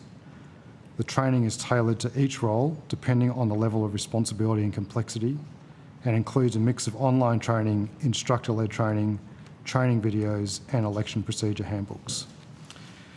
Administering elections is an increasingly complex undertaking. As well as taking every effort in our preparation and planning, we remain agile to respond to changes in our operating environment during the election period. Australian voters should be confident in our preparations to deliver a federal election with the highest levels of service standards and integrity. Thank you, Chair. Thank you, Mr Pope. I'm going to start with a quick question myself. So when you say that you forecast ballot papers, I'm of course a West Australian senator, so you forecast the number of voters and therefore the number of ballot papers. I'm presuming then you would already know whether the number of ballot papers you plan to issue to Western Australian polling booths, noting that many of them are the same location, is greater than the number of votes taken at that booth on election day, at the state election. And in some cases, though, where they ran out of ballot papers, whether you've got any knowledge of which ones they were, so you can double-check that. Well, Senator, I might start with the last point first, and that is, I mean, we have absolutely done analysis based on what we've heard through largely media reporting in Western Australia with respect to where they ran out of ballot papers. And we have overlaid our own pre-poll voting service offering and our polling places with what we understand the Western Australian Electoral Commission have also delivered. And there are some differences where they didn't have some pre-poll voting centres, we do. Where they had one, we have two.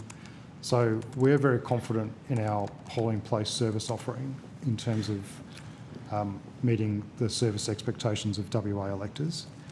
And yes, to your opening point, we've also gone through and done another layer of assurance of what we had already put in place with respect to our own forecasting and staffing levels and materials based on the 2022 election, the 23 referendum and the WA state election. And again, we're also confident that our forecasting has got us in good shape to deliver a really good election to Western Australian voters.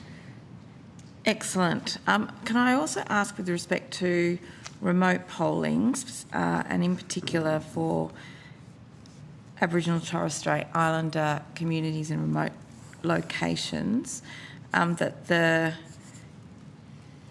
advertised times in terms of a schedule, of course, hasn't come out yet because the election hasn't been called, but I'm presuming that that's all stepped through and pre-planned for the amount of time the AEC will be on the ground? Broadly, yes. Yes. I mean, obviously, we're waiting for election timetable to be announced, but just going back to my point, Senator, about agility, weather is a big factor in servicing remote parts of Australia, and I note that I was in Darwin and Alice Springs a few weeks ago, and they were talking about the non-soon, and now it seems to be a late monsoon, and yes. The weather events that are occurring across from the Kimberley all the way across to Cape York and down into central and western Queensland at the moment, all may have some sort of an impact on our schedule. So we need to remain very agile, and we will do our very best to communicate to communities firstly our schedule, and then secondly any unfortunate changes that might occur. And I presume that will mean that you'll make a commitment to spending the amount of time in each community that you've informed them that you will. I think there were issues in Western Australia where the WA Electoral Commission, stayed for half an hour when, they were supposed to be on the ground for 2, that kind of thing. Yeah, I can't guarantee it, Senator, but we'll do our very best. And the reason I can't guarantee it is because it may well come down to logistical things such as I guess I understand flights. If you might arrive late, but you don't really want to see people, the AC leaving early. No, we'll do our absolute best. I might say that, noting the caveat that I've put in around the weather and the complexity, and noting that unlike the referendum where remote voting services were done over 3 weeks, this is now back to a 2-week period. I mean, we are intending to offer our largest remote voter service offering in this 2-week period than we've ever done before. So that is our intention. That is what we are planning to try and achieve. And we'll do everything we feasibly and possibly can to try and deliver that. I wanted to ask, historically, it's always been the case that if you've got an elderly or infirm person in a remote community that can't walk to the polling booth, which is quite common, that the AEC would, be able to go around to their house. They're very small, it's literally like walking around the corner, and collect their vote, essentially treating the whole community as the polling place in that context. And I think at a previous estimates, the AEC said, we don't do that. Well, in fact, I've done it. I've seen it happen and been there when it's happened on many, many occasions. And yes, it was done in accordance with the idea that the whole community is the polling place. So I wanted to seek some clarification from you on that, noting in particular that mail and a postal vote, there's no guarantee someone's vote would be returned in the time it gets issued and sent back, that it would be returned in time. No. The postal voting is a restriction that we're alert to. Senator, I understand what may have occurred in the past and your experiences with respect to that, but that is not the practice that we're able to implement, and we shouldn't be implementing in recent elections, and we certainly won't be able to implement it in this election. A polling place has a very clear definition under the legislation, and there are things that need to occur at and around the polling place, like signage and scrutineers and party workers and house staff, etc. What we would be encouraging people to do in those circumstances is seek assistance from community members, community organisations, whatever you possibly can, to try and have that level of assistance to assist people. But there is a I understand the challenge that you're outlining, but there is also a legislative challenge here also. What is the legislative challenge specifically in terms of the definition of a polling place? Because when you mention the conditions attached to polling, those conditions have certainly been upheld, and there was nothing improper when those votes were taken. And it depended in large part about the number of AEC staff that had been sent to each location in terms of their capacity to do that as part of their visit to a community.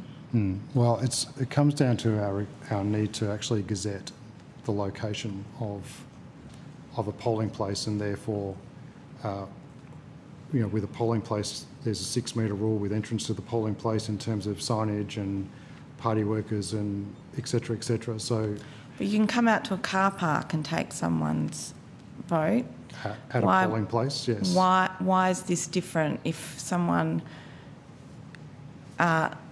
lives just around the corner and can't walk there? It sounds to me like then the polling place is sort of roaming the yes, but the community. AEC, I've seen the AEC move the gazetted point at which it it changes the advertised polling place from one building to another. So I don't really understand why this would... Right. Well, and that requires us to go through a process and then advertise that on our website. No, it's been done on the day because the original place is not... it wasn't free, it hadn't been booked properly, it wasn't suitable, and I've seen that happen a number of times. I don't dispute that in any way, Senator, but it is not within our legislation and our procedures as to how we're instructing staff to deliver remote voter services or any other voter services for that matter. Thank you. To the Coalition, and Richard, I'm going to duck out just for a second. Okay. Thank you. I've just got a few questions with regard to some of the conduct during elections in the Northern Territory. Can the AEC confirm whether you've received any prior complaints regarding vote buying, should I say, voter intimidation and disinformation in the Northern Territory? Any, as in specific complaints with respect to those? And not that I'm aware of, Senator. Are you talking with respect to the referendum or the last election, or both? Both. I'd have to take that on notice to come back to you with any degree of specificity. Okay. And how does the AEC begin to address misleading and deceptive conduct? Well, misleading and deceptive conduct is a criminal offence under Section 329 of the Electoral Act, and really does start to take effect, can start taking effect during a writ period, but more so once voting starts. And the court cases that have been heard with respect to misleading and deceptive conduct, misleading and deceptive communication, I should say, relate specifically now to communication around actually how to complete a ballot paper. So if there is communication that effectively says the only way to vote is to place one against this particular candidate, then that may well constitute misleading and deceptive conduct. It would be a criminal offence that we would then gather information and we would take steps to try and address that issue, but also probably be referring potentially that matter through to the Australian Federal Police. Does that also relate to voters given directive, aside from just putting one, giving direction on how to vote? It'll depend on the circumstances. I mean, what you're also describing there could also sound like to be a bit like a how to vote card. I guess in the Northern Territory, where we've got particularly vulnerable individuals, some who whose first language is not English, and when they're provided assistance, there is some concern that assistance being provided to them might be in form of directing them how to vote. Yes, and to try and address some of that, Senator, we're doing a number of things. We're doing widespread community education sessions right across Indigenous communities. I think, if I can just refer to my notes at the moment, we've now delivered 308 education sessions to First Nations communities around election processes such as enrolling and voting and how to cast a formal vote. We are running our Stop and Consider campaign nationally, which is also informing and educating all Australians on how to stop and consider the source of information that you're receiving and hearing. We also, particularly in remote voter, with remote voter services, we will have tablets with each of our remote voter service teams that has videos in language. I think it's up to 12 languages, if my memory serves me correctly. As people are entering the polling place or the polling venue, which also advise people in language about how to complete a ballot paper properly, without, obviously, that's from us, without any reference at all to parties or candidates. It's just, here's how to cast a formal vote for both the House and the Senate. So those 300 sessions that you've delivered, when were they delivered? Well, recently, and they're still going, and they will still continue on up to polling period. And just to be clear, those videos provided in language, is that the process? Are those voters provided that video, or are they talked through by a community member who may be volunteering on the day? So the education sessions are delivered either by us, by our community electoral participation officers, who are Indigenous people that we employ in community that speak language, or sometimes by our 70-odd Indigenous partner organisations who we are in a contractual arrangement with to deliver that support and assistance, and they also obviously agree and sign up to our strict impartiality requirements as part of that.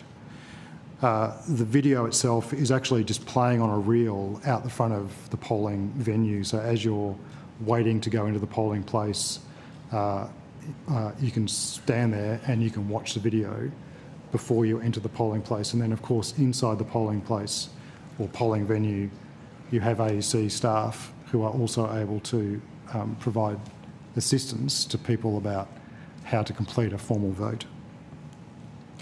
And how does the AEC ensure that staff aren't biased and are impartial when on duty, especially those who are language speakers? Because I would assume that AEC staff who don't necessarily speak the language can particularly understand what is said at all times. Yes, Senator. I mean, and that could be potentially the same with those that speak foreign languages as well. But we have very strict impartiality requirements and conditions that people sign up to as part of as a condition of their employment, and we complement that with a lot of training, and we take that incredibly seriously. And if we had any complaints with respect to any staff and concerns around those impartiality, then we would investigate that. If someone is found to be acting inappropriately in that manner and directing voters how to vote within their own language, if they're found to be doing that, would they be dismissed? If the investigation is found that that's that's right. If we did an investigation and found evidence to that effect, then yes, and okay. Swiftly. Does the same occur if, what sort of what is required in terms of evidence? For example, if someone is asking, are you going to pay us to vote today, or suggestions of bribery and those sorts of things, what sort of evidence is required to actually bring that to your attention? Like substantial evidence is required to bring that to your attention if it's occurring, deceitfully. Well, I'd suggest probably at the outset, from our perspective, multiple corroborative versions from different people. So, more than one complaint would be helpful. One complaint might well get us interested and focused, but certainly corroborative information from multiple people would be more substantial. Okay, so it's not to the... As long as it's corroborated, there's no need for sort of photographic evidence or video evidence of those sorts of... I mean, that would obviously help, but it can come down to corroborated evidence by more than one person. That would be useful.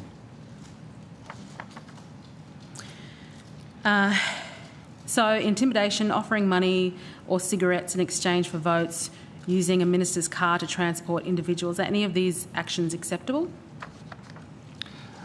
Well, I'm not aware of any of those actions to start with, Senator, but all of those could give rise to concern. Well, surely helping an elected get to a polling booth wouldn't be frowned upon? Well, I've using heard a minister's car to transport individuals? Well, we've just discussed the difficulty of getting to polling booths and that communities should lend their resources to help people in remote communities get to a polling place. That's really all I'm saying. I guess I'm just asking the AEC of the level of acceptability. And I've heard of community buses and other members of the communities using their cars, and certainly our preference very much would be that there is impartiality around that support and assistance to voters. I think the perception of otherwise would be difficult. Is it acceptable for the heads of statutory authorities to actively participate in frontline campaigning? I'm not exactly sure of the circumstances that you might be referring to, Senator, and it may well come down to the circumstances, the authority, and what sort of campaigning they're doing. But it's not something that I don't think the AEC has a role in regulating. Okay. All right. So, just to be clear, a corroboration of 2 or more people will initiate an investigation. That would be helpful in terms of pointing us in a direction of where we'd need to make more inquiries and focus in on a particular complaint. Yes. Thank you. Chair, I have some more questions. Senator, if that's all right. Mr Pope, I wrote to you on the 13th of March about an organisation called the VIDA Fund, which is a fundraising vehicle fronted by a woman named Hannah Ferguson. And I raised with you that according to reports in the Financial Review, that the fund had raised over $100,000 and it was specifically established to provide funds to candidates for the federal election. You would agree that this is a case of a company that needed to register as a significant third party but had failed to do so. Yes? And I believe they have now, Senator. Yes. So, yes. So you wrote to me on the 21st of March to confirm that following that letter, the VIDA Fund had now registered, and that's terrific, with the AEC. They registered on the 18th of March, so 5 days after my original correspondence with you. And while it's now registered before that 90-day period, that would... and of course, if it hadn't have done that, it would have created an entirely separate breach of the law. My understanding, though, that this doesn't yet resolve the issue of their prior illegal fundraising, because of its failure to register with the AEC before raising funds more than that disclosure threshold of $16,900, the fund is essentially liable for a civil penalty of up to $250,000. Is that right? Well, Senator, my understanding under Section 287F is that the entity must be registered before the end of 90 days after becoming required to register. So it's a determination about at what was the day that they were required to be registered, and then they have a 90-day grace period effectively to become registered. So what happens to the funds that they registered before that 90-day period? Well, Was that illegal fundraising? if it didn't seem to meet the threshold or the requirements under the Electoral Act, then probably not. So They do need to do a disclosure for the last financial year. That is also part of the registration requirements, and we will have a look at that disclosure when that is lodged with us. And I think that needs to be lodged fairly shortly. right. So sorry, maybe I've misunderstood. I'm advised that the Act states that the Vita Fund had to stop fundraising the moment they raised $16,900, not 90 days after that period. No, they haven't. There's a 90-day period for registration. Right. So the Vita Fund, did they break the law? Not that I believe so. Okay. All right.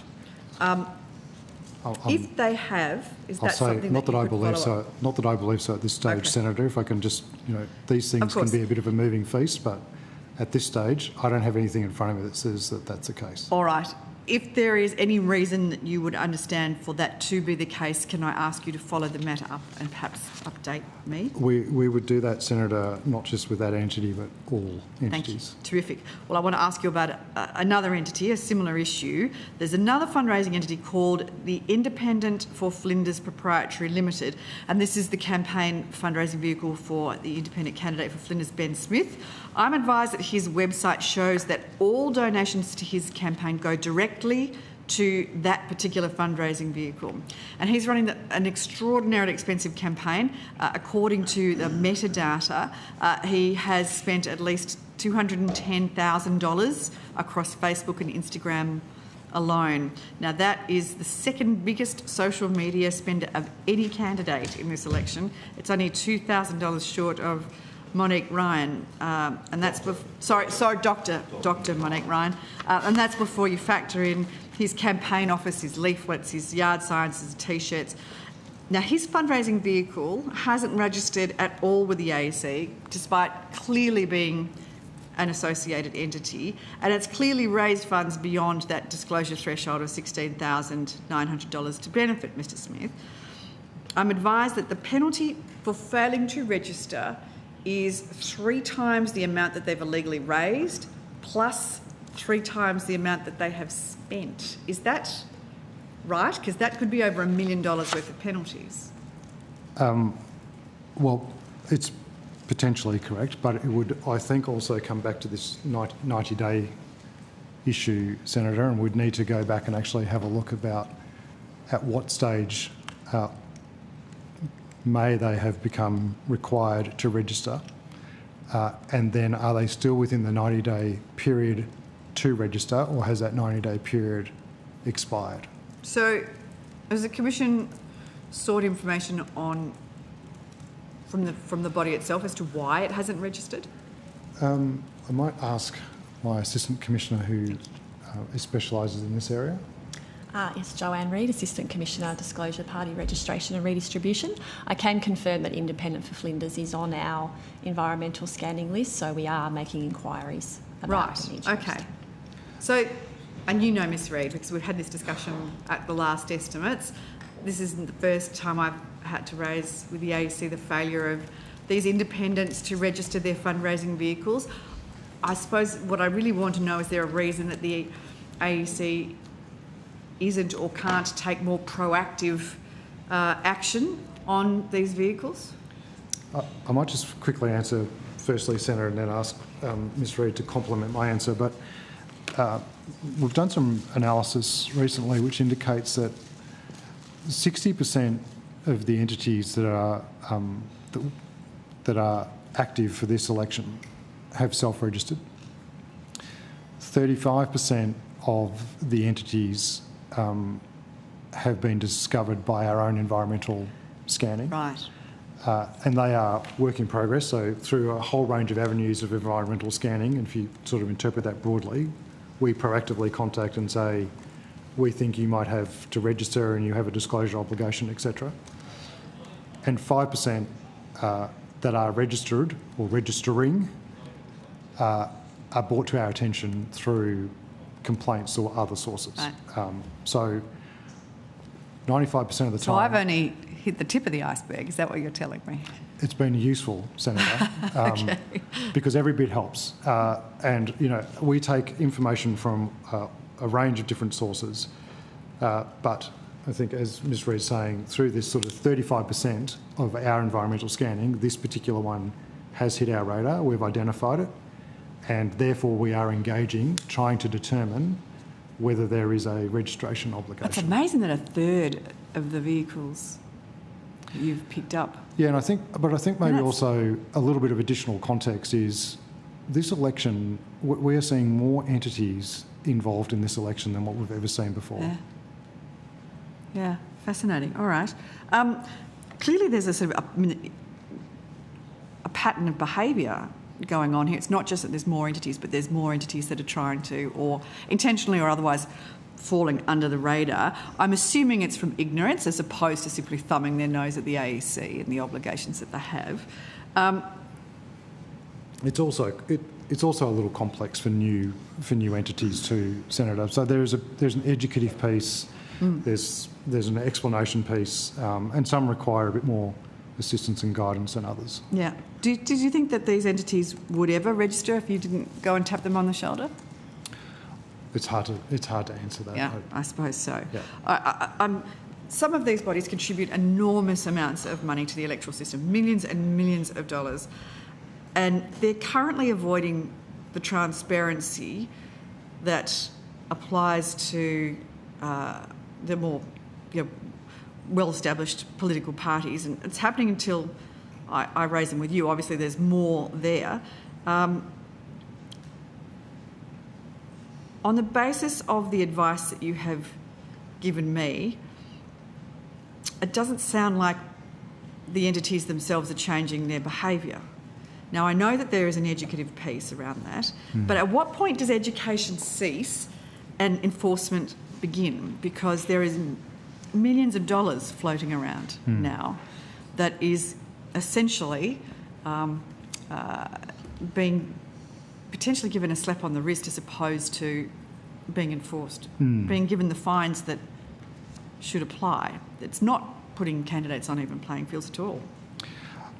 And look, it's a very good question, but it's a difficult one to answer because it's a hard policy position to clearly articulate in words when there are factors such as levels of, what sort of resources does the entity have or have access to, language barriers, those sorts of challenges. So it's difficult to articulate, Senator. I've got to say I've been just reflecting over the last couple of weeks at just how much the environment has changed with respect to entities in this election, and one can only assume this is not going to roll backwards. This is going to continue to roll forwards, I think, for future elections. So I actually think there is a discussion to be had at the Joint Standing Committee after the election about the process, and maybe even for Parliament to consider whether the 90-day period remains appropriate. Okay. That's food for thought post-election. Thank you for that.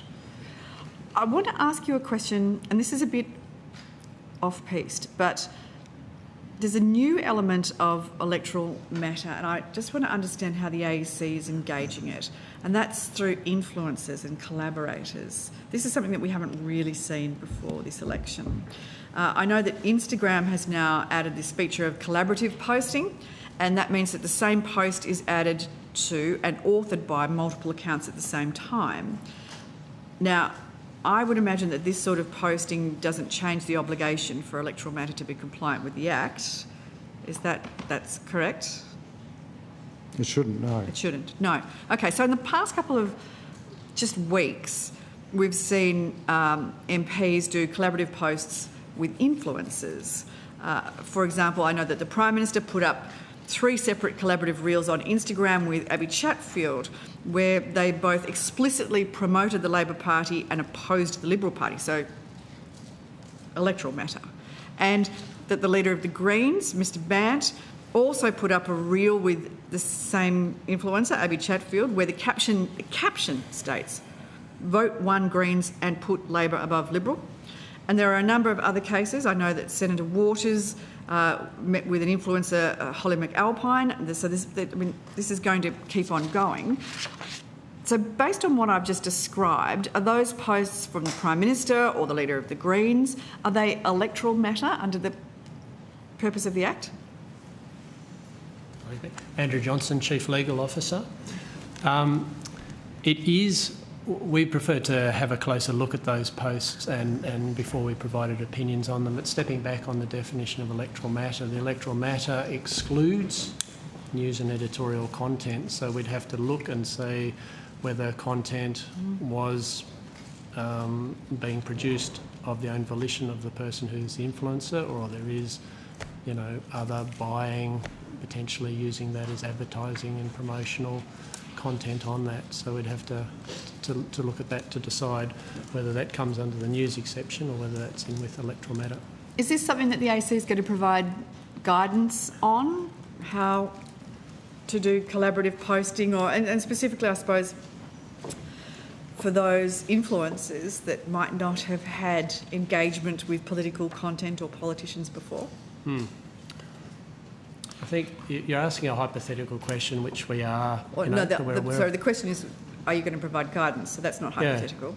Yeah, because you can go a step beyond that to sort of saying, journalists writing opinion pieces, at what stage does that shift from that editorial comment as an opinion piece, and what stage does it move beyond to actually endorsing or promoting, one side or other? Yeah. So it's a very tricky one, I guess, is the answer, Senator. Senator, I wouldn't mind us having a look at the ones that you've highlighted, and then we'll consider that through the definition of electoral matter, as you know, is fairly complex. I think it's not just around electoral matter, but it probably also comes down to the dominant purpose test with respect to those podcasts with influencers. So we'll have a look at the ones you've highlighted, and we'll consider if there's anything that we might need to adjust. We'll have a think about that. Because there's another element to it too. Obviously, there are some influencers that are potentially being paid to produce political social media on behalf of a party or on behalf of a candidate. And if that was the case... That's straight out. That's straight out. It's paid political advertising. Yeah. So that is straight out. That is black and white. Black and white. I would have thought so. What if it's, though, a more informal relationship? And I will put this into context. There was an article in, I think it was the Sydney Morning Herald, that suggested that there had been a number of influencers that had been paid by the Labor Party to come to Canberra and be in budget lockup for the Labor Party. Now, if they produce content after having had their, even if it's just logistics paid for, what is that? What's the implications of that? Could I? We know that political parties, when travelling around, take journalists with them. So there is that scope to invite or even travel journalists to events to cover. So again, it would depend on the circumstances, whether it is inviting, bringing to attend an event, or whether it is then paying for actually writing content which is endorsing, supporting, promoting, and eventually, as the Commissioner says, that dominant purpose of trying to influence the way someone will vote, electors will vote at the election. Okay, so we're very much in a grey area here. What you're saying is that a party can say, I want you to cover the federal budget, so I will pay for your production costs, I'll pay for you to fly down, I'll pay for your accommodation, you can stay in Canberra. But if I don't say, and that's all fine, as long as I don't say, I want you to cover the budget favourably, or I need you to do a couple of posts spruiking my party and my policies. Is that right? Because we would be looking at that as that editorial content which they have control over writing, or whether they're being directed or paid. How do you know? It would have to come down to analysing the content, which is why some of this becomes complex and time-consuming. But I probably would say, Senator, our overarching advice to everybody in this space has always been and will remain, if in doubt, authorise. If in doubt, authorise. If in doubt, authorise is the best practice. It saves a lot of people a lot of effort. I mean, there is a difference because mainstream, my understanding is the mainstream media, when they travel with the political parties, they actually pay for it. And they're credentialed. And they get billed for their seats on the plane and the bus and what have you, and their accommodation. So there's effectively a split between those who pay for themselves, and we've got this new branch of influencers who their logistical costs are being paid for by a political party. So I think there is a clear difference there. We'll have to have a look at it, Senator. I'm not entirely au fait with the whole influencer world yet. Getting close, but I'm not there yet. Join the club. Also, Senator, if I can add, like this goes back to what the Commissioner said before, like you're talking about new ways of communicating, which I think the legislation and the regulations, it's probably a matter for JSCM to consider after the election whether there needs to be changes there to clarify. My colleague here just said it's essentially cash for comment, isn't it? Potentially. Is there any formal intersection between media laws which require disclosure of those sorts of things? That's probably a question more for ACMA and the media regulators rather than... Well, we can potentially organise that. But I'm curious from your perspective,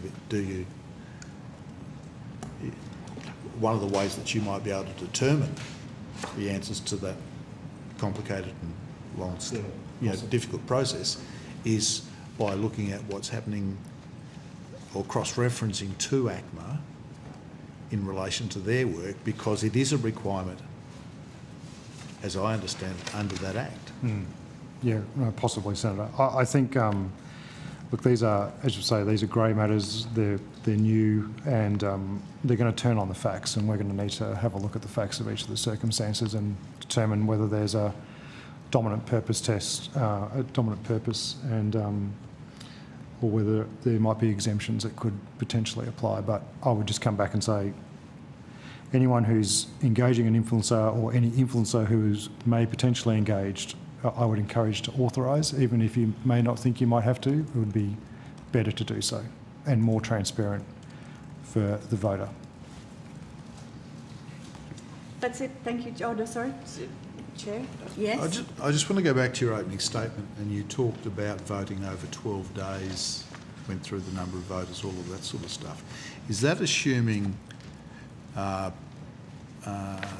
5-day weeks for pre-poll plus 2 Saturdays? That's right, Senator, yes. So I suspect that you would have done a fair bit of scenario planning in preparation for this. Yes.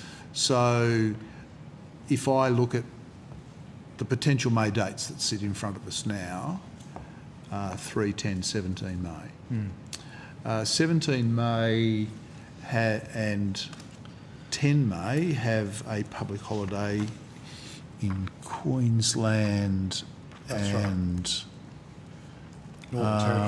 Northern Territory. So that leaves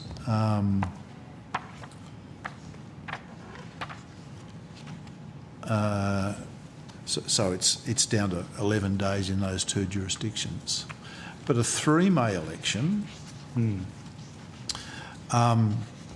has Easter Monday and Anzac Day in all jurisdictions. In the first week of pre-poll. In the first week of pre-poll.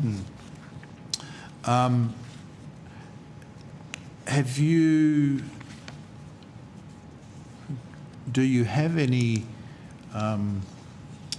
contingency measures to manage load in the circumstance where it's only it's only 10 days? I mean, last election, I think it was 3 weeks of pre-poll, so this is... Oh, sorry, Senator. The last federal election was 2 weeks. 2 weeks. The referendum was 3 weeks of remote voter services, but still 2 weeks of pre-poll. So have you looked at...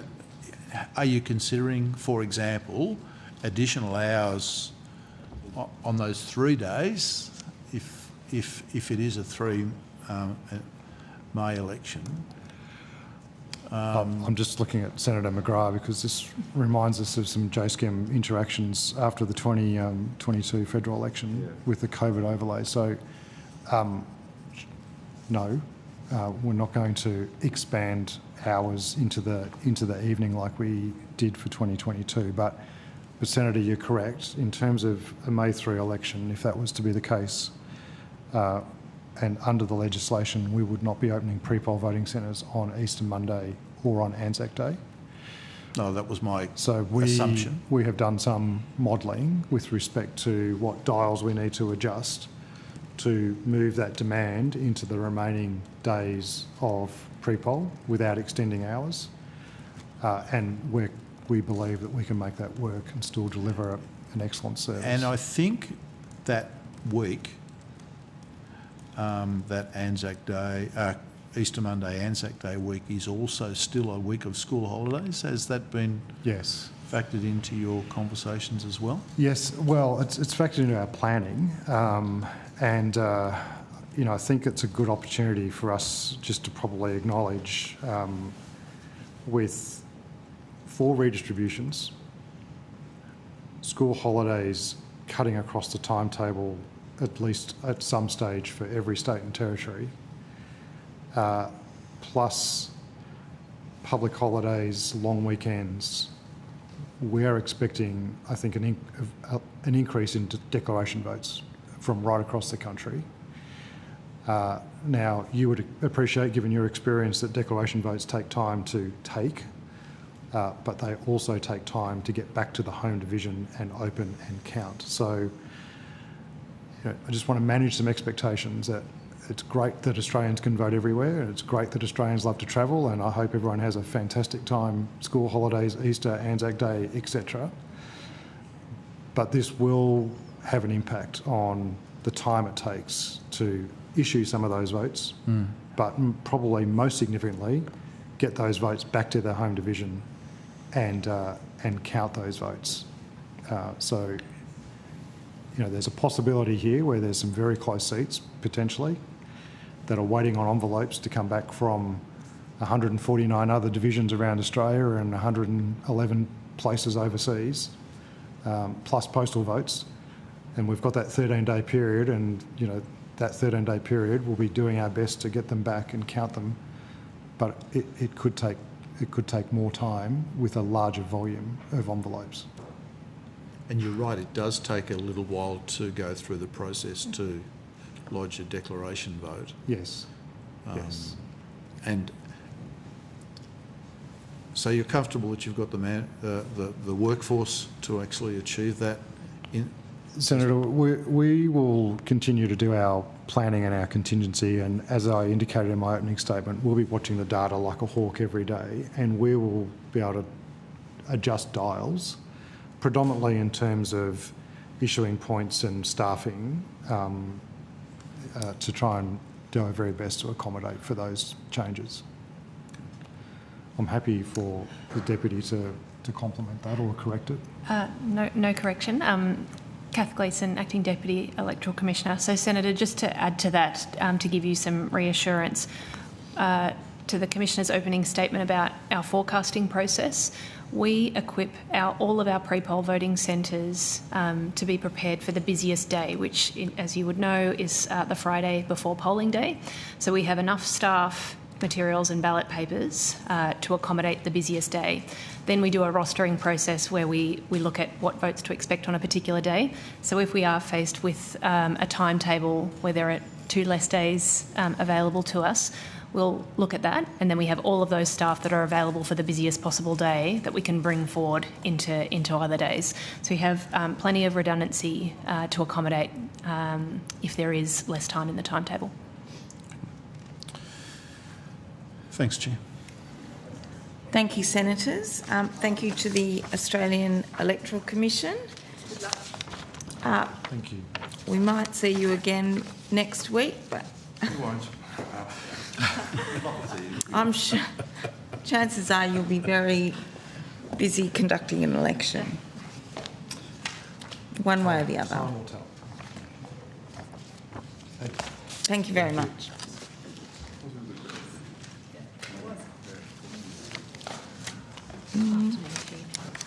We're breaking for afternoon tea now for 15 minutes.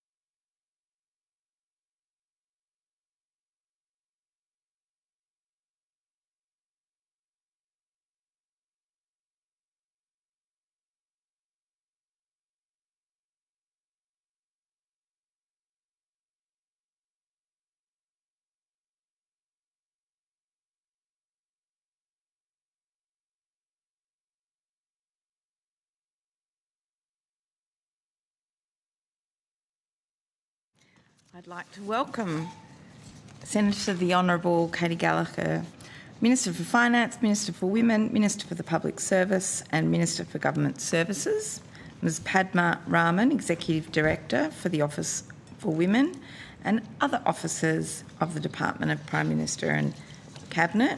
I also welcome the Honourable Mary Wooldridge, Chief Executive Officer, and other officers of the Workplace Gender Equality Agency. Would any of you like to make an opening statement? No, thank you. Okay.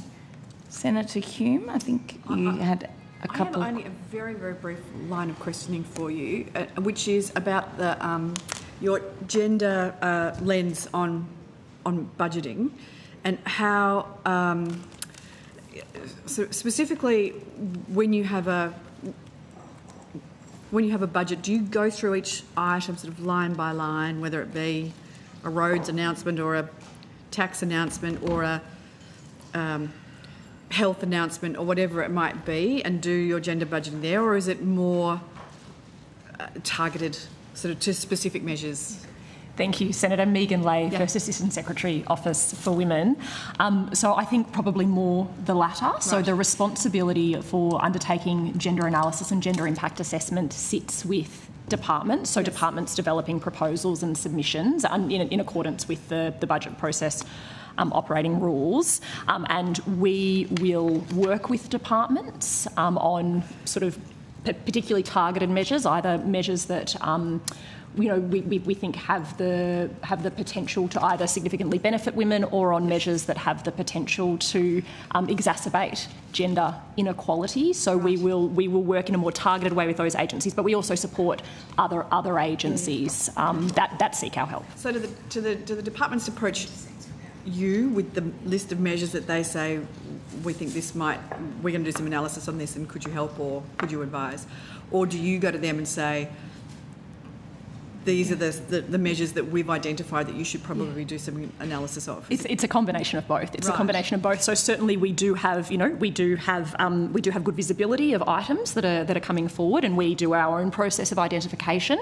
But also agencies do come to us to seek assistance. And it's done prospectively prior to the ERC process, as opposed to retrospectively after, like, the budget measures have been announced. Yeah, that's correct. What happens if there is a budget measure that's announced that has a gender impact that wasn't identified before the budget? Do you sort of look at something and go, should have probably picked that one up, or maybe the department should have picked that one up? Yeah, so certainly, I guess as we engage with departments sort of throughout the budget process. So as I said, we have visibility. So generally, that is not a thing that happens. I think because it is sort of part of the rules that departments are sort of required to engage with as part of the budget process. Yeah. Generally, it is happening sort of through the course so in the lead up. Concurrent.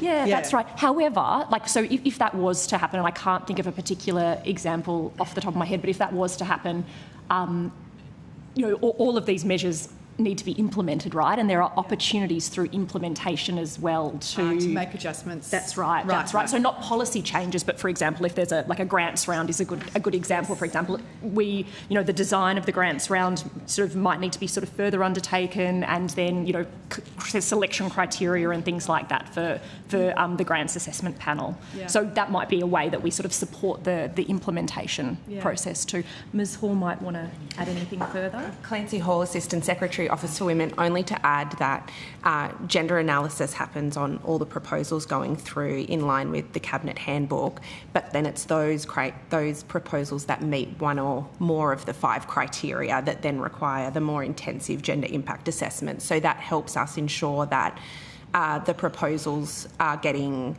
that gender impact analysis is targeted to those proposals where there's most opportunity to have a look at gender impacts. That's right, and one of the key sort of, I guess, principles around gender impact assessment and gender analysis in the Including Gender Guide is around proportionality. Yeah. So we expect and work with agencies on greater rigour depending on the kind of proportional impact they might have on gender equality outcomes. Yeah. Okay.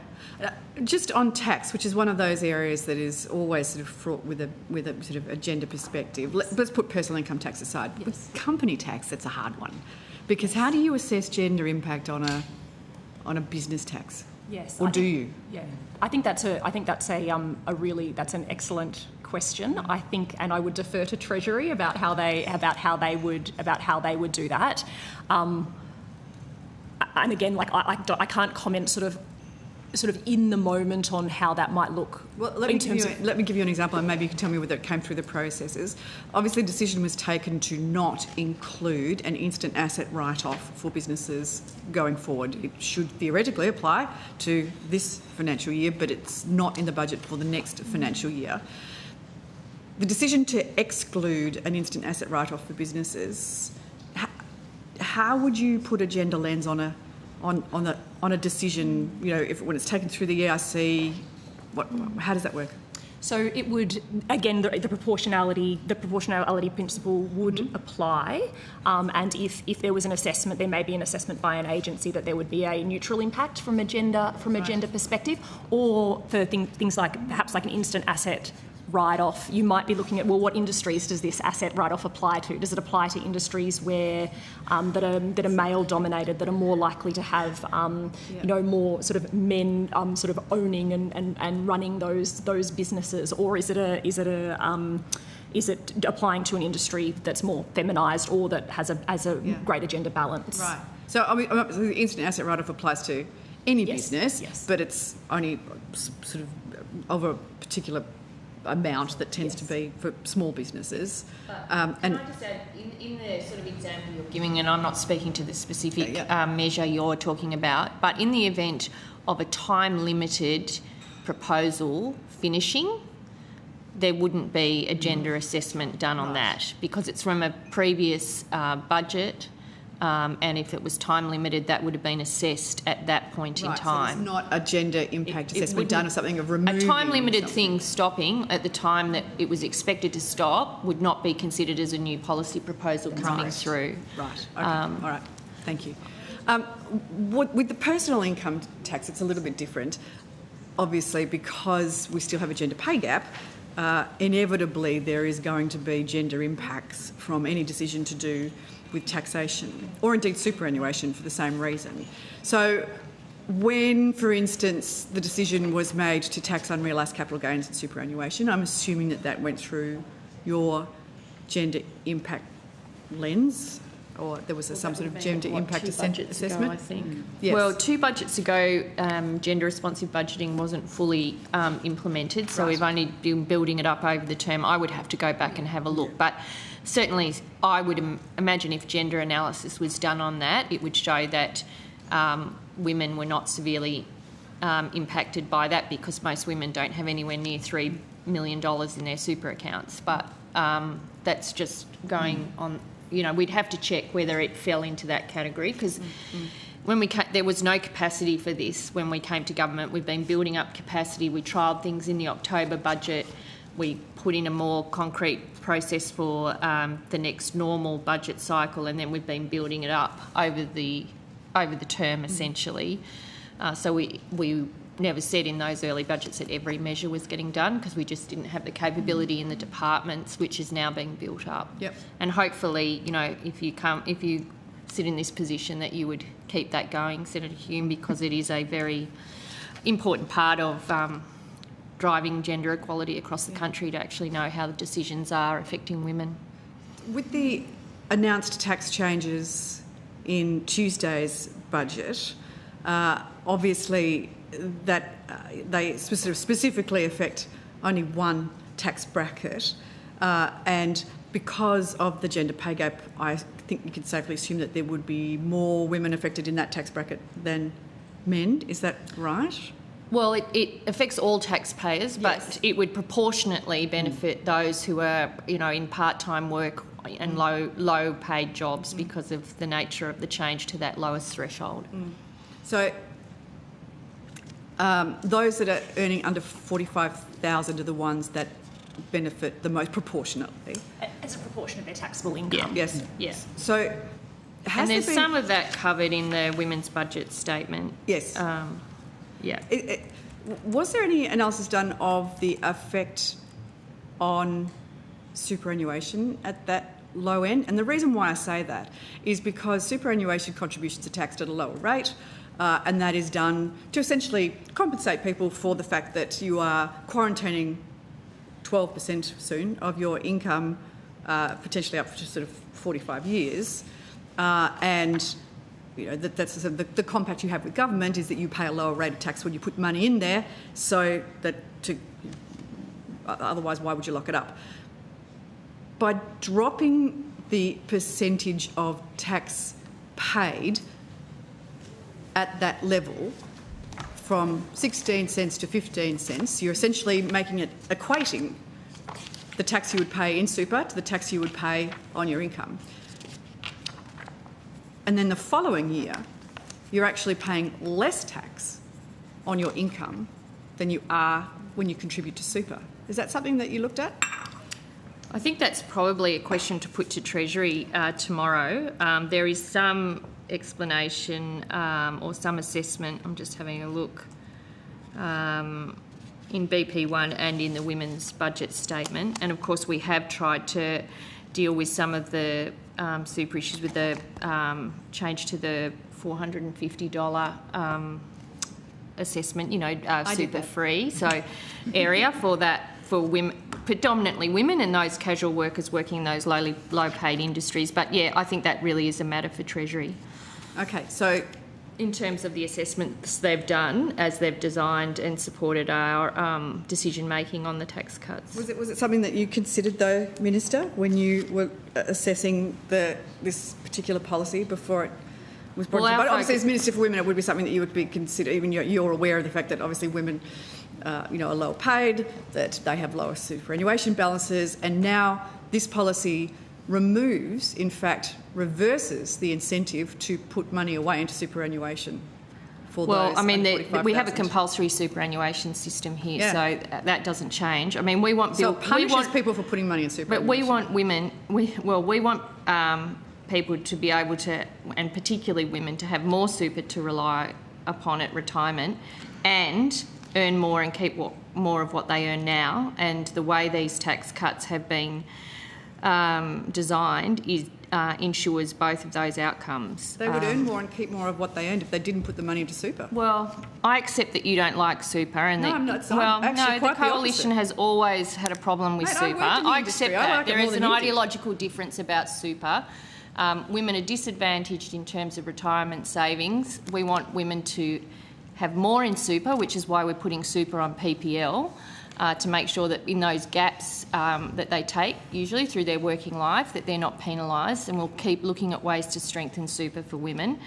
But at the same time, we're looking at ways to make sure we could provide some tax relief, enduring tax relief to Australian workers, and these tax cuts do that. And because of the nature of the way we've gone about it, that women and those on low incomes will proportionately benefit the greatest from the way these have been designed. Well, essentially, though, you're punishing them for putting money away for 45 years rather than keeping it. No, that is your... well, you're taxing them more in super than you are outside. That is your assessment, which doesn't surprise me because you're anti-super. I'm not. But we support super, and women having in the industry, so I can't be anti-super. Having ways to increase their superannuation earnings, and you know we know you. I mean, we know you're opposed to the tax cuts. You voted that way last night, so you didn't want the tax cuts to happen. You now also don't believe in women having good super balances at the end of their career. I'm actually worried that you're taking money away from them. Well, that is the argument you're putting today, and your concern about how the tax cuts are structured is amusing, considering that you opposed them last night, voted against them, and will go to the election as probably the only opposition ever to go about increasing income tax for Australian workers. When this policy went through the ERC? As you would expect, and different to the government that you were a member of last time, we consider all impacts across the budget about how measures affect women, because we have women at the centre of our economic policy. So you're comfortable with women paying more tax in super than they're paying on their income? for the approach that you took. So you're comfortable with women paying more tax in super There are than they are on concessional their arrangements income? for super. It's a compulsory system. We want women to retire with more than they are currently that retiring concessional if you're with, paying and at more the tax same outside time, of super. we want to provide sensible and responsible tax relief, something that you voted against last night. So, sorry, can I just be very clear? And I'll leave it here, Chair. Did you consider the fact that low-income earners, and particularly women, will pay more tax when they put their money away in superannuation than they will if they took it as income? Well, I've answered the question, Chair. Well, I is don't it know yes or that no? she can keep asking the same question. But you're I not have answering answered it. the question. Yes or I no? have answered it, and I've told you that we consider all impacts and assess them against their And you impact thought that on was women okay? through the budget. And you thought that that was okay then? Well, we think it's important to provide sensible cost of living relief and tax relief to Australian workers, Wow. of which women are beneficiaries of that, and it's something you oppose. So I don't know why you're looking so shocked, because your position is no tax relief for Australian workers. I'm actually surprised that you would allow I'm low-income surprised. earners to pay more tax I'm in surprised super than the on their party of incomes. so-called lower taxes That voted doesn't to sound to me increase to be a very and have pro-women said that they policy. would repeal a lower very income pro-women taxes. policy. I'm surprised at that. So we're both genuinely surprised. There you go, Senator Hume. Thanks, Chair. I just have a few questions myself. Thank you. Congratulations on the passing of the target legislation yesterday. Yes, we're very, very pleased with that. And I'm keen to get on the record its contribution to closing the gender pay gap. You know, in its next evolution, in contributing to AGIA's already terrific work. So how will it help close the gender pay gap, and how will AGIA support employers So in that that's one process? for you, Mary. I think, look, we are really pleased about the legislation passing last night, despite the opposition opposing it, and we hope that the event that they formed government, they wouldn't be repealing important legislation like this. It was important that it passed before the 1st of April, so that Ms Woolridge and her team can actually get on and start working with employers about what the next stage of AGIA's sort of world-leading work looks like on the ground. Thanks, Minister. Thanks, Senator. Mary Wooldridge, CEO of the Workplace Gender Equality Agency. The requirement for companies to set targets and meet or make progress against them was a critical recommendation of the review of the Workplace Gender Equality Act, along with the publishing of the gender pay gaps. And the reason it was a recommendation is that targets work to accelerate change. They're a well-known business practice across a range of things, and of course in setting targets for gender equality, we know that that will make a significant difference to gender equality in workplaces and ultimately closing the gender pay gap. A really critical element of the design is that it is tailored in the context to the maturity of where companies are at, so they can choose the measures that they commit to work towards and make progress on relative to where their starting point. But ultimately the design of the scheme has been based on all of these things are critical for improvement on gender equality and ultimately closing the gender pay gap. So it's an exciting time coming up in terms of the implementation of that Act, working with employers. Many employers, the good news is set targets already, and some do on gender equality. So for some it will be about enhancing that and accelerating that rate of change and having a public accountability around it. But for many it will also be a first time that they do it. And so we believe that'll contribute to a significant shift and progress going forward. That's excellent news. I know you've got your second release of data on gender pay gaps. And so what trends are you seeing in that data? How are employers behaving differently? So just a few weeks ago, very pleased to be able to publish the second round of employer gender pay gaps. And the data that we have published for the latest round of reporting to AGEA reflects the period in the 12 months up to after the legislation was passed but before the first round of gender pay gaps were published. And two very sticky measures that we think are important indicators actually showed a significant shift and positive change. So that's the proportion of employers who undertake a gender pay gap analysis, which is so fundamental to knowing what's driving the change, but also a significant increase in the consultation with employees on gender equality matters. And that was all before even the first gender pay gaps were published. So we're just about to commence the next round of reporting where we will see the results in terms of outcomes from the first year after publishing gender pay gaps. But we believe that it has been a real catalyst for engagement, thinking, analysis and putting plans in place. Yes. That we see that from the data, but also anecdotally we see that from what employers are telling us about the changes they're making, how it's focused attention, it's engaged discussion at the most senior levels, and even interestingly prospective employees are asking about companies' gender pay gaps in their interview processes. So it's happening right across the board, and very positive step forward. The second release of the information I think has shown a maturity in the engagement around the issue. We're clearly moving from a discussion about equal pay for equal work to an engagement about the fundamental structural, cultural issues that are driving differences in pay and composition within employers and across industries and the nation as a whole. So can I ask in that context, I think you said employees are responding as well, so employees can see how a prospective company performs using the existing data. How can both companies compare their performance to other employers in a similar industry as a way of really assessing whether they're able to recruit the best staff?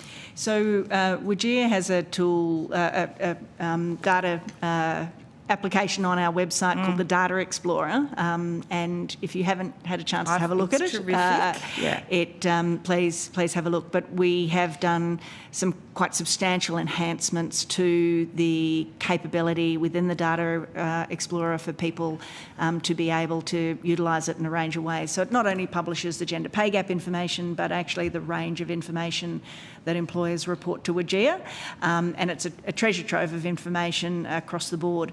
The capacity to compare both to competitors or peers, the capacity to compare within industries, and that ability has been significantly enhanced and extended with the latest release of the information and update of the Data Explorer that's been done by our very capable data team. The feedback we get is very important because we know from the evidence from the UK that the competitive nature and the ability to compare to peers has been a driver of action and outcomes. And so we've really enhanced the tool.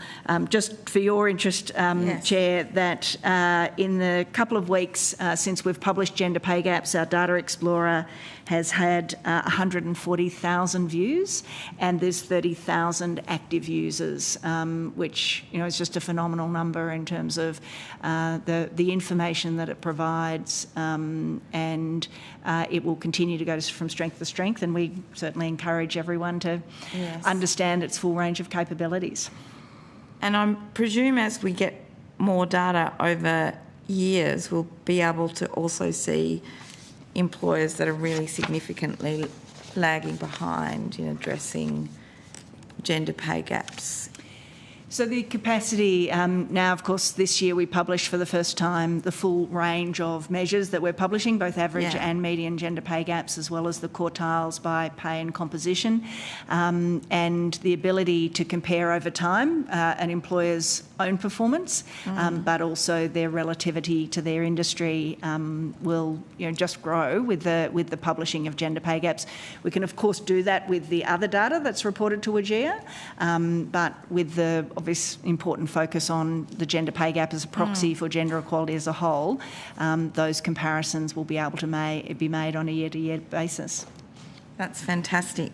In the context of the Data Explorer, which I have used the previous iteration of, I can also see, of course, under the targets legislation, there's reporting in terms of other actions, but you can also see boards and a range of other things. So I'm interested to see how that intersects with respect at work implementation. So recommendation 42 from the Respect at Work report was the enhancement of collection by WGEA of sexual harassment on the ground of sex and discrimination information through the WGEA gender equality reporting process. And so that now information was released for the first time late last year in terms of the employer's reports of progress or work, and it relates from everything from prevention initiatives, risk management, data collection, engagement of management and boards on the issue of sexual harassment.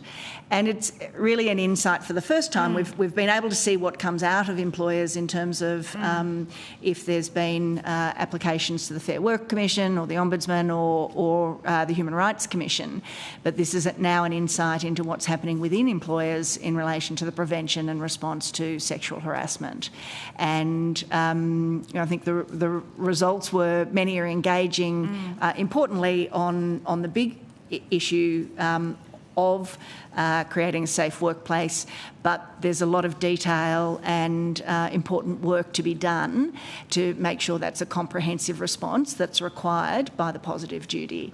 And once again, the capacity for employers to be able to see peers or others in their industry where they're up to relative to their own performance. We get feedback is a motivator for that continued improvement that needs to happen. I'm really pleased to hear that, particularly in the context that, we're not talking about speed limits or kind of lifting weights, and that there is actually a way of looking at risk in a workplace using these tools. And I think that's terrific, because for so long, unless you could see a risk, it couldn't really be quantified or assessed or looked at in terms of an organisation's commitment to those responsibilities. So can I ask, there's been trends overseas, for example, to do away with gender assessments within government. What do you think the impact would be in Australia if you cease to exist? I suppose I'd like to answer that question from the perspective of what I think WGEA contributes in the context of 40 years of work, but particularly since the current Act of 2012, the significant contribution we make to working with employers to fulfil our purpose, which is to promote and improve gender equality in the workplace. And commentators have very clearly attribute some of the, a significant portion of the progress on gender equality over the last decade to the work that WGEA does, and obviously that's in conjunction with other initiatives that have been in place, but that by providing the data and the analysis back to employers to engage in both their performance and their performance relative to their peers, giving those insights, giving that knowledge is vital to making progress, and then the tools and resources and support that we're able to provide to address the opportunities that have been identified, and also, of course, the research that we can do from this very unique data set, including some research our research partner, the Bank West Curtin Economics Centre, has done that shows a causal relationship between women in leadership and company profitability and performance. And that's world-leading research, has all been a significant contributor to employers being able to make progress. And I was very pleased. The Global Institute for Women's Leadership has done some international comparisons and said, but they attribute both the enhanced awareness but also improvement in gender equality to the Workplace Gender Equality Act, and called our data set world leading, which we know it is. So, and so in that context, it's not just looking at the data that WGEA has produced. It's saying, okay, well, we can see the density of women in leadership roles in particular companies and compare that to profits, for example. So that was the work of the BCEC report of 2020, which definitely people are interested, worth having a look, because it is, as we say, very, it's a significant and well-respected piece of work about that connection, which is why we're here to not only have a positive outcome in terms of women's engagement in work, but that it is good for productivity, profitability, and for listed companies, their value. And we have seen significant improvements over the last 10 years on a whole range of metrics, including reduction of the gender pay gap, increase of women in management at the most senior levels, people on boards, and important things like enhancement in paid parental leave being provided by employers in addition to the government, and men's uptake of parental leave. So very clearly that what we try and measure is the benefits of gender equality for women and men in the workplace. Yes. Can I just add to that? Padma, yes, thank you. Executive Director of Office for Women.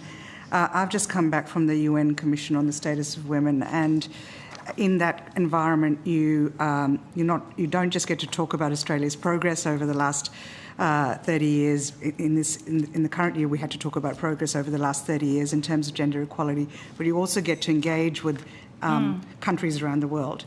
And repeatedly, people come and ask about WGEA and our Workplace Gender Act, because it is world leading, because we have had it for so long, and it's something that I think we can be incredibly proud of, because we can show that causal link and we can show the improvements that we've made. But I got questions from a range of countries on how we've done it and what it's meant for Australia. And it's something that we spoke about in our national statement, for example, as a key achievement that we've had in terms of progress on gender equality. I can see that Australia is leading the way and hopefully contribute to global gender equality as well. Can I also ask the Office for Women in terms of how WGEA might assist, or its data assist in gender responsive budgeting? Thank you, Senator.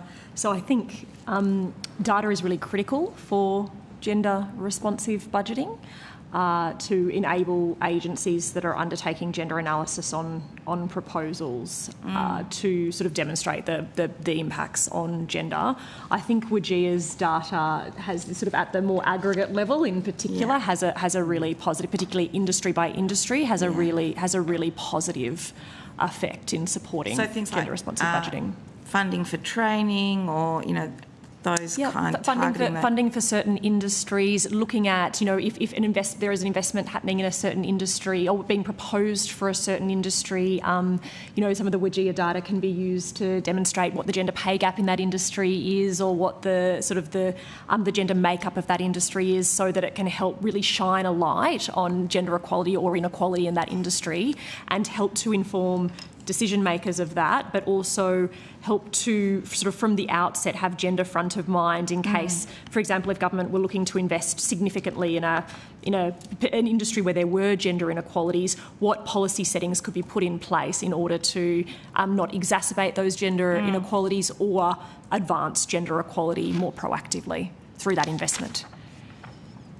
That's terrific to know, and I'm sure there's much more I could ask you about in that context, because I can certainly see the relevance of applying your data, WGEA's data, to a whole range of different government decisions. Procurement, for example, Minister. Yeah.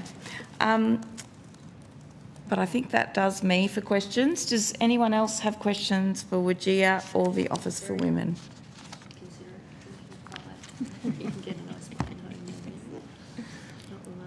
Thank you. No, thank you. Thanks. Thank you.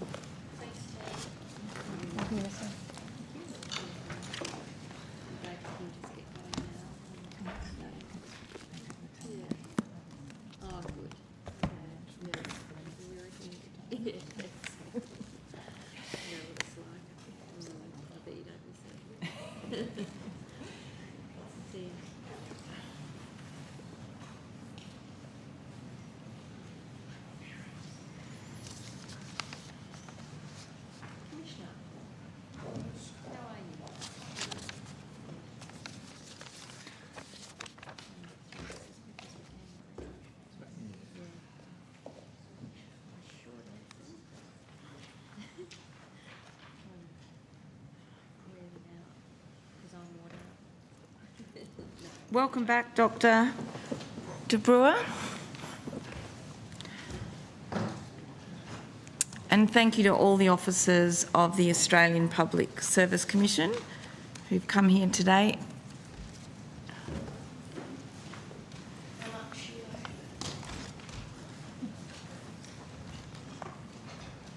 Dr. De Bruer, did you wish to make an opening statement this afternoon?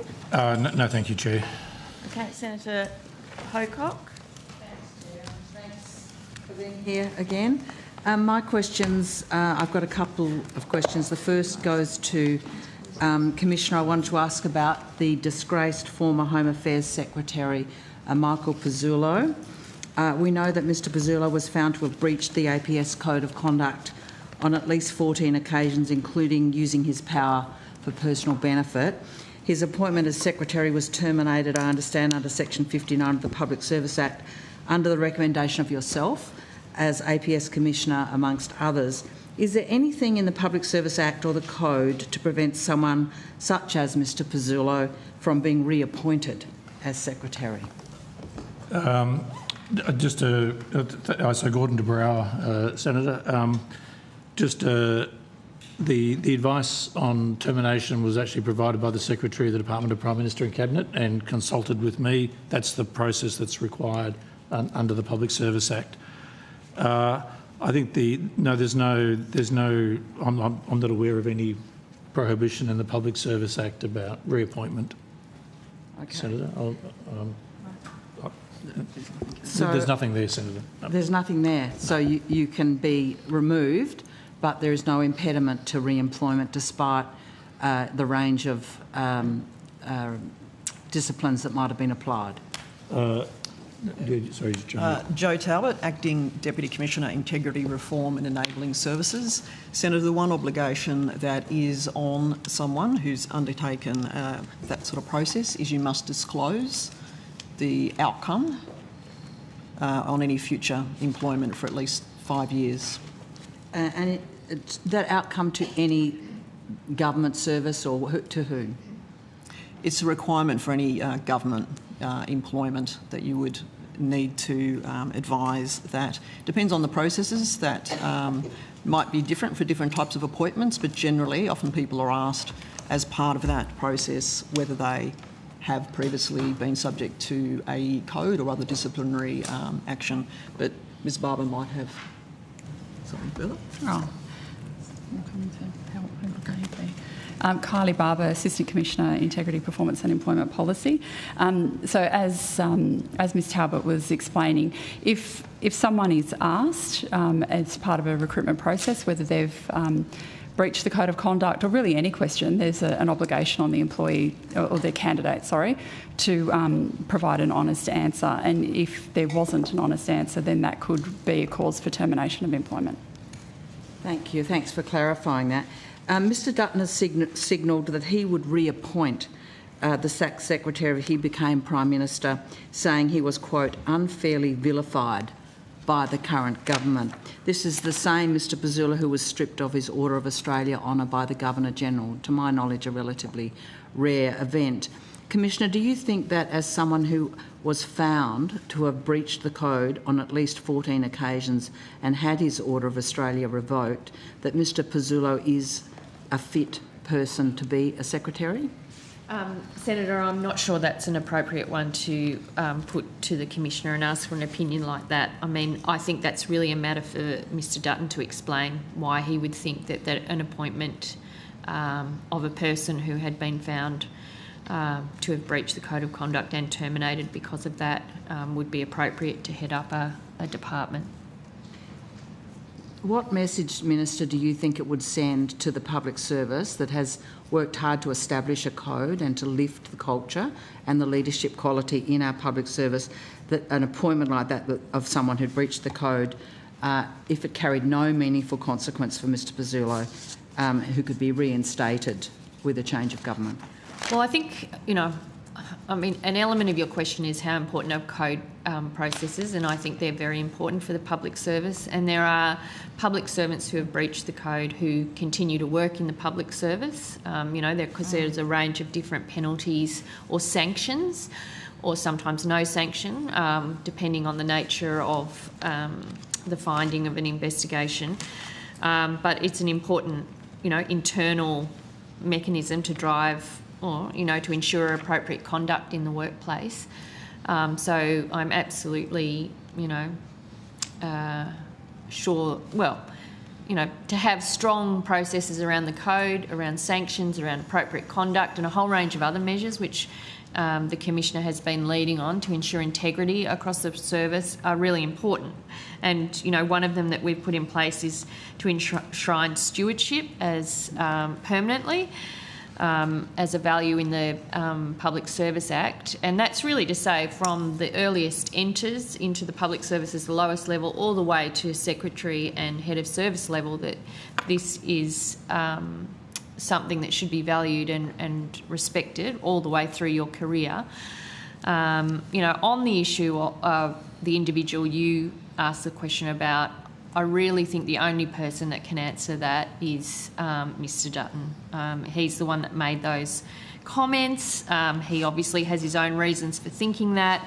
You know, the government's position has been clear in terms of the advice that was provided through the Commissioner and the Head of Service.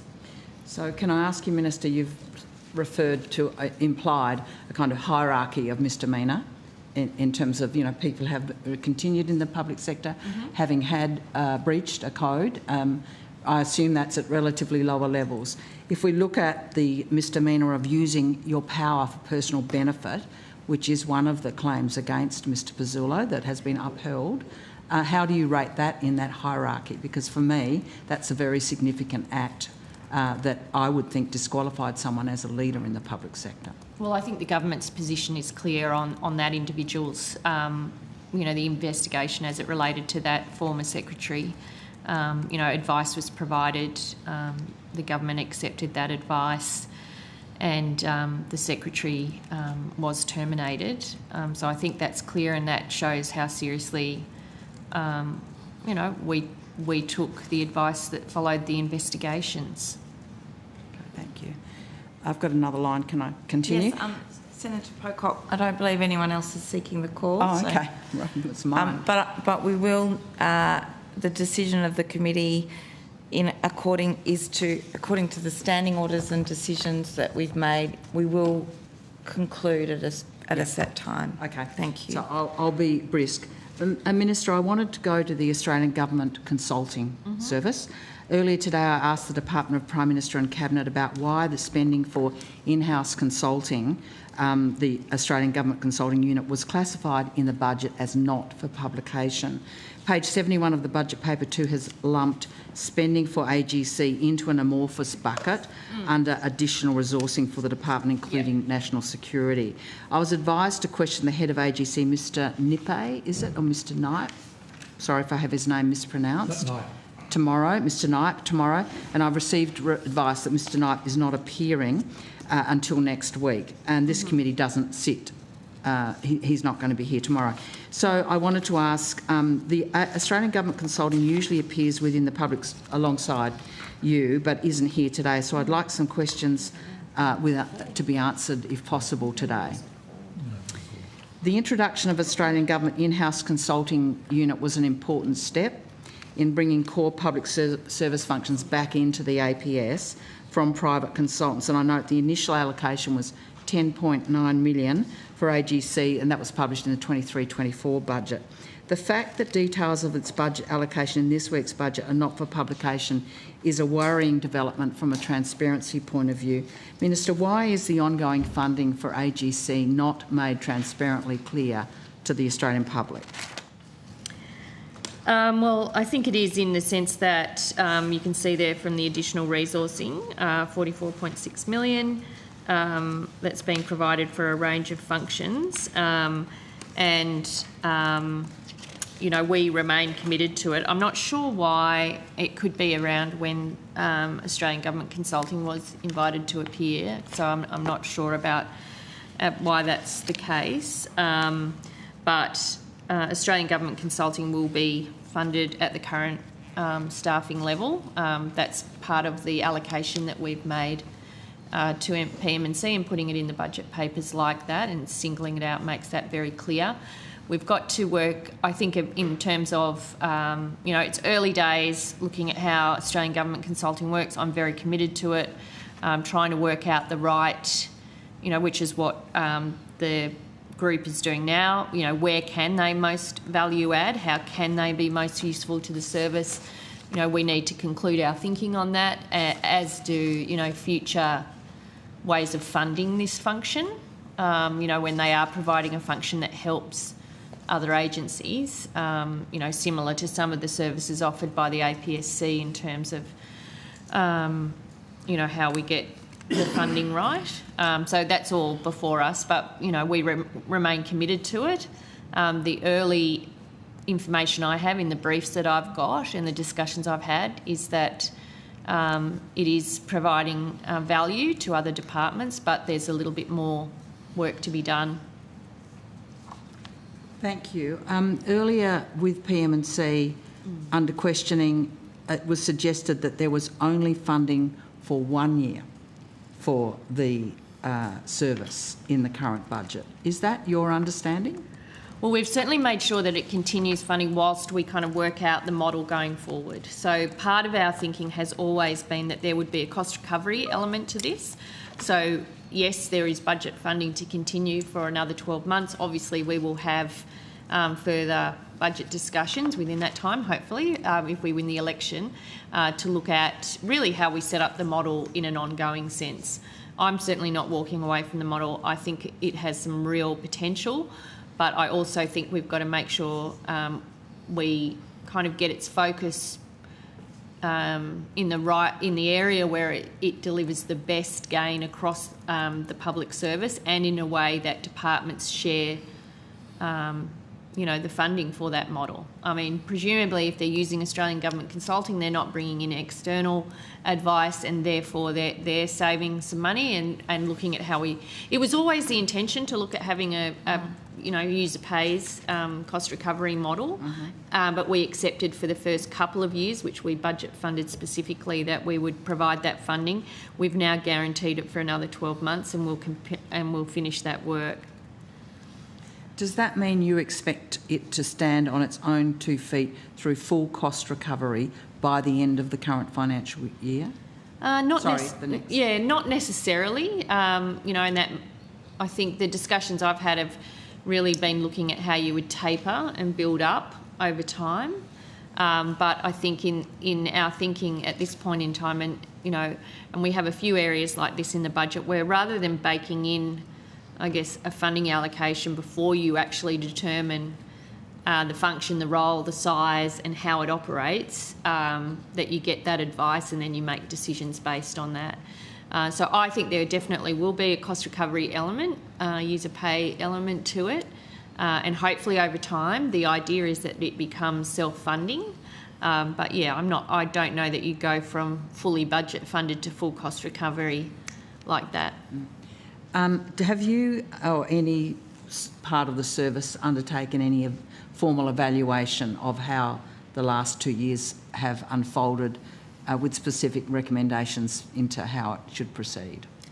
Well, I think that's what we're hoping for in the next, within the next 12 months, so within the next really budget cycle. I've definitely had briefings. I've definitely had advice from Australian Government Consulting about the areas where they think the opportunities lie.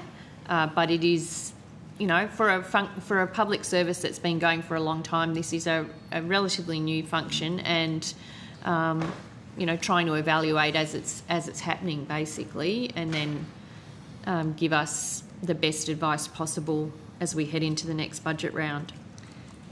I haven't had, just a final question, you haven't given me a firm figure for what is in the budget for this next financial year, but I have heard you say you expect it to be funded at the current staffing level. Have I understood that correctly? Yes, we want to see it maintained at the current level of staffing resources going in.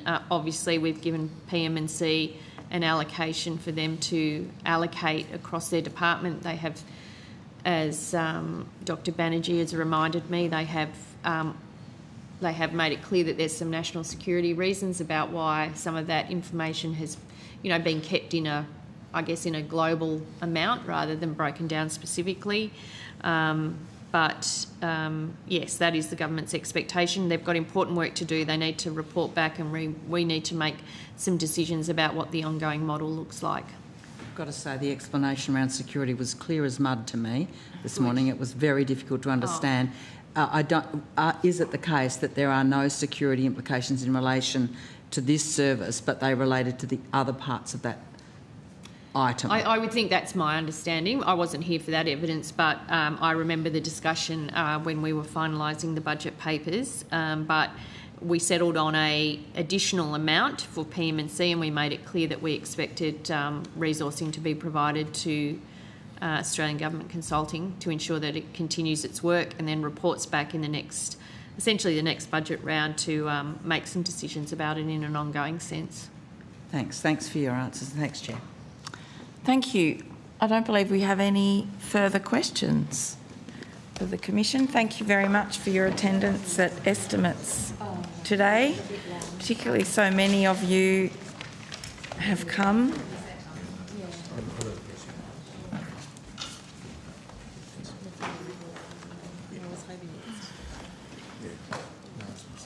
Thanks. Yes. Yes. I was spoken to Paul because how it's going to be communicated. Yes, they were very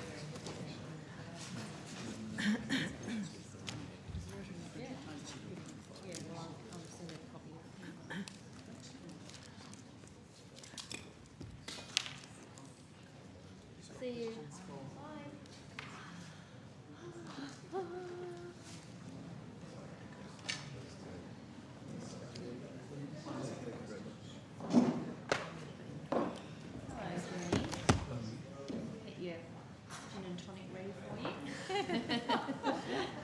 Thursday afternoon. Yeah, 5 o'clock. Well, it's past 5. It's a special jug over here, so. Yeah. Oh, no. You were on it earlier. I saw you on the TV.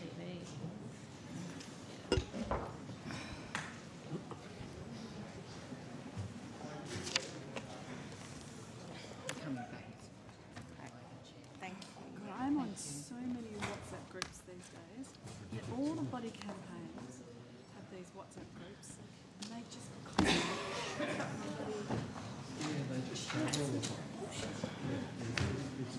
I don't know what this is. I remove myself.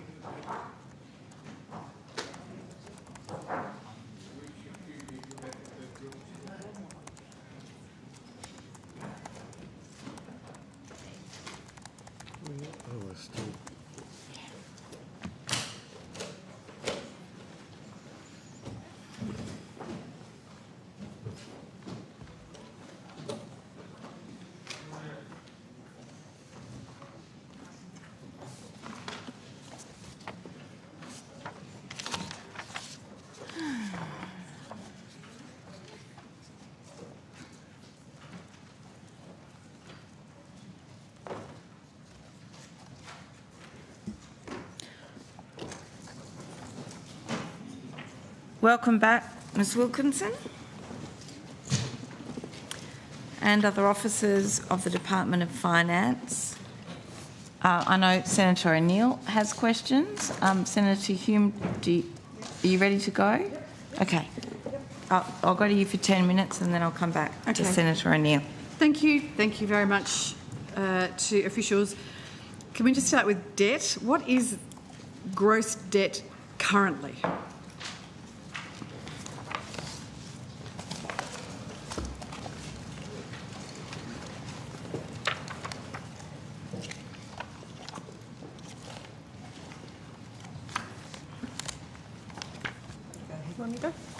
Kath Patterson, Deputy Secretary, Budget Group.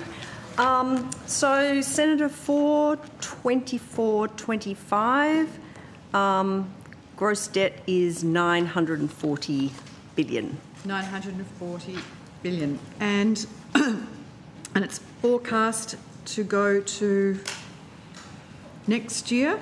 Well, page 158, which you're probably reading from, has that.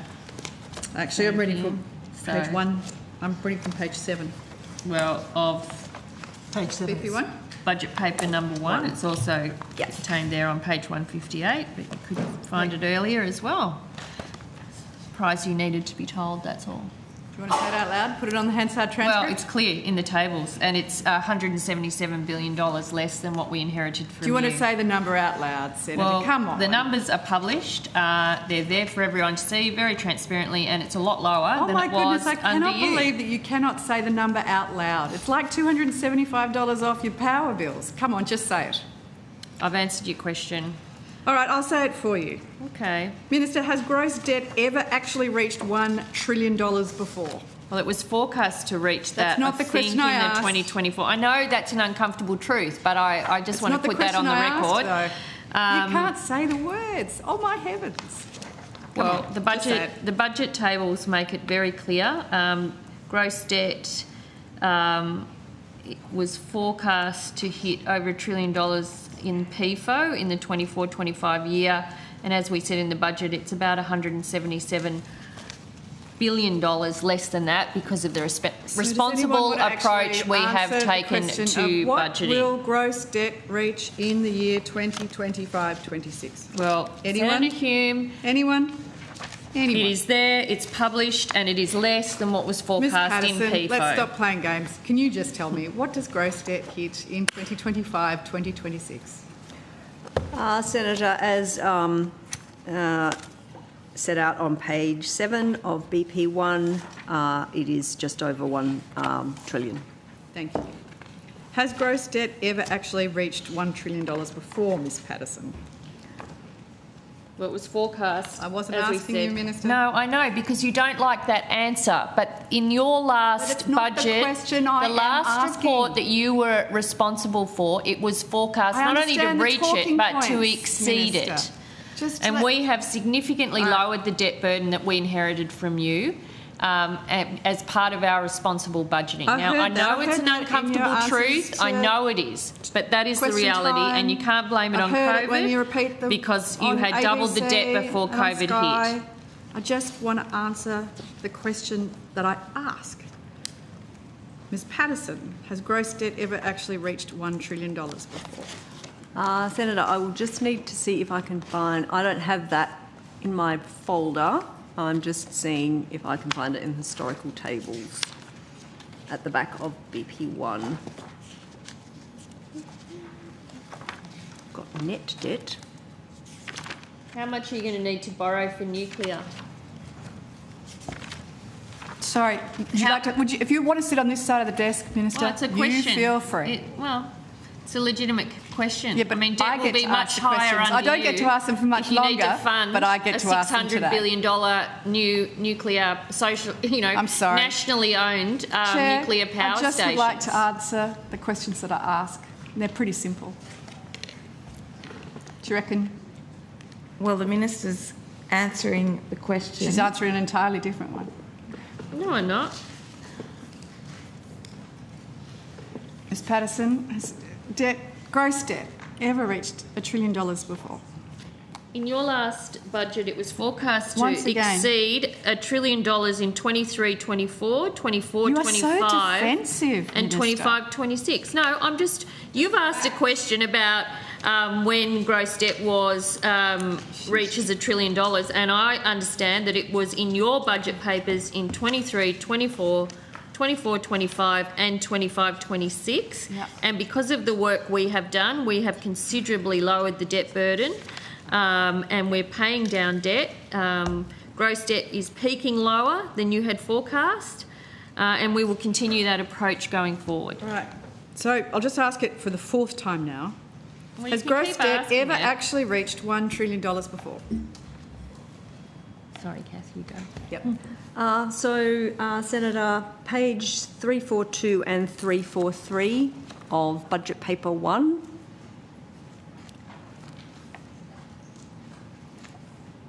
Yep. If you look at end of year figure, you can see those figures line up with the figures on page 7. So the 940 in 24-25 onwards. So I'll just ask for the fifth time now. Has gross debt ever reached $1 trillion before the year 2025-26? Definitely been published that we would exceed it, and that happened in 23, 24, Oh my goodness. 24, 25, 25, 26. I'm just going to ask There for you the go. sixth Well, you time can keep wasting once. your time, Yes or Senator no? Hume. Keep going. Keep going. It's such a simple question, Minister, Yes, and you are Senator, so and we have defensive. answered it for you.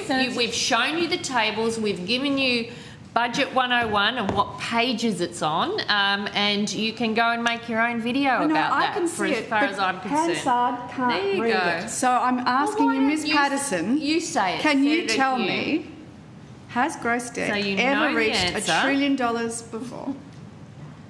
Senator, based on those two tables, no, it has not. Thank you.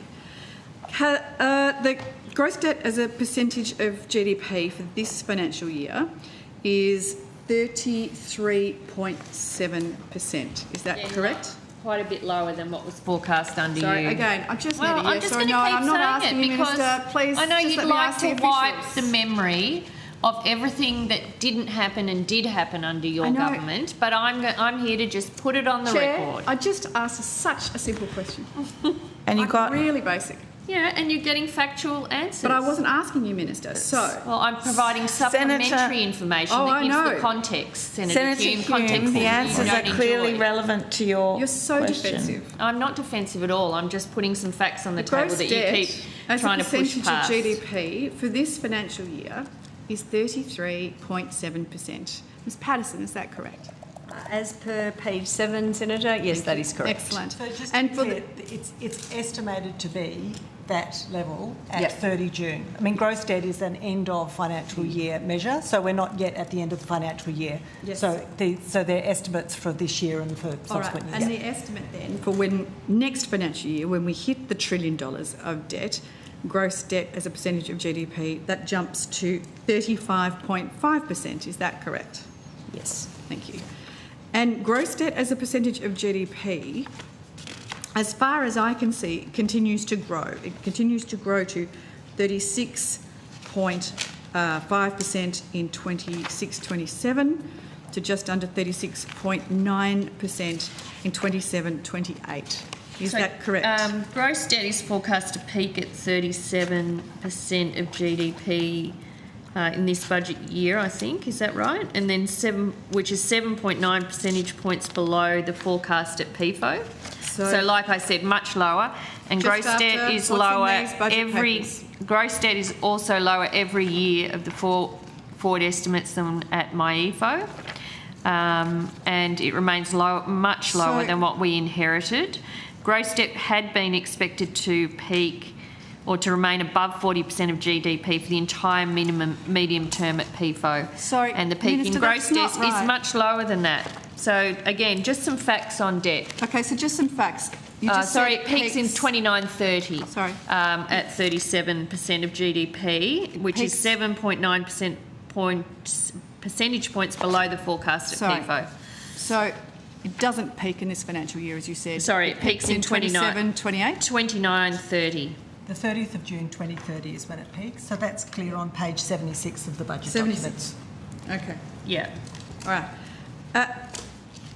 The economic and fiscal strategy in the budget, which is on page 58 in BP1, notes that the government's fiscal strategy is underpinned by, and I just want to quote this exactly,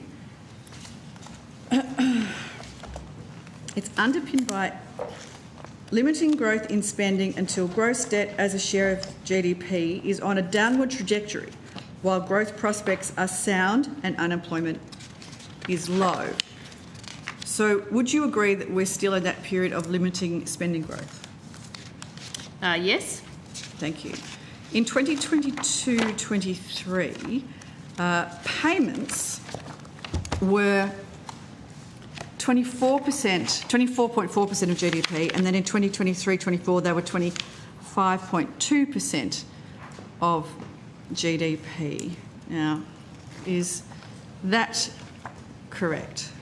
So against the fiscal strategy, of which there's a number of elements, of which you're asking about one, limiting growth in spending until gross debt as a share of GDP is on a downwards trajectory, while growth prospects are sound and unemployment is low, of which this budget, of course, delivers upon that. Real spending average 1.7%, debt is $177 billion lower than we inherited. Now, there are other parts of the fiscal strategy, allowing tax receipts and income support to respond in line with changes in the economy and directing the majority of improvements in tax receipts to budget repair. We've banked 69% of upgrades since coming to government, which of course is much more than was under your government, which was much lower, I think on average around 40%. Improving the efficiency, quality and sustainability of spending, we've found almost $95 billion in savings, including savings in this budget. Of course, your last budget there was no savings.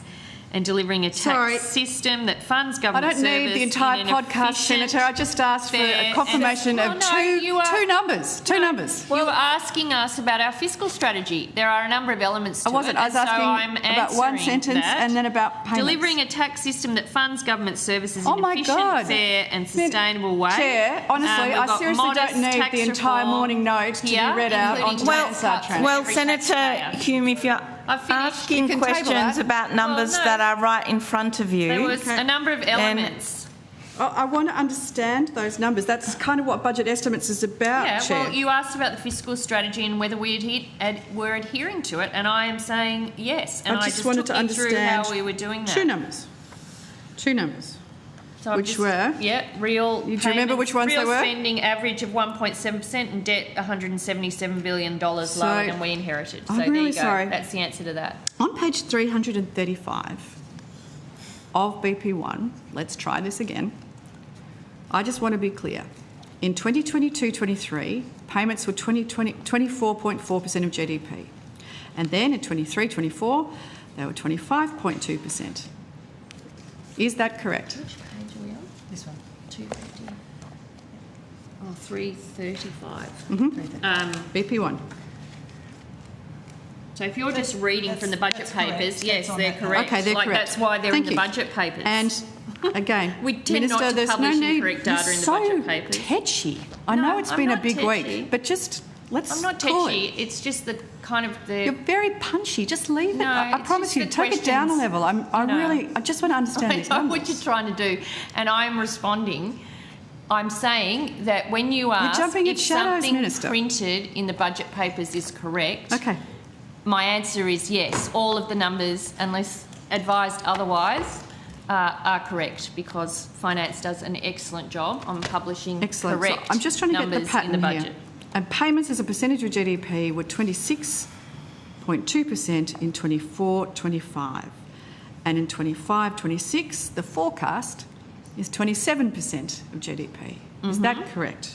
Yes. Yes? Terrific. Yes. Thank you for the Hansard transcript. That is very helpful. Yes. So each year, the proportion of the economy that is government spending is growing.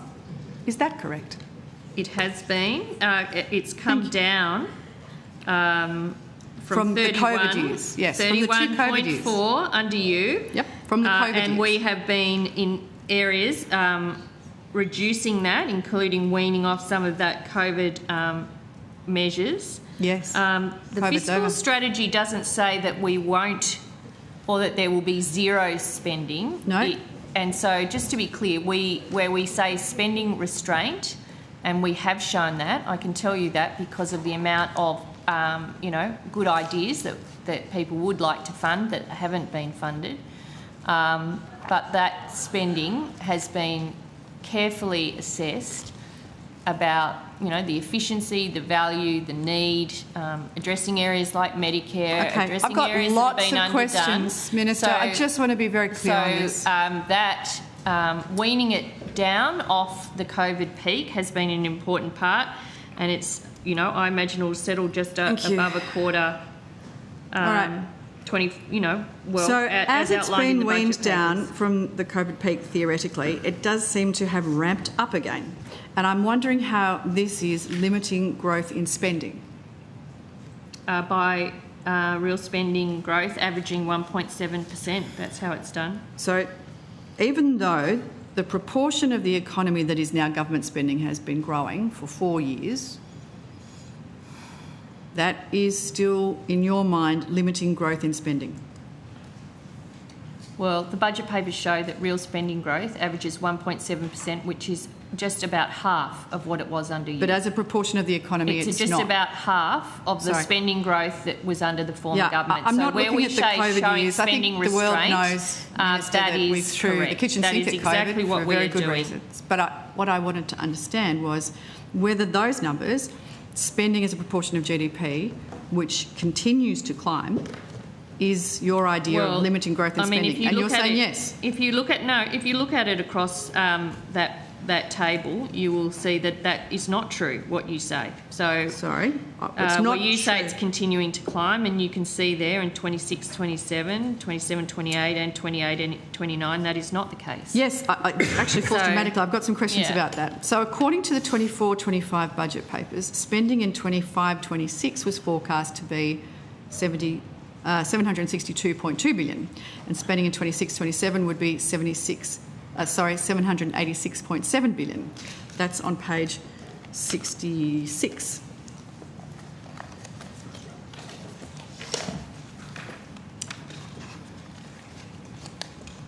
Okay, but the 25-26 budget papers show that payments for 25-26 and 26-27 are forecast to be $777 billion and $802 billion respectively. Yeah, which is also lower than what was forecast at PFO.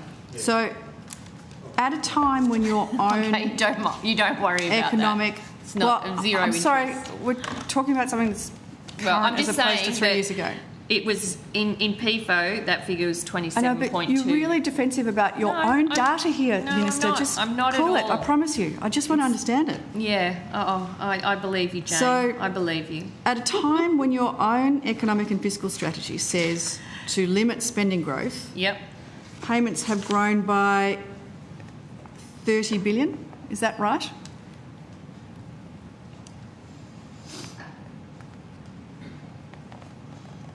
Well, the payments have grown as outlined in table 10.1, and it's lower than what you forecast at PFO, and has come down considerably from the 31.4% at 2021.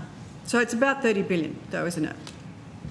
Well, I don't have a calculator here, Senator Hume. I presume you may have that before you. So we'll take it as read. It is 30 billion. I don't really take your numbers as read, but it is as outlined. They're your numbers. It is outlined as table 10.1.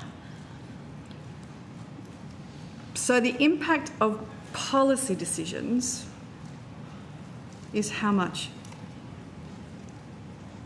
in that 30 billion? Well, there would be a component of that. We'll see if we can. I don't know if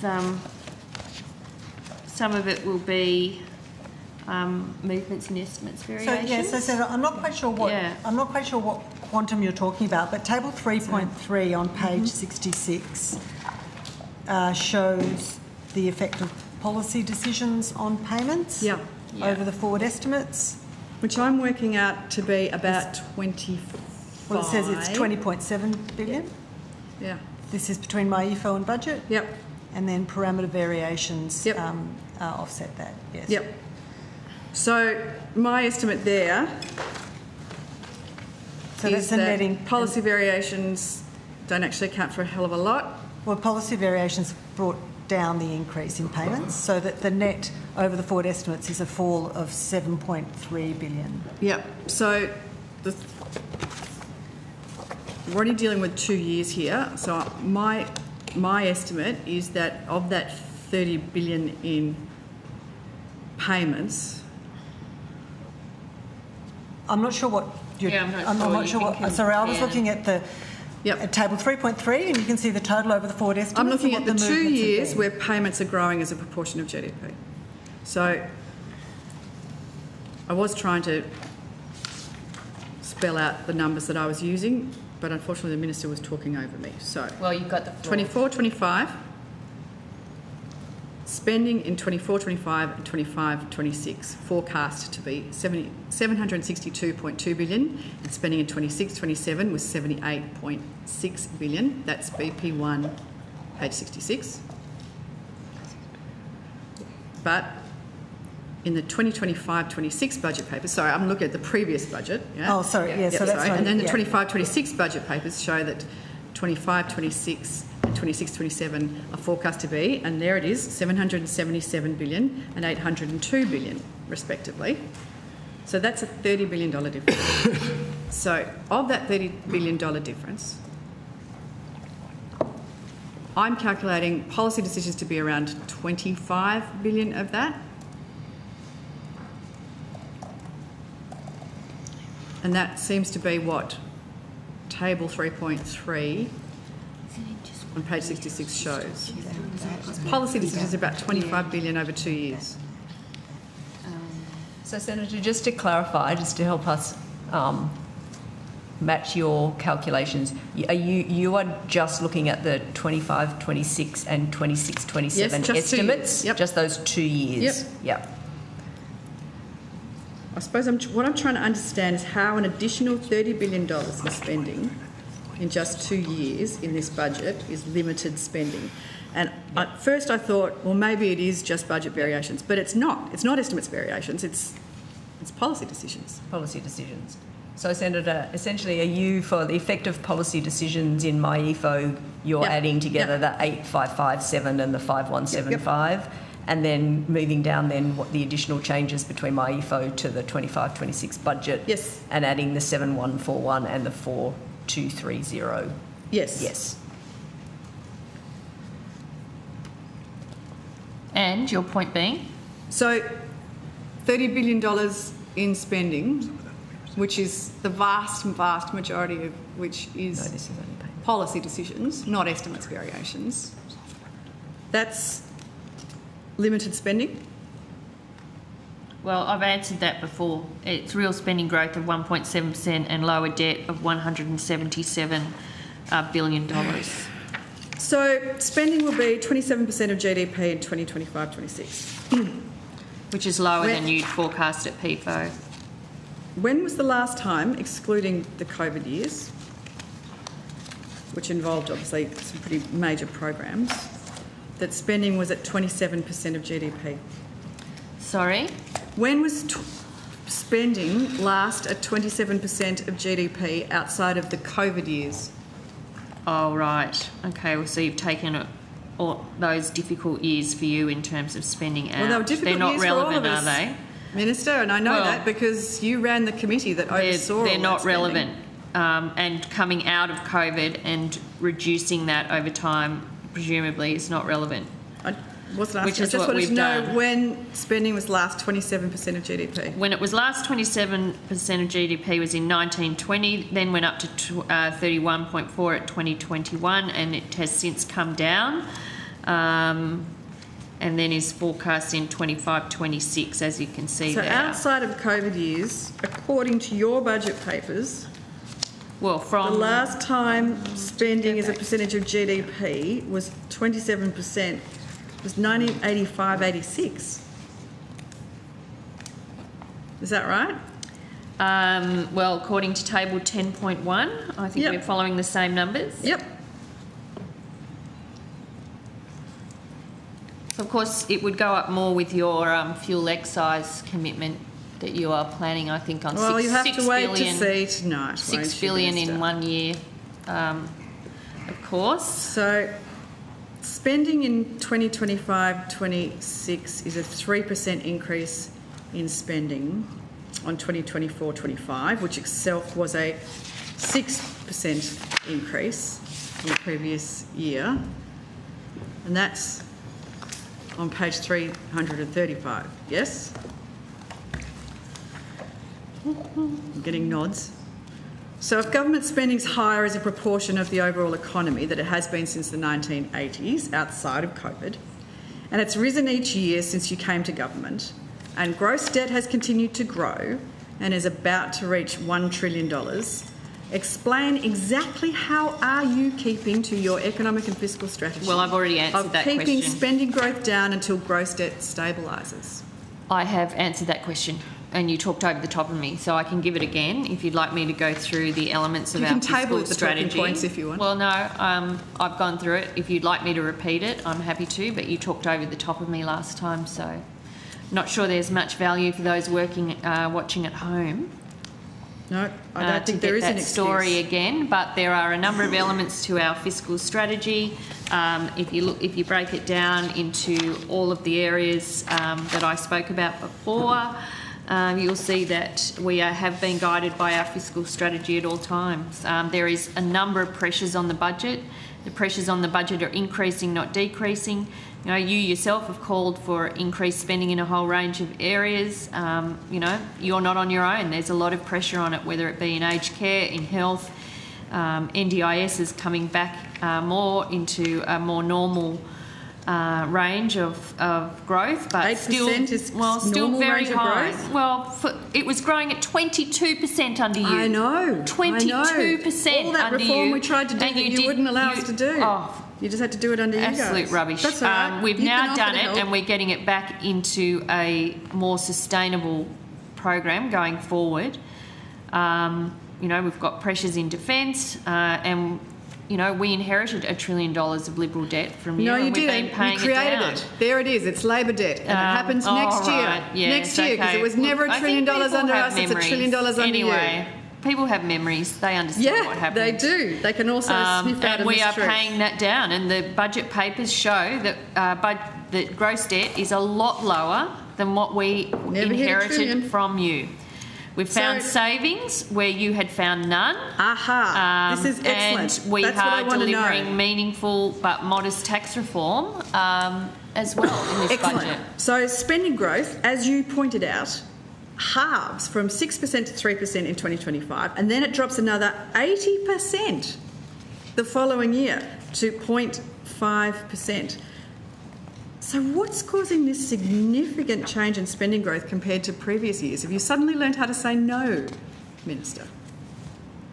Well, the budget reflects the decisions of government, Senator Hume. What's causing the drop in spending growth? Well, the budget reflects all of the decisions of government. You can't explain it? Well, the budget explains it. Like, it reflects the decisions of government in a very transparent and open 2.9% way. to 6%, 3%, it grows and grows and grows, and it comes crashing back down in the following year. And you can't explain it? Well, I can explain it in the sense that all the decisions the government have made are reflected in the budget papers. You had so many talking points for every other issue. No. You don't have any for this one? Well, that's the answer. That's the answer. I can't help it if you can't, you know, process that. That is the answer. Okay. I'll take your word for it. I have plenty of other questions, Chair. I wonder whether you would like me to Senator move on. O'Neill's been waiting for the call, so Senator O'Neill. Thank you very much. It's nice to be back with this committee, and certainly I've asked many times in this committee and in two separate parliamentary inquiries about the way that the former coalition government's cuts to the public service led to an over-reliance and massive spending on external consultants. The coalition have announced that they intend to cut 40,000 jobs from the public service if they win government and bring the public service back to the coalition's 2021-22 levels. Could I ask, are you familiar with the 2021-22 Australian Government Audit of Employment document? Yes, because Finance did that work. Yep. Thanks, Minister. I've got copies here to table because I've got a couple of questions. Yes? Yes. Thank you, Senator O'Neill.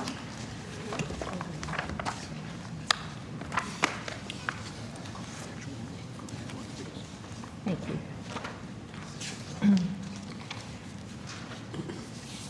Now, based on my reading of the report, which will be coming to you in just a moment, if I can draw your attention to page 3.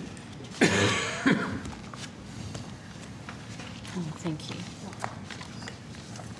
This audit in 2021, at the staffing levels, the current opposition leader Peter Dutton and the Shadow Treasurer Angus Taylor say they wish to return the coalition under a coalition government too. The spending is allocated here. So what I see is that at that time, 21-22, under the coalition, they spent almost $21 billion in 1 year on external labour consultants across consultants, contractors and labour hire. Is that correct? Yes, Senator. And the part that refers to that and puts that on record, is that paragraph 2 on page 3?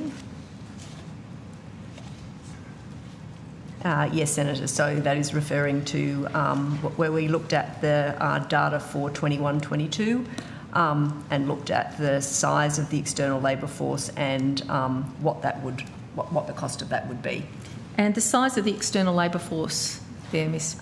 From that audit of employment was 53,900. So pretty close to, for general Australians who are looking at this, how many people was Senator Hume and her colleagues employing? How many were they employing in full-time positions on top of the APS through consultancies, contractors and labour hire? And the answer is 54,000 in rough numbers. In rough numbers, yes, Senator. Thank you.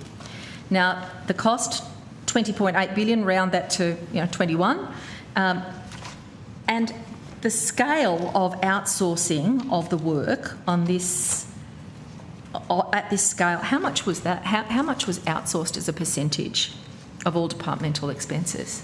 So, Senator, as set out on page 3 of the report, around 1 in every $4 spent by agencies for departmental purposes was on external labour services. So 1 in 4, if you're not into fractions, maybe percentages translate a little bit clearer for you, 25% was actually being outsourced to the consultants that I think have been properly documented in the course of these inquiries of this Parliament as ripping off the Australian taxpayers. And that is what the current opposition are saying they want to go back to. Is it fair to say that this means the figures that we've seen here describe the kind of public service structure and obscene spending on consultant and external labour hire that the current opposition are proposing to return to? Well, yeah, it's probably difficult for Finance to answer that. It certainly looks like it to me from the public commentary and from a number of spokespeople, including Mr Dutton and Senator Hume and Mr Taylor. It would seem that they are wanting to cut 40,000 jobs. If they do that, it will have a massive impact on the public service, and its ability to do its job properly, and so they would have to outsource and bring in that labour. There is absolutely no way you can cut 40,000 jobs and not replace them somehow. And I think what the audit showed was that the way they had kept the public service artificially low for so many years was by employing essentially employing people off the books because they weren't reported through the budget papers as ASL in the normal way, and they were kept out of the accountability and transparency that's provided through committees like this. And you can know this because departmental expenses kept going up, but ASL remained flat. And so the outsourcing was the gap between departmental resourcing and actual ASL being reported. So, to be clear, what they're proposing is to go back to the bad old days, which we've just described, at the levels of 1 in 4 being outsourced workers if they're actually going to provide any services at all. Well, what they're promising, it seems to me, is a 20% cut to the public service, and they would need to replace that because the new jobs have been in all of those frontline areas: ATO, Defence, National Security, Home Affairs, Services Australia, of course, and DIA. Now, they are all front-facing agencies that had significant pressure on them and also challenges about delivering service outcomes. So if those are the jobs that are to go, which are the jobs that we have, a third of them have been actually replaced from labour hire, and then there's been additional resourcing on top of that, they would have to employ external labour to do that work. There's just no way. The people of Australia would not get their payments on time. They would not get, their social security handled properly. Veterans would go back to 42,000 unallocated claims, in which we know of veterans who died waiting to have their claims allocated. That doesn't happen anymore, and it doesn't happen anymore because we've got people actually doing the work. Minister, you oversaw the creation of an in-house consultancy capacity within our public service, which has provided a real alternative to purchasing the services of external consultants. And we know from our inquiries that those sorts of consultants appear to charge a very significant premium without proper expertise, that we were paying for things that we weren't getting, essentially, under the former government. In coordination with Treasury Ministers, we've also seen a wide range of action cracking down on misconduct with the big 4 consultancies in particular. I'm of the view that these announcements have actually created a safer and more sustainable government use of consultants and labour hire only when necessary. My question is, can you or the department, if it's appropriate, explain the way in which these announcements undertaken on your watch, Minister, have positively impacted both the security and the stability of government departments?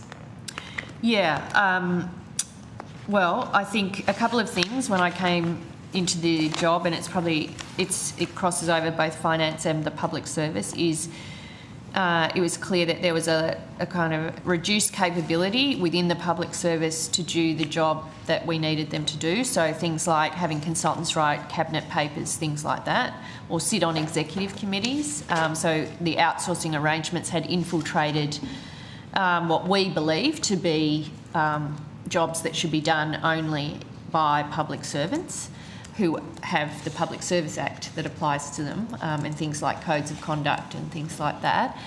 And then the separate, so there was a lack of capability or a reduced capability, because I don't want to look like I'm, being critical of the public service, because it wasn't the public service's fault. It was decisions of government that had enabled that environment to occur, or it had to occur because agencies were not allowed to employ staff through the Public Service Act. There was a directive that they weren't allowed to. But if you get extra work and you have to deliver, then the agencies had to work out a way to deliver that work. And if you're not allowed to employ people on the books, you go off the books. So I don't blame the public service for that at all. It was the decisions that had kind of created that environment.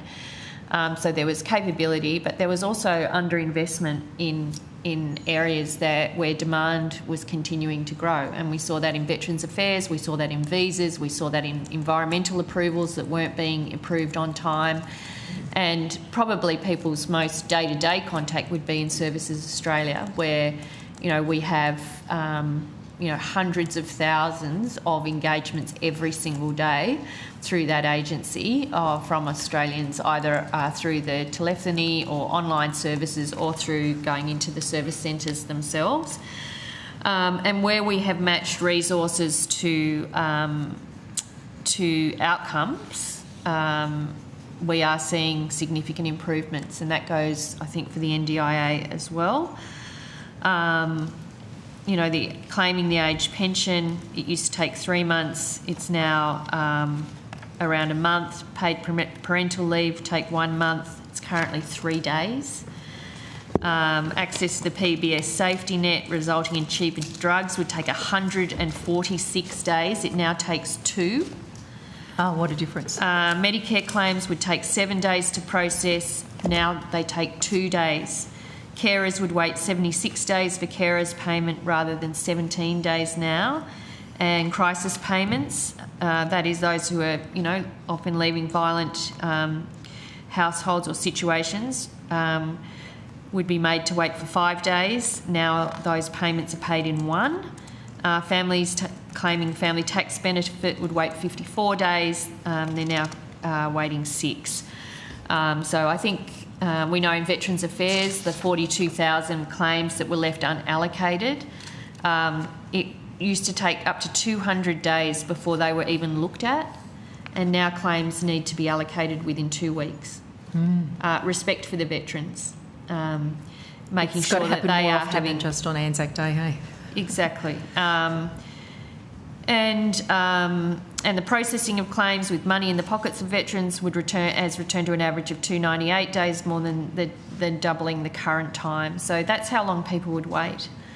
And environmental approvals, for business, they have more than doubled the on-time approvals for projects.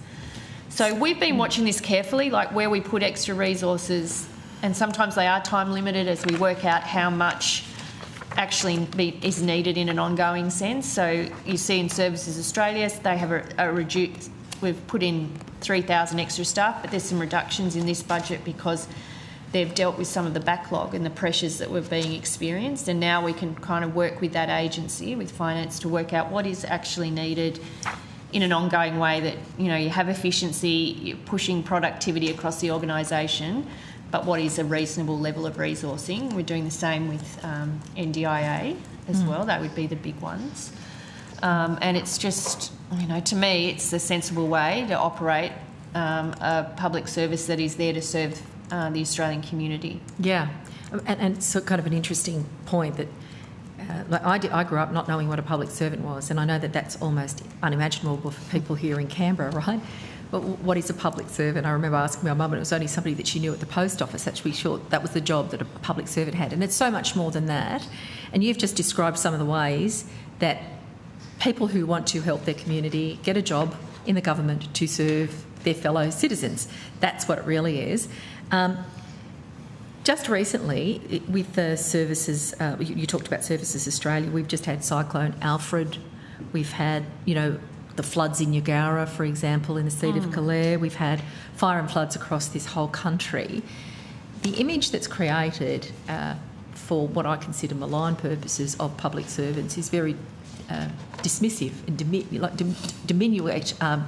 diminishes the value that they have, pretends that they haven't got important skills and they're not important to the public. How vital people who are just called frontline staff, or who are derided as somebody who's sitting in their cardigan in a back office on the phone, that's very insulting. But how vital are those people to being able to respond to things like Cyclone Alfred? Well, Cyclone Alfred is a great example, actually. I think of how the public service work in the interest of the nation, because if you remember previous natural disasters, there's been some criticism usually from the states, or from how long it took to get defence personnel out, or waiting for payments in particular, and getting help on the ground. And I think a combination of the work actually of Senator Sheldon and Minister McAllister being on the ground in both New South Wales and Queensland, NEMA, which didn't exist before, so that's part of the new jobs are in NEMA, which coordinated and got rave reviews from the states, both of those states, about how it played that coordinating function across throughout the emergency. So for people who don't understand and have never heard of NEMA, like that's something that's happened. Yeah. What does it stand for, and why is it so important? Well, that's the National Emergency Management Agency, and while states and territories have primary responsibility for responding to emergencies, I think there had been a growing, as we get more frequent natural disasters, fires, cyclones, floods due to climate change, that people were increasingly looking to the national government about, when there's times like that, how you respond. And so NEMA has really stepped up into that space, and the feedback from those jurisdictions has been extremely positive about having a sort of a Commonwealth coordinating body that is able to work with state governments, coordinate the Commonwealth as well, and make sure, on whether it's in recovery or emergency, that there are resources going where they need to go and in very quick fashion. I think the last figures I saw was around 170, approximately, to be a bit more now, $1 million have been paid out by Services Australia through those crisis payments since Cyclone Alfred occurred. And not only that, we've had staff of Services Australia in the recovery centres, often in the evacuation centres, actually there, and many of them are members of their, of course, local community. So they're not only, might be experiencing the emergency themselves, but they're also there on behalf of the Commonwealth, providing that assistance to people. It was an extraordinary effort, and the fact that there has been almost no criticism or complaint or concerns raised, I think, again, goes to an example of what happens when you resource your public service properly to do the job that you're asking it to do, and not pretend that you can deliver this kind of response without the resources. Yeah. And they're skilled up, and that knowledge then is a national asset that stays around for the next time we're under threat, and we can improve our processes. I just want to compare and contrast that with some of the sorts of behaviour that we've seen from consultancies. So, for example, if a consultancy company were brought in to do the function of NEMA, even if it stood up once and it went away, all that knowledge would be gone. But what sort of integrity they have is also really important to make sure that Australian taxpayers get value for their money. So this is just a short list of a few things that we've seen about the consultancies and the consultants who were actually getting $21 billion and were populating out the services with 54,000 of their people who were landing and expanding into the public service. So former Deloitte partner David Milo was exposed for using government documents obtained at Deloitte to help tender bids for his new firm Synergy 360. EY faced furore over work completed for the Climate Change Authority, which made favourable findings for a US company called Vera, which was simultaneously its own client. BCG faced scrutiny for exorbitant fees charged for seemingly minimal work completed by the former New South Wales Coalition.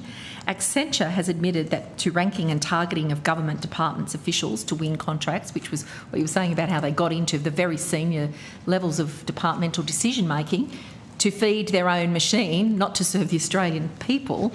KPMG had to come clean on its internal cheating scandal, not because of Australian regulators, but because the US PCAOB found out that they were cheating on their ethics tests. McKinsey faced questions over its consultation on the Morrison government's net zero strategy. At the same time, it was representing a major fossil fuel company, and of course, that's all before we even get to PwC and their egregious misuse of confidential information.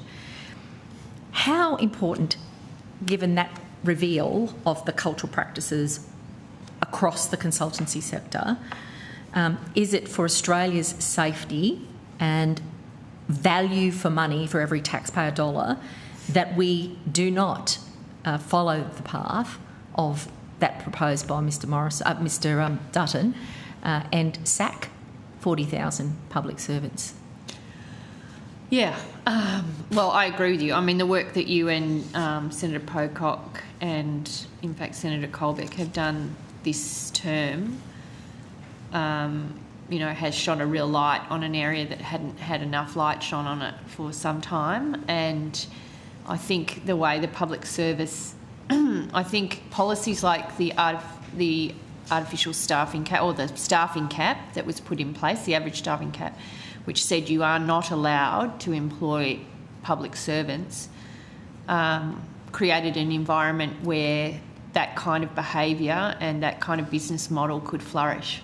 And I think it was expensive, it reduced capability, and it, infiltrated, I guess, public policy making at a level that we hadn't seen before. And I don't think that was positive for the outcomes for the Australian people or the public service at the time, in terms of it as an enduring institution fundamental to the health of our democracy. I mean, that's the approach, or that's the view I have of the public service. It's not one shared by Senator McGrath and his colleagues. Could I ask you, Secretary Wilkinson, the cuts that are currently proposed, it's 40,000 APS. What would the impact of a cut like that be on your department? So it's hard to answer that question, Senator, because if you like, the policy detail hasn't been released. I'm not sure that I'm in a position. It's inestimable because Mr Dutton still hasn't told anybody what he's actually going to cut. Is that it? Well, I think it's difficult for officials to be answering questions like this, which are, inherently political in nature, especially on the eve of an election where this will be front and centre. But we have assumed the 40,000 job cuts, that the 40,000 people they are going to sack are the ones that they see as wasteful, which seem to be the new jobs that have been added to the public service since I started the work of rebuilding and reinvesting in the public service in 3 years ago. So we've taken it to be that. In that case, that would be 7,700 national security jobs, so that includes defence, 5,500 jobs in the National Disability Insurance Scheme, and we just heard from Senator Hume that she doesn't believe 8% in that is sustainable, so I presume that means further cuts from the opposition to the NDIS. 3,500 jobs in Services Australia, 2,600 jobs in the ATO, 1,300 jobs in Department of Veterans Affairs. They are the main agencies where we've provided a significant amount of additional resources for the reasons I went through before. So can I just table a document that goes to exactly, the matter that I think is focusing the attention of all Australians? I mean, we're in the approach to Anzac Day, and looking after veterans and remembering veterans is more than a one-day task for all decent Australians. So can I just table this document from the Sydney Morning Herald dated March 26? Thanks very much. It reports that the former coalition government cut more than $430 million from the Department of Veterans Affairs, and it refers to that backlog that you were talking about, 42,000. That's a huge number of Australian service personnel. Compensation claims that existed under the coalition. Is this the kind of outcome that Australians could reasonably expect, not just in Veterans Affairs, but across a wide range of frontline services, if the coalition cut those 40,000 government staff that they're saying they're going to cut? Yes, I would say so, without a doubt. I think if you don't resource Veterans Affairs properly, you will not be able to process the claims. And that is what we saw. It's what the Royal Commission saw. They had a close look at this. And the fact that veterans were waiting, unsupported, waiting for their claims to be even allocated, not even processed, allocated. 42,000 unallocated claims. It was an extraordinary area of neglect. And in fact, I think you remember at the end of the last Parliament in 2022, the Minister for Veterans Affairs, I think he actually resigned over it and said, because it was such a failure. Well, because they had refused to fund the staff that he needed to do the job. And that's the kind of public service those over there want to go back to. So I know that Senator Hume this week was defending the position and seemed to be completely oblivious to this reality that I think ordinary Australians are hearing about and are ashamed about. Like, we support our veterans. We need to make sure that we look after them if they have a claim. You mentioned the Coalition's Veterans Affairs Minister, Mr G, I believe, in your answer there. And now an independent, he actually said that there is a clear link between the backlog that we've been talking about and very sadly, the despair that overcame people and the suicide rates within that particular community. And this is a serious and disturbing question to actually have to ask, because there were real consequences for cuts to, seriously malign public servants. The people who weren't able to do the job were public servants because they weren't there. The job didn't get done. Do you think that the cuts to public service, which the opposition are proposing, are likely to risk the distress that veterans experienced then? And will that sort of spread to other parts of the community, people in crisis? If the opposition is successful in forming government, what will the impact of the loss of 40,000 be in terms of real human cost? Well, I think if a measure of future performance is past performance, we would go back to exactly that scenario. I mean, if you're going to cut those jobs, you will not be able to process claims. Veterans will not get their compensation claims dealt with, and they will not get their payments. And we know from the Royal Commission how stressful that was for veterans following their, their service to the country. And it was just an appallingly shameful situation that existed. And that department was not resourced properly. It was unable to do its job to the point that a minister actually resigned because the government refused to allow veterans to get their compensation claims. That is what happened, and that's what will happen again. Senator O'Neill, you've had half an hour, and Senator Hume just had half an hour. I'm just going to do one quick question of my own and then come to Senator Pocock. Minister, in listening to that discussion about the impacts of the loss of public servants, clearly if Australians can't access their entitlements under a Dutton government, that's also going to save their bottom line a lot of money, isn't it? I love the way that sounds. Yeah, I'm not sure veterans would. Well, if it takes longer to access your entitlement.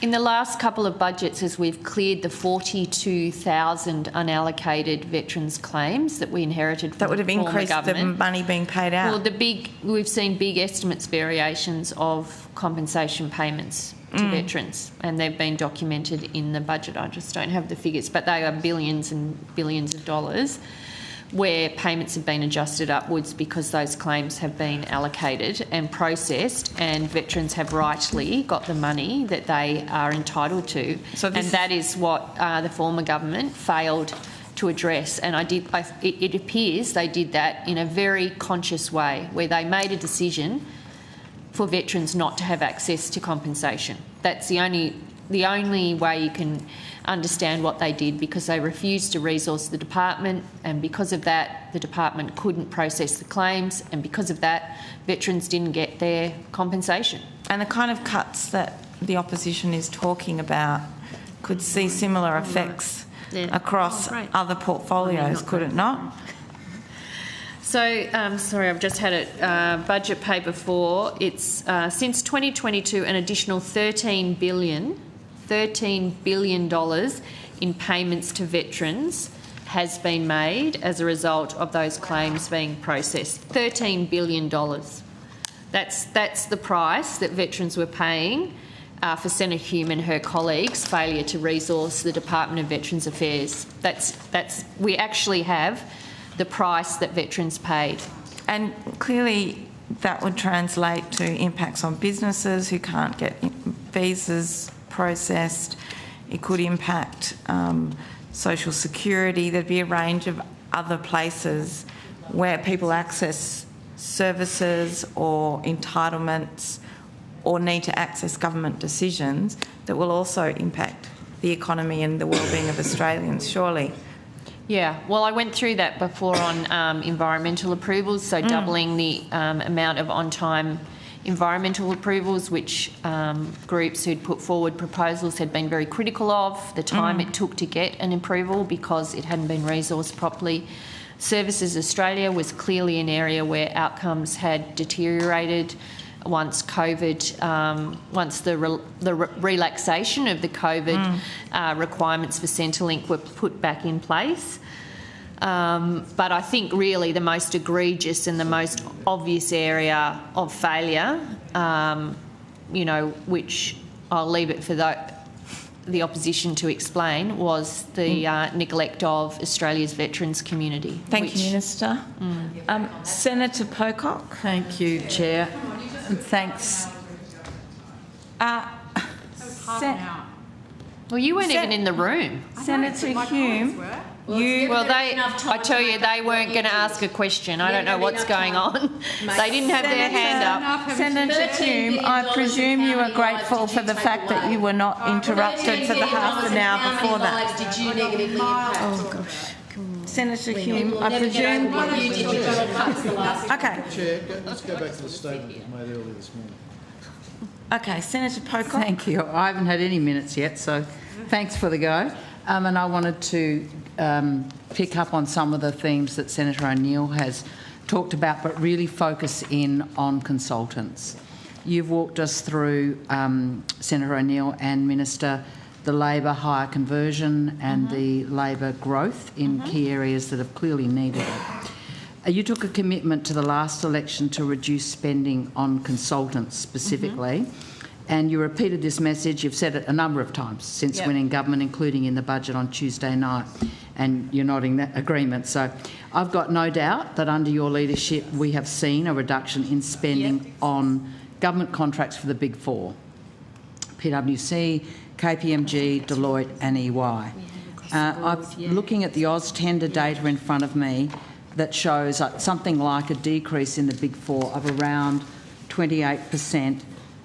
Between 2022-23 and 23-24. Does that sound about ballpark right? I don't have the figures in front of me, just see if officials could help, but there's definitely has been a decrease. It's hard on AUSTender. It's, you know, and I found this when I was asking questions of departments as well. AUSTender is hard. It's a hard kind of piece of infrastructure to get. It's very difficult. Yeah, to navigate and to pull the information you like, and we would like to make it easier and more able to do the kind of searches that many senators would want. And sometimes big contracts are led in 1 year that are multi-year that kind of can distort that picture, so it is hard to measure it, but I'll see if... Maybe we could just agree that there has been a significant decline in the Big Four. I've definitely seen reports which would indicate that, yes. So let's agree that's not in doubt. What I'm concerned about is the accuracy and the nature, the authenticity of the claim that your government is reducing spending on consultants more broadly as a whole. The AUSTender data, which I've struggled with, but it shows, from what I can see, that in 2021-22, the last year of the coalition, 683 million was spent on consultants, Big Four and the lot. In your first year of government, in 2022-23, spending was reduced by about 100 million, and then the following year the spend increased to over 600 million again, about 643 million from what I can see. That's almost back to the level of coalition-era spending on big consultants. Now, in 2024-25, 3/4 of the way through the year, your government is on track, it seems to me, to spend around 600 million on consultants. My concern is that the reduction, which I fully, absolutely applaud, and so do many of us, around labour and labour hire replacement and so on. But I'm really focused on the consultants. I think the spend reduction there is very slight. Something like, it seems to me, 6% down in the last full year on the coalition level. And I think that is, we've heard the litany of problems with external consultants, not just Big Four, but more broadly. And I feel like the reduction there is extremely disappointing in light of your promise to do significant things on this front. Well, I think, again, AUSTender is hard to draw like from like, and I definitely struggled with that when I was in opposition, trying to kind of get a handle on what was going on, because those sometimes a big, say, defence contract will distort, the outcome, because it might be let over a number of years. I agree that I think there's more we can do in this space. You see some effort in this budget where we've put in another additional year of saving from external labour to be applied across departments. But I agree, I think there's more work that we can do in this space. And as we rebalance the public service and rebuild capability, I think the arguments to reduce it further are stronger. And isn't it the case that spending on consultants has actually increased between 2022-23 to 23-24 under your government? It's gone, from my view of AUSTender, from 588 million to 643 million. I mean, that's a significant increase in consulting. Not quite back to coalition levels, but it's a very flat picture. Is there an explanation? Senator Richard Windia, Deputy Secretary, Commercial Group. I mean, I think you're reading, well, I've got slightly different numbers here, but that actually goes to the AUSTender point and the timing of drawing out the data. I mean, I think there are a whole lot of things going on here, including large consultancy firm contracts totally, large consultancy firms consultant contracts, and whether they're appropriately labelled. So there is I think you pointed it out before. There is a significant decline in the total number of contracts going to the Big Four. Yeah, I've actually got a number of the Big Six. Yeah. But you're right. There is movement. In between the last 2 years. There has been an increase in the consultancy contracts as recorded on AUSTender. What I don't have is what that looks like for the Big Four. So the bucket of money that is going to the consulting sector for me looks very flat over your years of government. There isn't a significant steady decline. There's a shift in who's doing the work. It's very welcome that we see smaller and medium-sized consultants at that table and less of the Big Four.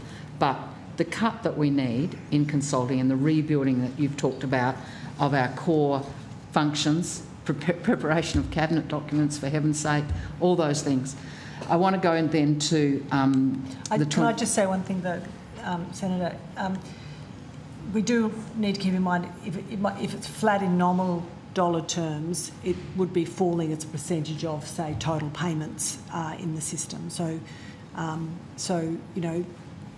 all I can say is that within individual departments, there's no question that there's very genuine consideration given to where you should be using, where you can and should use consultants and contractors. And, to give you an example, in the context of the responsibilities we have for the National Security Precinct, there are clearly some functions there that we think it's very sensible for us to contract out. And then we have very deliberately decided to build internal capability to do other functions, which otherwise, in previous building exercises, have been done by external contractors. So anyway, I just wanted to sort of make... Yeah, I recognise what you're saying. The total spend is increasing. This share may diminish. It's still a disappointing picture, given the egregious behaviour that we've seen, that we know we need to change in our public sector dependence on people who don't do the right thing when they do the work. In the 2024 budget estimates, I asked you, Minister, about how much of the $1 billion in savings on consultants, contractors and labour hire in the last budget would be due to reduce spending on consultants, and you said that would be up to the individual entities. Centrally, we're saying this is the money we'll be removing. Our view is it comes from various sources. So it could be through reductions in labour hire, consultants or contractors. Ultimately, that's a matter for the secretary of each department. So a very devolved model of reduction underway. Well, it's the way the PGPA Act works. Yeah. It's a devolved model of financial management. The accountable authority is understand the secretary. that that's what's happening. But just to clarify, does this mean if no departments or agencies decided to cut consultant spending and found savings elsewhere in their budgets, in those other labour hire, for example, categories, would that be an acceptable response for you? Well, I mean, under the law, they are responsible for the appropriation that they're provided as secretaries. Obviously, they have discussions with their ministers. We've made it very clear that we think and expect that this is an area, particularly where we are providing additional ASL for them to reduce their reliance on consultants and contractors. And I think, I mean, again, you'll have large sort of lumpy bits in areas like defence, but not only defence, I don't want to say it's all them, where my experience, I think most departments have taken that pretty seriously, and we see that reflected in their own budgets, and we remove the money. I mean, it's not as if it's a discretionary... I'm not contesting the labour hires. I'm focusing on the consulting side. It seems to me there's no real mechanism to get people, other than exhortation, to get people to shift their dependence on consultants. It's not reflected in the numbers. And I think that mechanism needs to be there if we're going to see that systemic, significant decline in that consulting mechanism. So consultant budget. So do you recognise the need for the absence of a mechanism to drive that in this devolved model? Well, I think there's an ongoing role to understand what's happening with our workforce and to see to understand what changes have happened over time. And again, we're not going to rebuild the public service in one term. We've balanced, we've provided it with the resourcing. Well, rebuilding the public... Senator Hume, I know you don't understand the public service or value it, but rebuilding the public service is not simply about additional ASL. There is a whole range of other work, which you have chosen to ignore this term, that goes into ensuring the APS can be as strong as it can be. And that it will take longer to rebuild after a decade of neglect from you, making sure that the APS is properly resourced, which, as I've said on a number of times, I think the level of resourcing is appropriate. You said that at 36,000. Yes, and we've converted thousands of your labour hire workers into public servants. So they were being paid for, Jane, they were just more expensive. That's costing. They were more expensive, and you didn't mind that at all. Million, and you've spent Anyhow, Senator Hume, I look forward. I've written to you today seeking a debate on the public service, so I look forward to you accepting that, and I particularly look forward to doing it in Canberra, where you and your colleagues demonise the public service. So I think if your plans are to sack 40,000 Canberra-based public servants, then the least you can do is front up and explain your position to them. If you think this is the way to go on the public service, front up, have a debate with me and explain to people why you think the public servants should have 40,000 of them sacked. $6 billion a year. Well, I look forward to your positive response to that. Can I come back to consulting? Senator Pocock. Thank you. The 2024 update on the Strategic Commissioning Framework, page 6, table 6, says that only 1% of savings by departments on outsourcing has come from reduced contracting of consultants. So it's a really tiny proportion.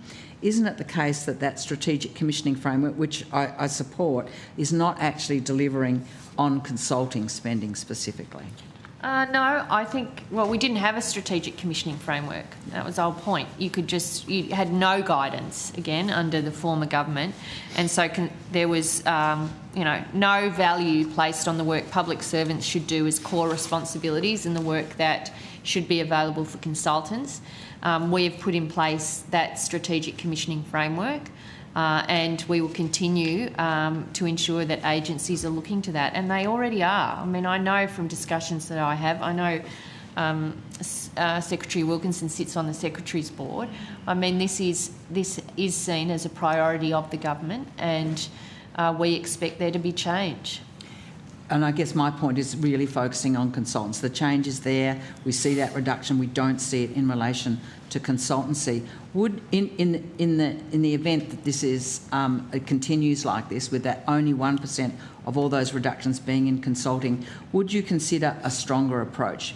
For example, if we were setting targets for the employment of women and no one did anything beyond being exhorted to do it, we would certainly, I imagine, consider action for that provoked real change. Would your government consider a stronger approach, for example, setting a target of reducing spending on consultants specifically, 15% a year for 5 years, setting some kind of KPIs that required that reduction and would drive the change that we need to see? I mean, I see it as ongoing work, and, you know, we'll have more to say about this over the next few weeks about our expectations in that area. But it is, you know, it is a long but important piece of work that we get right. And I think we started to rebalance the public service, but there is, as you point out, more to be done, and to change, I guess, a culture where outsourcing or getting in contractors or consultants was seen as the only way to do your work. I just want, last question. In the budget, your government indicates savings of $718 million from further reducing spending on consultants, contractors and labour hire. However, the forward estimates table shows the entire 718 in only the last year. Yeah, because it's an additional year of an existing save. So we're already... So if you remember, we went to the last election with a save on consultants and contractors that was implemented over 4 years, was it? 5 years in the end, and this is adding in another year of that. Okay, so the earlier years... So we're essentially keeping the pressure on by saying we expect that to continue. So the earlier years are all in existing departmental budgets, and this is the increment. Okay, thanks for explaining that. Thanks, Chair. Senator Hume. Thank you, Chair. I want to ask some questions about decisions taken but not yet announced. In particular, on excuse me, budget paper 2, page 2 shows the receipts decisions taken but not yet announced, and I am just adding up the decisions taken but not yet announced and NFPs on that table 1 to an aggregate of $468.9 million there. I just want to double check my maths, but that is 25, 26 through to 28, 29. BP2, page 2. And then that includes an increase in receipts, I should say, of $133.9 million next year, and then the 3 following years. And then on page 19, we've got the impact of the payments decisions taken but not yet announced, and NFPs for the same period is about $1.5 billion. Again, just checking my maths. They're nodding for the sake of hands. We've got nodders. That's good. All right. So you've taken decisions to increase revenue by nearly $470 million. Let's call it that, over the forward estimates, and to increase payments by $1.5 billion over the same period. But they have to be announced before PFO. Is that right? And if not, then they are going to be reflected in PFO regardless. Is that right? So, Senator, for the things that are decisions taken but not announced, then that is correct. Right. That they will either be announced before PFO, or they will be we will announce them in PFO. Obviously, there are some things in there that are not for publication. So we will also, as per the Charter of Budget Honesty and the requirements around PFO, some of those things obviously won't be revealed because they will continue to be NFP. Right, okay. But governments can also use the funding set aside in the contingency reserve. And I know we had this conversation last time, or a contingency reserve, to announce policies without impact to the budget bottom line. That's correct? Those decisions are reflected, but they are reflected in both the contingency reserve sub-function, in the expenses part of BP1, but they will also appear in the payment variations. So they are built into the bottom line. It's just that they are not revealed. Okay. Yep. So contingency reserve in BP1 is on page 143, and I'm just calculating again, just getting the aggregate out of the contingency reserve there is 40.8 billion. Yes, Senator. Right, okay. Noting that as we've been through previously, and I think we've answered a question on notice to you, obviously a fairly big component of that is the conservative bias allowance. Yes. Okay, the conservative bias allowance. So that's, and again, 144, and I've just added up the bullet points there. Yep. That is 26.1 billion conservative bias allowance. 3.5, 7.3, 15.3. That's right. Yep. Okay. All right. So, last estimates we discussed, the government's able to make decisions using or finalise decisions that have them funded from within the broader contingency reserve. That's right. Okay. And Ms. Patterson, at that time, you said that provisioned in the budget books is essentially code for contingency reserve.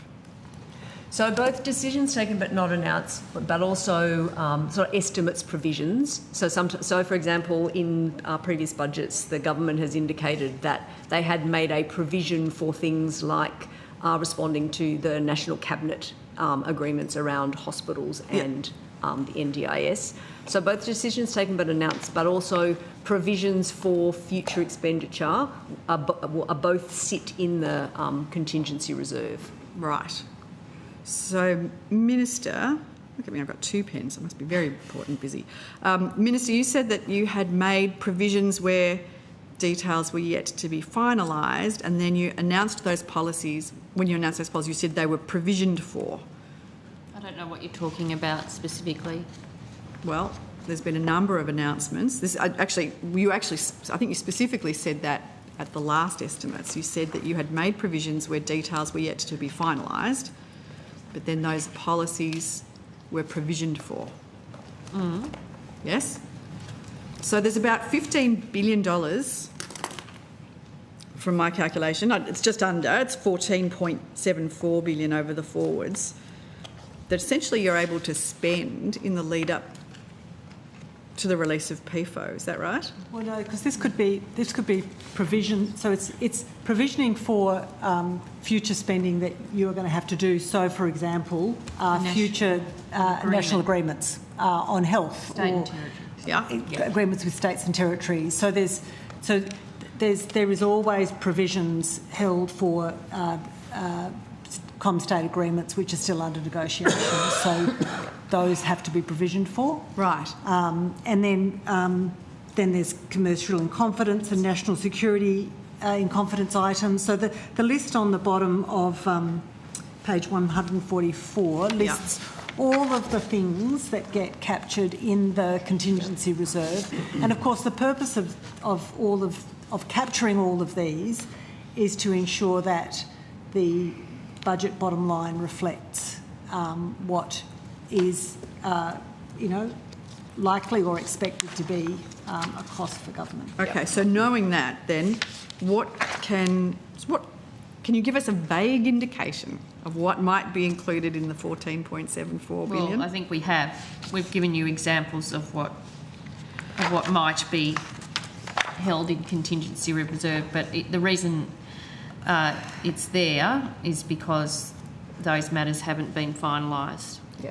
Okay. And so, Senator, in the PFO, while obviously there's not, every item, but there will be categories that are spelled out in the PFO that will give an indication, for example, of the quantum of the contingency reserve that has been set aside for say, big national partnership agreements. So big national what? For national partnership agreements. Right, yep. Yes. So ComState agreements. Right. So things like hospitals, foundational supports and schools. Right. But of course, that has to be revealed in a way that doesn't then compromise the negotiations which a future government would have around any of these agreements. Right. So it's not for election commitments. So it gives you a quantum that what gets revealed there around the ComState agreements is sort of the quantum which has been allowed for across all of the small and large ComState agreements which are under negotiation. Right. So it's not for election commitments. It's responsible budgeting. It's knowing that you will have costs that are going to come and providing a reasonable provision for those while you finalise negotiations. Right. So it's not for election commitments. I think if you look at... it's the third time I've asked. Well, I mean, you didn't disclose exactly what was in the contingency reserve and the size and what it was exactly for. I'm not asking any of those questions. Just want to know it's not for election commitments. I am saying to you, Senator Hume, that we have budgeted responsibly for costs that we expect future governments will have to make funding commitments for. And that is contained in the contingency reserve. On the decisions taken but not yet announced, you will notice that is quite a bit smaller than most pre-election budget provisions. So I think that gives you an indication. Yeah, I remember that conversation after my EFO. In fact, I think it was a journalist that might have asked the Treasurer about the size of the decisions taken but not yet announced line, and he said yes, it was very modest, and that would give you an indication that it was going to be a modest spending budget or a modest spending election campaign.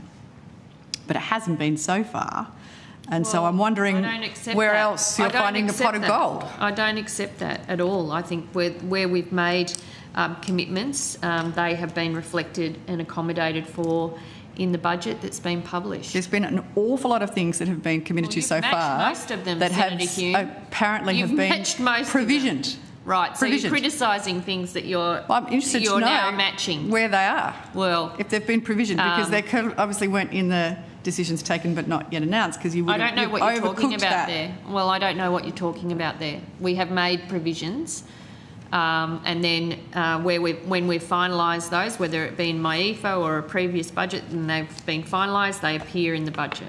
All right. So, do you expect any of the contingency reserve?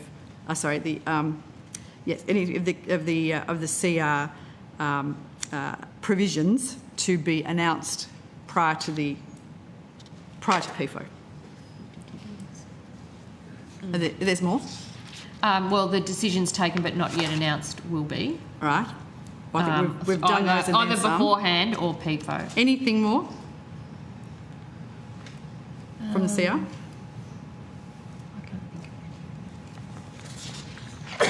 We don't usually disclose what's in the CR. That's the difficulty we're having. If you're asking me, is there a big election fund in the CR, the answer to that is no.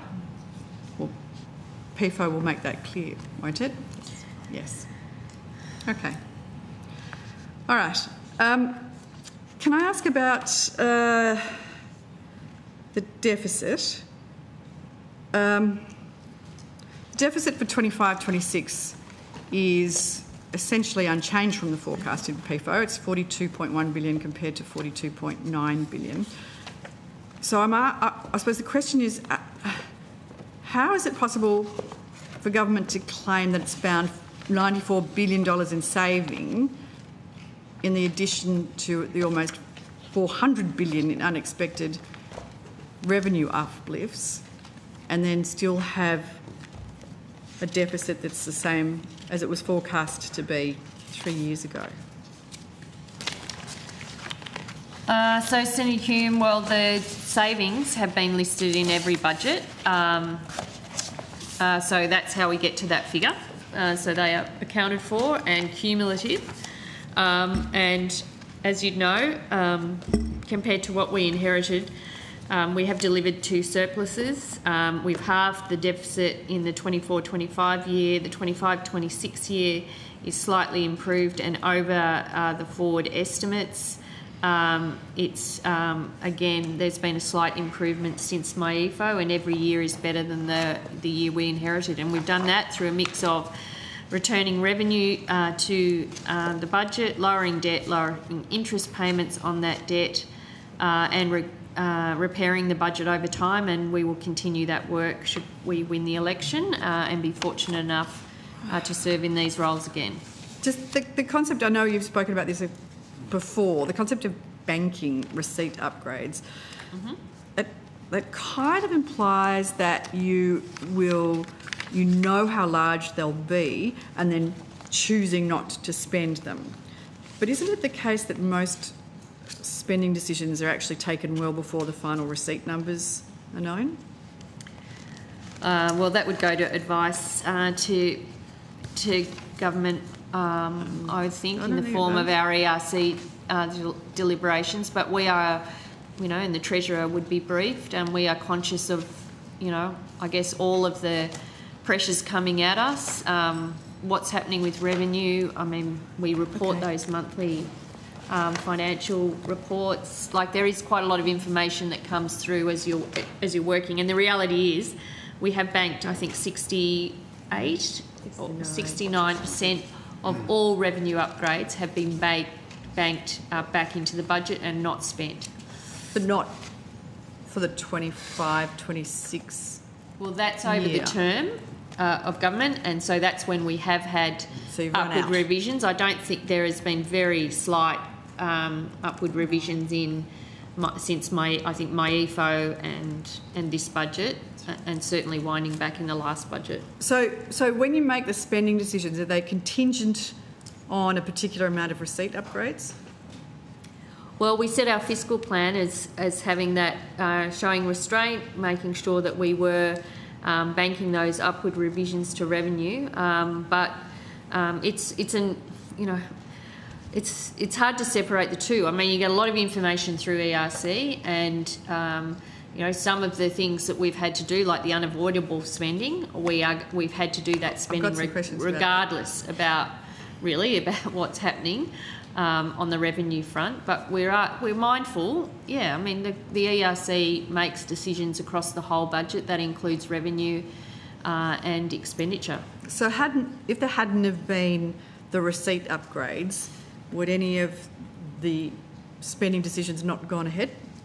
Well, I don't know how you answer that question. Well, I mean, it's really a sort of a... What if there were receipt if this downgrades? didn't happen, would you have done that? Like, we have made decisions based on the information we have at the time in the national interest. But don't you make the spending decisions before you understand what receipts have come in?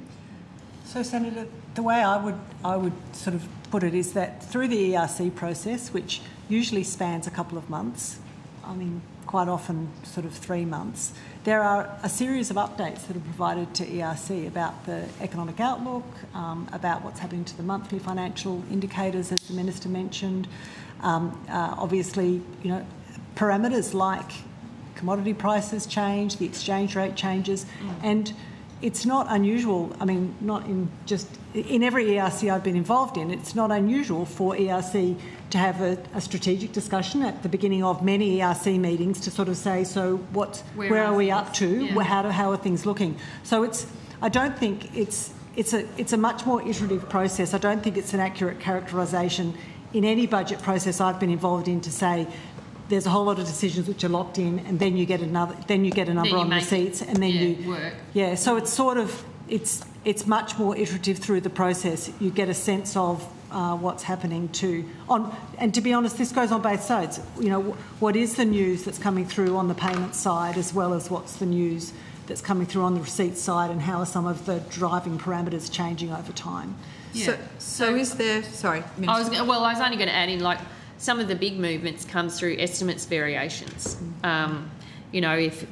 If there's more people on social security or getting veterans claims, like the big movements in Veterans Affairs, they come into that as well as you're making other decisions. So yeah, as the Secretary said, it's very iterative, but you get a lot of advice about what's happening on all aspects of the budget pretty much from the first meeting. Yeah. Okay.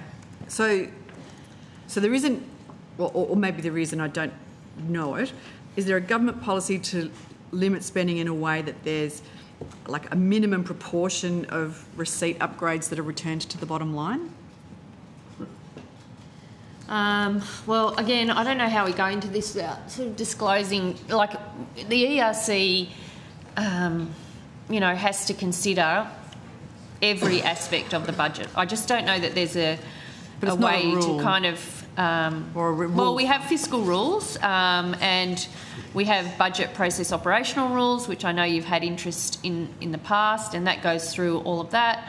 The ERC considers submissions, whether it be for additional spending or reprioritising or whatever it might be against those rules. But there's a lot of, and over a period of time, I mean, we really didn't stop from my EFO to this budget. So it's happening, and, a couple of months before my EFO. So we've probably been, in budget considerations since September to March. That's 6 months. A lot have happened in the world. Like, we weren't really thinking about the impact of global trade wars in September. Now that has been a feature of some of, our thinking and consideration and advice. And so, it changes over time. What we've put a premium on is, spending that has to happen, i.e., is what we see as unavoidable, dealing with some of those terminating measures and how they come up, and then, I guess seeing what room there is to provide, sensible and responsible investments in other areas where it's clear that there is further need. There's plenty of that in this budget as well. Like, if you take health, where we're seeking to deal with some of the pressures in health, whether it be in hospitals or in primary care, it's clearly on a policy level, because you've backed it in too, so you've obviously recognised this, that there is a policy need to invest in additional resources in primary care. Collapsed, so I had to. And we've done that. So can I just be very clear then? There isn't a policy to limit spending so that a minimum proportion of receipt upgrades are returned to the bottom line. That's not in your BPAWS. It's not in your fiscal strategy. So that's not one of the rules that you use. Well, I'm telling you, we have rules. But that's not we have fiscal rules, we have the budget process operational rules, and then we have months and months of advice from departments, and we take decisions. So in his budget speech, the Treasurer said that the government had found $2 billion of savings this budget. Can I just be very clear? Was that in 2025-26, or was it over the forwards? It's over the forwards. Okay. So what were the big items that made up that $2 billion? Yep, we can go through that.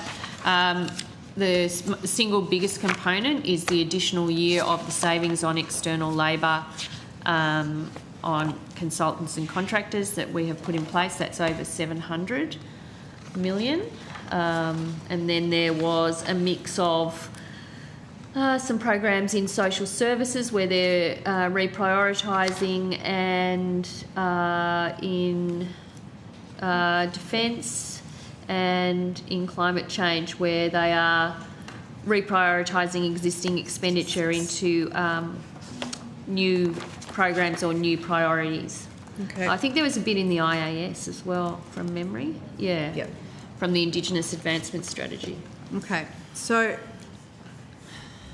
this year you've found $2 billion in savings and reprioritisation, but your own budget figures on page 66 of BP1 in table 3.3 show that policy decisions since MyEFO, not even since budget, since MyEFO, are 7.1 billion. 7.141 I've got here. Is that right? Effective policy decisions. Yeah, well, you can see that on page 66, as you say. So that's an additional top-up to the provision we'd made for healthcare. And then we go through there, cheaper medicines, energy bill rebates, some additional funding for the National Health Reform Agreement, more medicines on the PBS, and the additional resourcing as part of the finalisation of better and fairer schools. So how can you claim offsets and savings if you've got that kind of ledger? $2 billion in savings, but 7.1 billion well, they are of savings. new policy decisions since MyEFO. well, they're separate. They're just reprioritisations, aren't they? No. You're saving money on one thing, but you're putting it towards another. No, they are separate. I mean, on the one hand, you're talking about additional spending, and yes, there is additional spending, but at the same time that we have provided for more room in the budget for a number of things, in fact, that you have agreed with and copied in that $7 billion. Aside from that, there is $2.1 billion in savings. So, when I was out in the private sector, I used to work with an economist named Shane Oliver. He was very good, and I noticed he was on telly the other day, and he said that the government was on track to spend 96% of the revenue upgrades since December's mid-year budget update. He said, in fact, I'll quote him here, he said, "I'm amazed that the Treasurer is saying that they have done all this hard work, but really it's like they've won the lotto. This is not good management, it's good luck." Is that independent character assessment wrong? Well, I think I've said a number of times, economists have a lot of views. They put them in the media frequently. Some I agree with, some I don't agree with.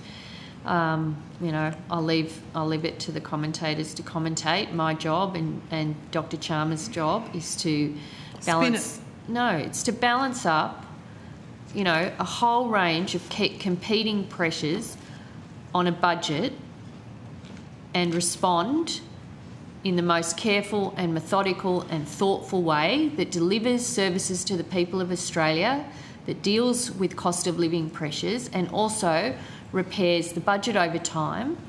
And that is exactly what we have been doing for 4 budgets. So I want to ask you about some of these unavoidable spends.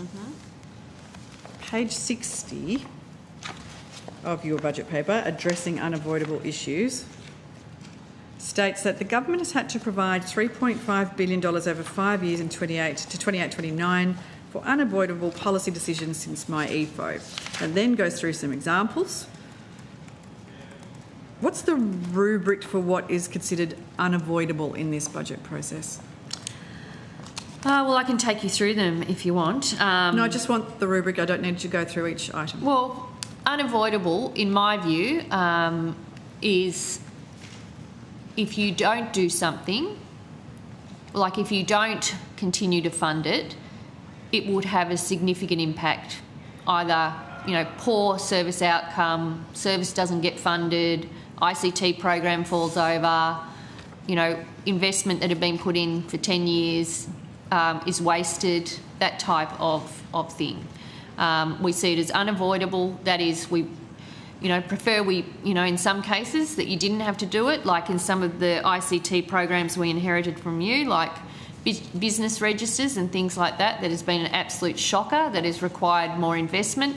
But if we don't do it, there's a lot of sunk investment into that, and it would be the wrong outcome. So I have to put my hand on my heart here and say that I am very passionate about the pharmaceutical benefits scheme, and I notice that you've got amended listings there, and new and amended items on the Medicare benefits schedule.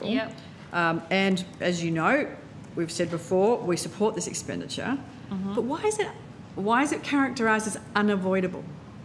Well, because there's recommendations to government that these should be funded. But every policy is a recommendation to government. Okay, so we get a recommendation about new medication listings and we're to say, oh no, that's avoidable, we're not doing that. Well, you did in the last government. Well, I'm not responsible. In the last Labor government, you didn't list a single responsible for what previous governments are doing. I'm responsible as the Finance Minister for this budget, and I see that as unavoidable expenditure.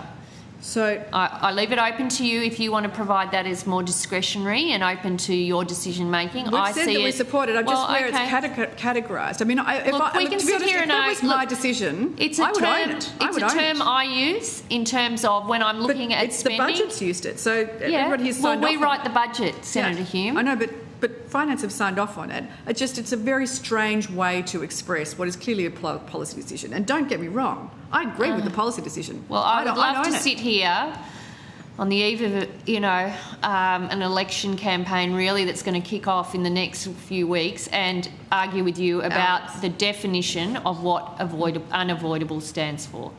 If that is really the main game for you, then let's set aside the next 5 hours to go through whether you view something as unavoidable or I view it as unavoidable. I've got so many things to talk about in the next 5 hours. It's just the way you frame pressure decisions, isn't it? that I believe is unavoidable. That is, it's not really open to government to say no to it. Okay, so in 2011-12, the portfolio budget statements said that there was listing of some medicines would be deferred until fiscal circumstances permit. That was your government that said that. It was your government. Well, I wasn't a part of. Labor governments in the past have avoided these unavoidable so now pressures. we're going. Why is it that you have decided to do it? Well, being knocked over here by the big questions about a government I wasn't a member of, wasn't even serving in the Parliament of.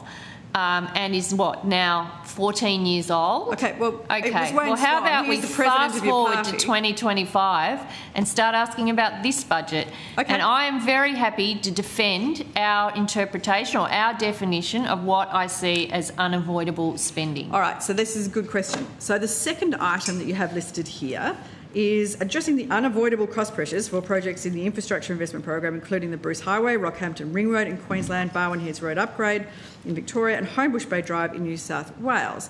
Now, again, if they were unavoidable, why weren't they funded in the last budget? Because the states come back, and again, if you've sat in the ERC, you would know that every budget update there is ongoing work between the Infrastructure Minister and her state and territory colleagues around what is happening with infrastructure and on ongoing projects, usually ones that are well underway and under construction. As we've seen in the last few years, there have been cost pressures on those projects, and the Commonwealth, as a funder or co-funder of those projects, has a shared responsibility about meeting some of those cost pressures. Now, you could argue that that's avoidable, but that may mean that you have a project that's 7/8 finished, like a road that maybe stops a kilometre earlier than it is meant to.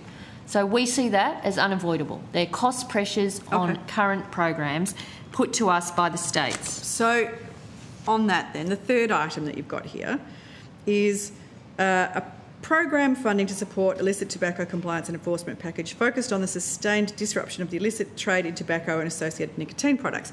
Now, again, this one is quite extraordinary. Don't get me wrong, I agree with it. In my home state of Victoria, there are serious organised crime elements involved in illicit tobacco trade, and it's escalating violence that's associated with it.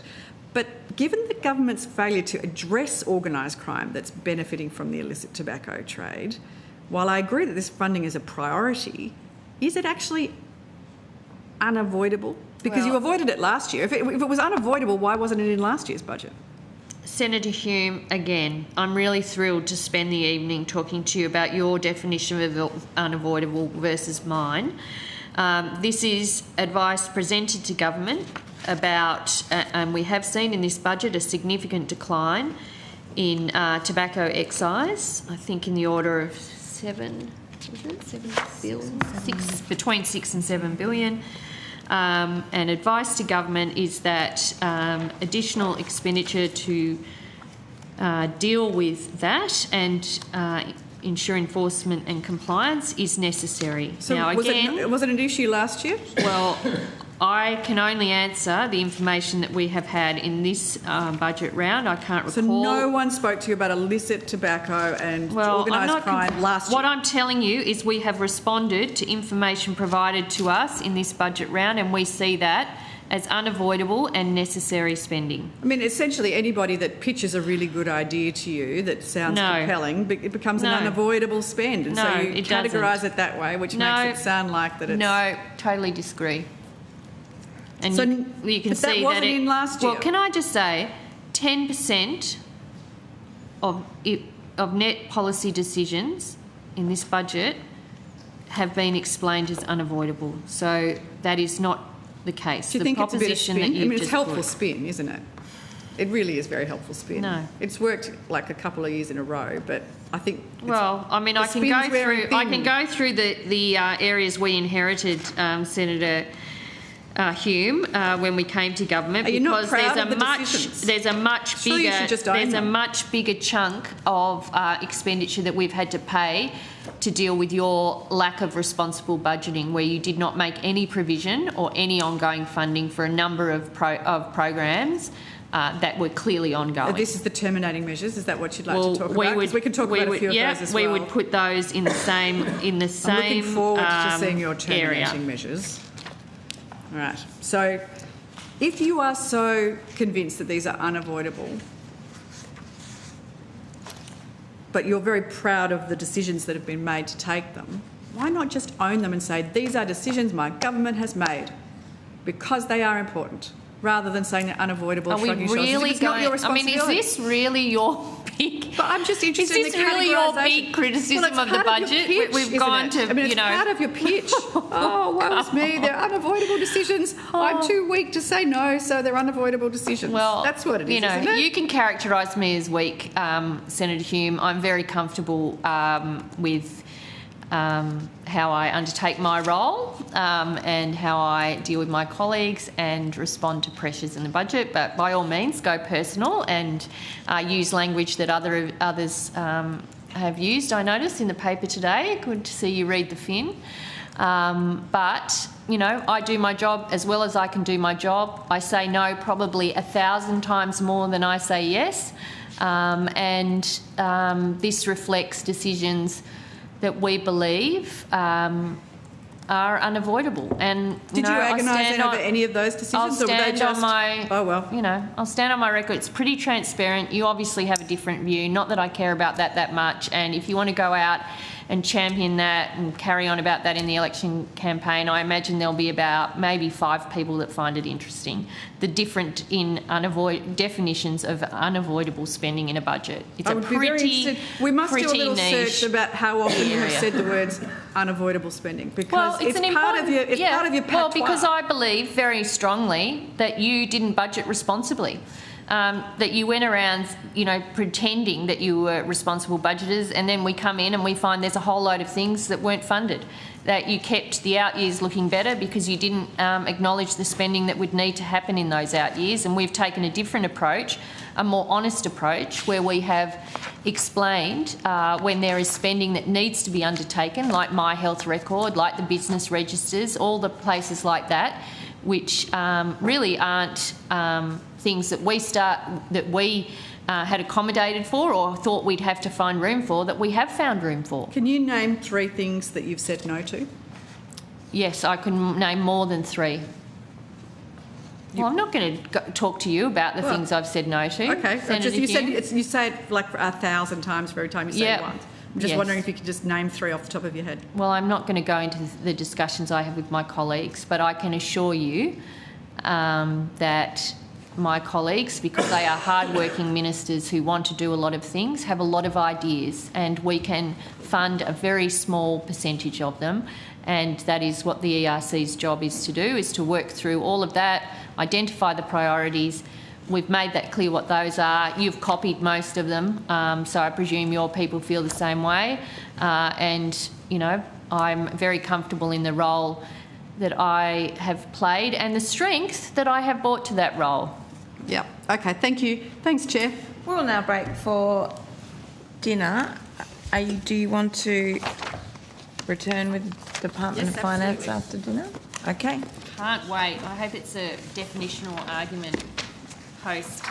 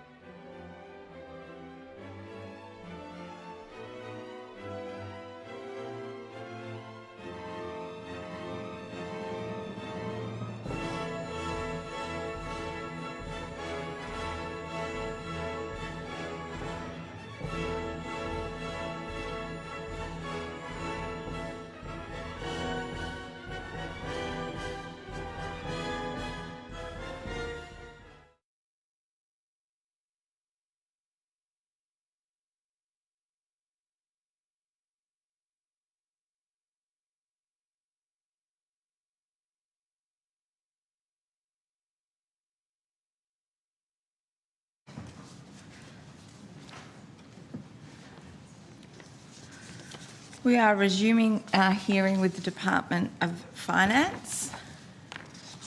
Senator Hume.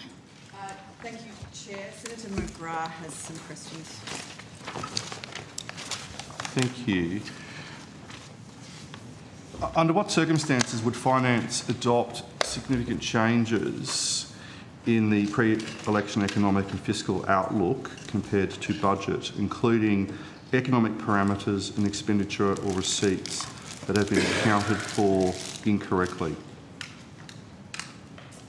So, what's your question? Under what circumstances? So, so the Charter of Budget Honesty is very clear about what my obligations are and the Secretary of Treasury's obligations are in relation to what has to be included in PFO, and it has to provide our honest and best assessment of both the economic parameters and what the fiscal implications are.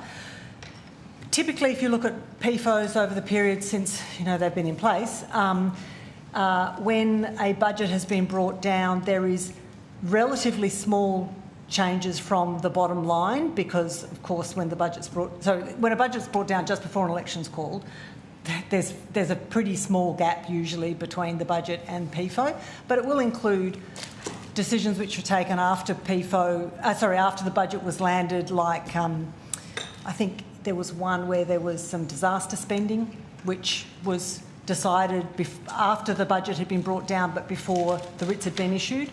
And as we talked about earlier, the PFO, while it doesn't affect the bottom line, PFOs have typically revealed information in the budget, like decisions taken but not announced, which have been in the budget.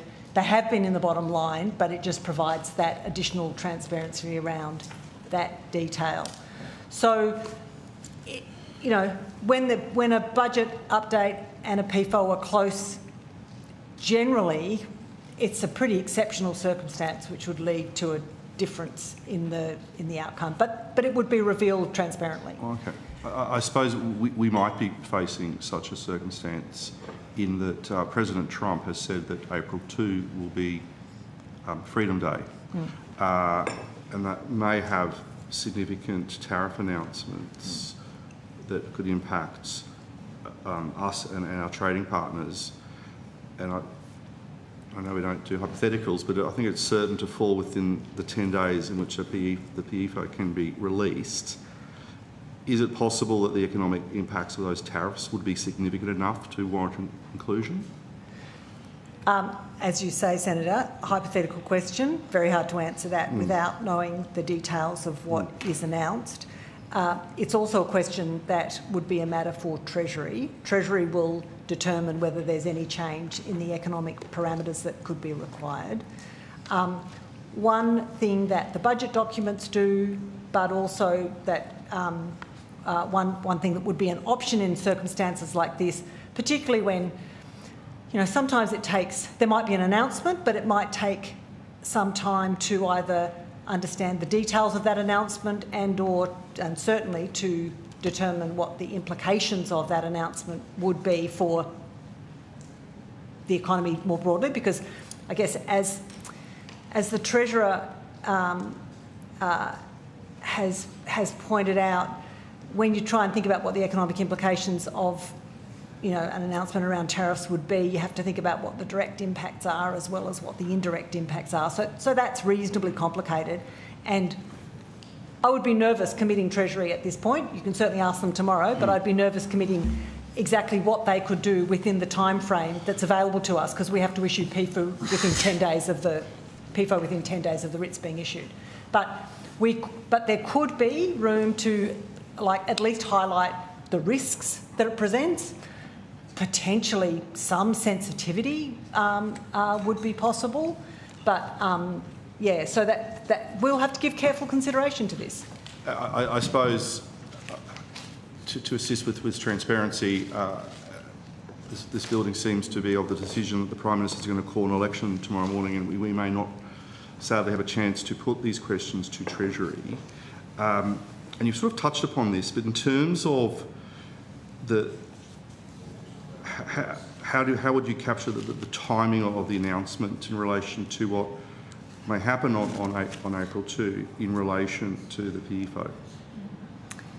Just say that. What's the question? How are you going to capture the? I'm concerned about the timing because you touched upon your answer, and I realise this is more within Treasury, but we're having a conversation here.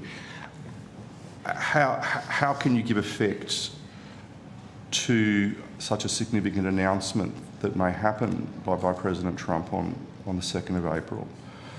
You mentioned it in your answer that you may not know all the details, you may need more time, but is there a way that you can give effect to it?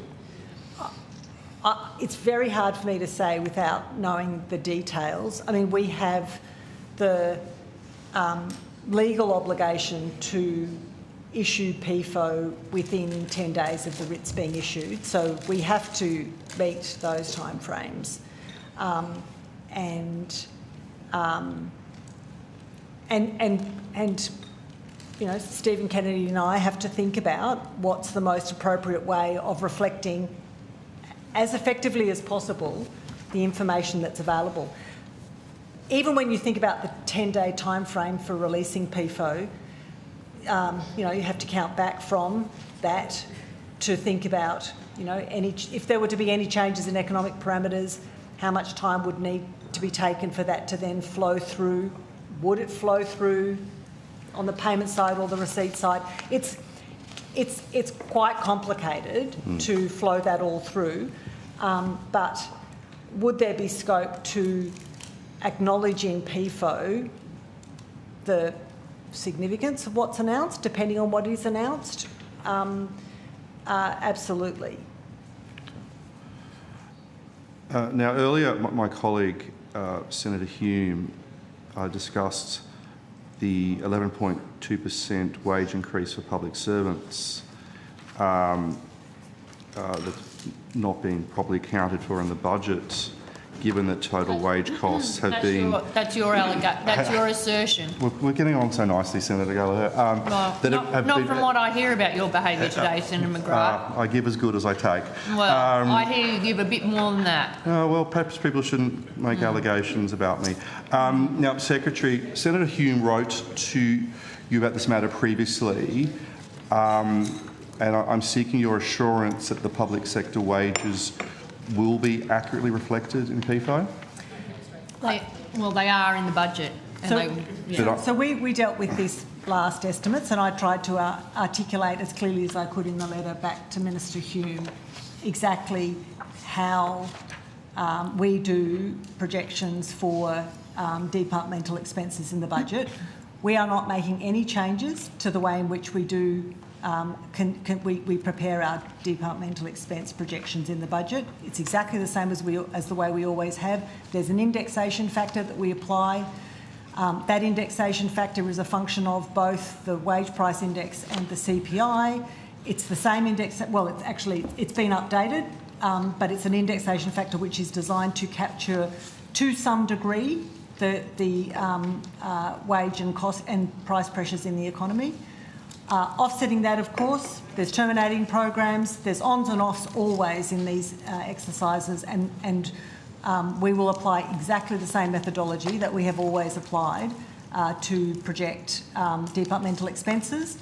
And then it will be up to accountable authorities like myself to determine how we spend those in terms of how we split that spending between supplier expenses and staffing. So for PFO, will the figures be updated? I'm taking that as I don't want to verbal you. So in terms of the public sector wages, will they be?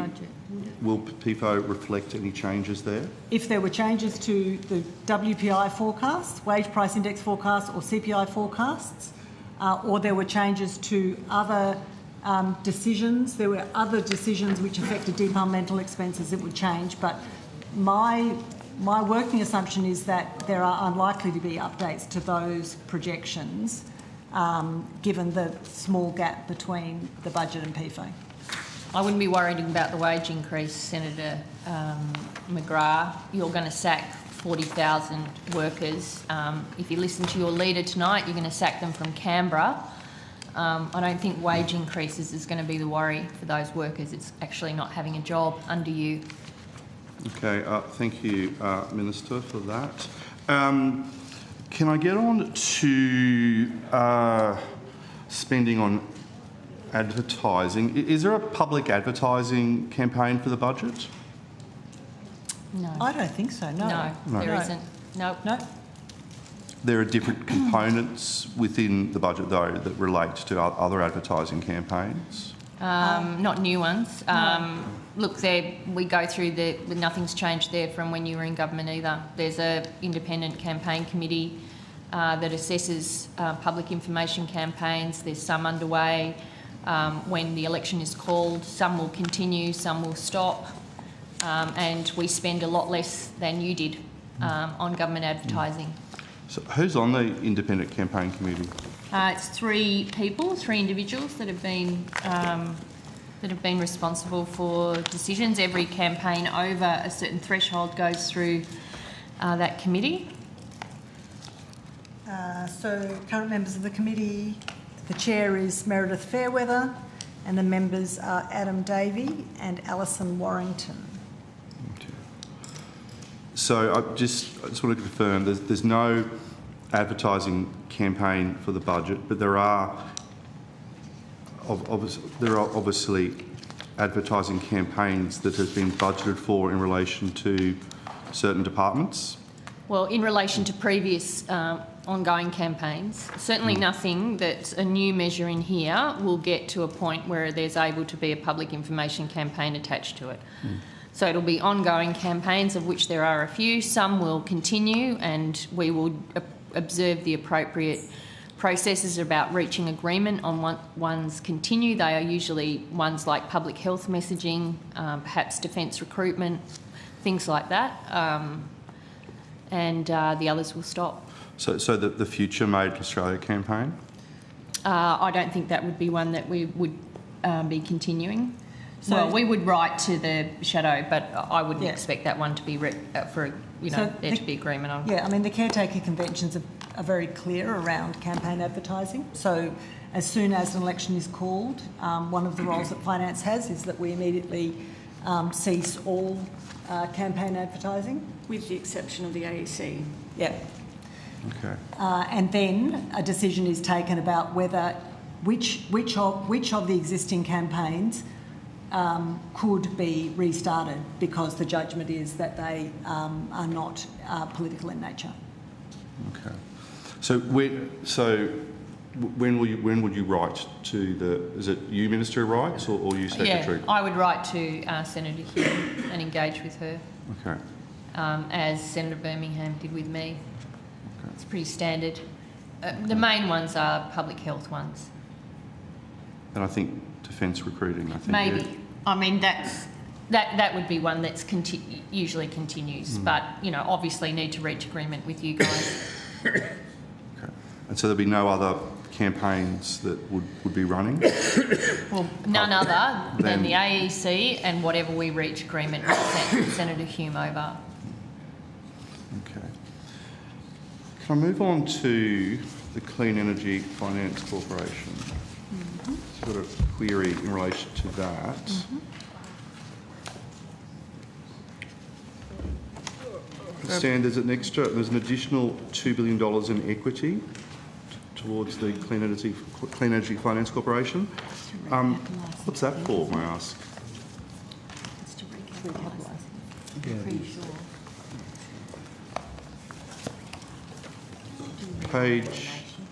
Budget paper 2, page 27.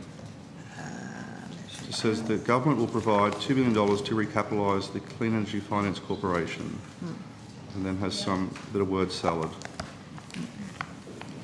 Well, to do its job. I mean, that's its mandate. Yeah. So what's the? So that it can keep entering into projects as it has been doing for many years now. So what's the current capital position of the corporation? Well, that's probably a question for another portfolio, but Yeah. I might have it. I'll have a look.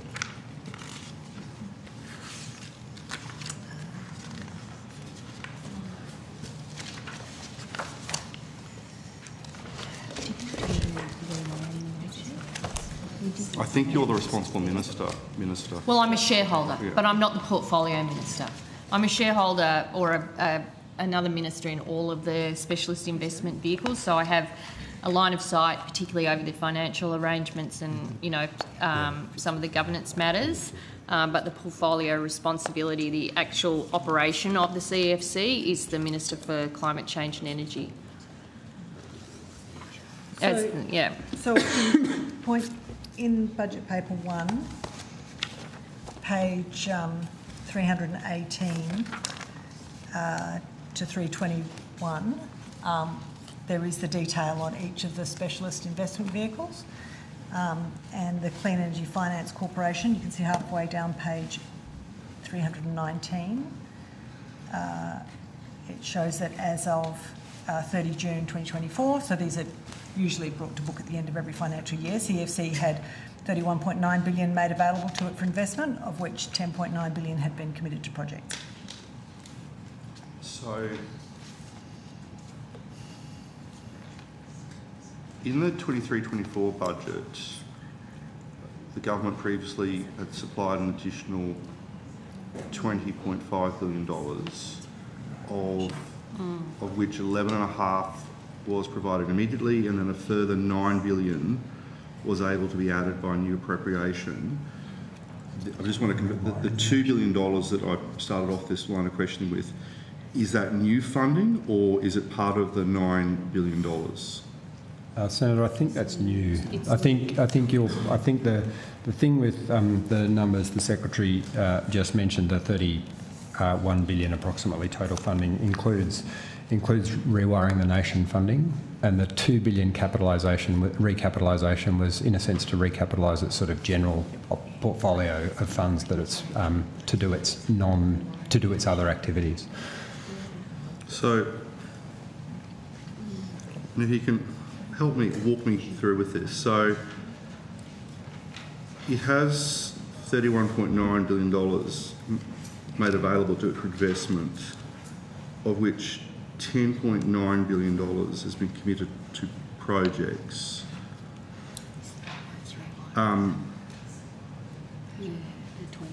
Why does it need another $2 billion? So, Senator, I'm not sure that we're going to be able to help you much further. There are advanced discussions with the states on the rewiring the nation element of the funding that's been allocated to the CEFC, and I think it's worthwhile keeping those a bit separate in your mind, and this $2 billion recapitalisation is for what I would call is the general purpose of the CEFC. Sorry, do you have anything to add there, Mr. Sorbello? No, that's it. So the my maths is terrible, the $21 billion, that's for rewiring the nation. The spare... It's around 20 billion for rewiring the nation, which you've just announced you're going to abolish, and that would mean, I think, ripping up a number of agreements with the states. So I'm not actually entirely sure how you would do that, but that's what I heard in the budget reply tonight. But the $2 billion is to recapitalise the general operating revenue of the CEFC, to do the things it's been doing aside from rewiring the nation. That's right. So just in relation to the $20 billion, so that is formally acquitted against agreements with the states, Minister? Well, again, that's probably best asked of Climate Change and Energy, but my understanding is either there are agreements or advanced negotiations around those agreements. I don't know if others can... it's essentially creating the energy the grid that we need for a dispersed energy system that's going to happen even if you do your mad nuclear plans. So I'm actually not sure how you're going to do that, but it, obviously is a thing that floats your boat in your budget reply. No, yes, it's very good. Cool, no, thank you. Minister, for that. Now, Secretary, Senator Hume, at the last estimates in question to you, said that, that you said you did not rule out that you had discussed an economic and fiscal statement, because I remember there was a bit of toing and froing about whether there was going to be a budget or a statement and the difference thereof. But we've had a cyclone and now we're at budget estimates. So for the preparation of this budget, when did the Department of Finance first send draft measure descriptions up to the Finance Minister's office? Well, I can answer that. It would have been in the last month, I would imagine, over the last month. So in the last 4 weeks? Yeah, I would think so. Yeah. Can you recall the date, Minister? Well, honestly, I mean, look at the number of budget books. All of these get sent to me in one way or another. You know, I said at the time we were planning for a budget. We've been planning for a budget since my EFO. We've been working on a budget. We've handed down a budget. And the normal processes of being provided measure descriptions and other drafts of budget documents were followed in the usual way, as you would expect. So in terms of the time frame of the measures being sent up to your office, Minister, you're saying it's within the normal time frame? Yes. It's normally within Actually, I feel like we were a bit more organised this year. I think it was a little early. Yeah. Yeah. I feel like it was a bit of a, maybe I'm just getting used to it, but I certainly from my point of view I felt it went very smoothly and was a little less hurried than previous times. When was a draft statement of risks first provided to the Minister's office? Well, it would have been in that month and I think from memory reasonably early in that month. So we're saying like 4 weeks ago, so today's date is the 27th of March. We're saying the beginning of March? You know. So I think the Minister said within the last month. Yeah. We'd have to take on notice exactly Honestly. when we provided the draft up. I mean, we work on these documents over a period of time and then we finalise them and send them up for the Minister to approve. So happy to take on notice when we provided them to the Minister for hers. It was very much in the normal way that these things happen. Nothing unusual, Senator McGrath. Were there later inclusions? In what way? Well, to the provision of that draft statement, were there... Of risks? Yes.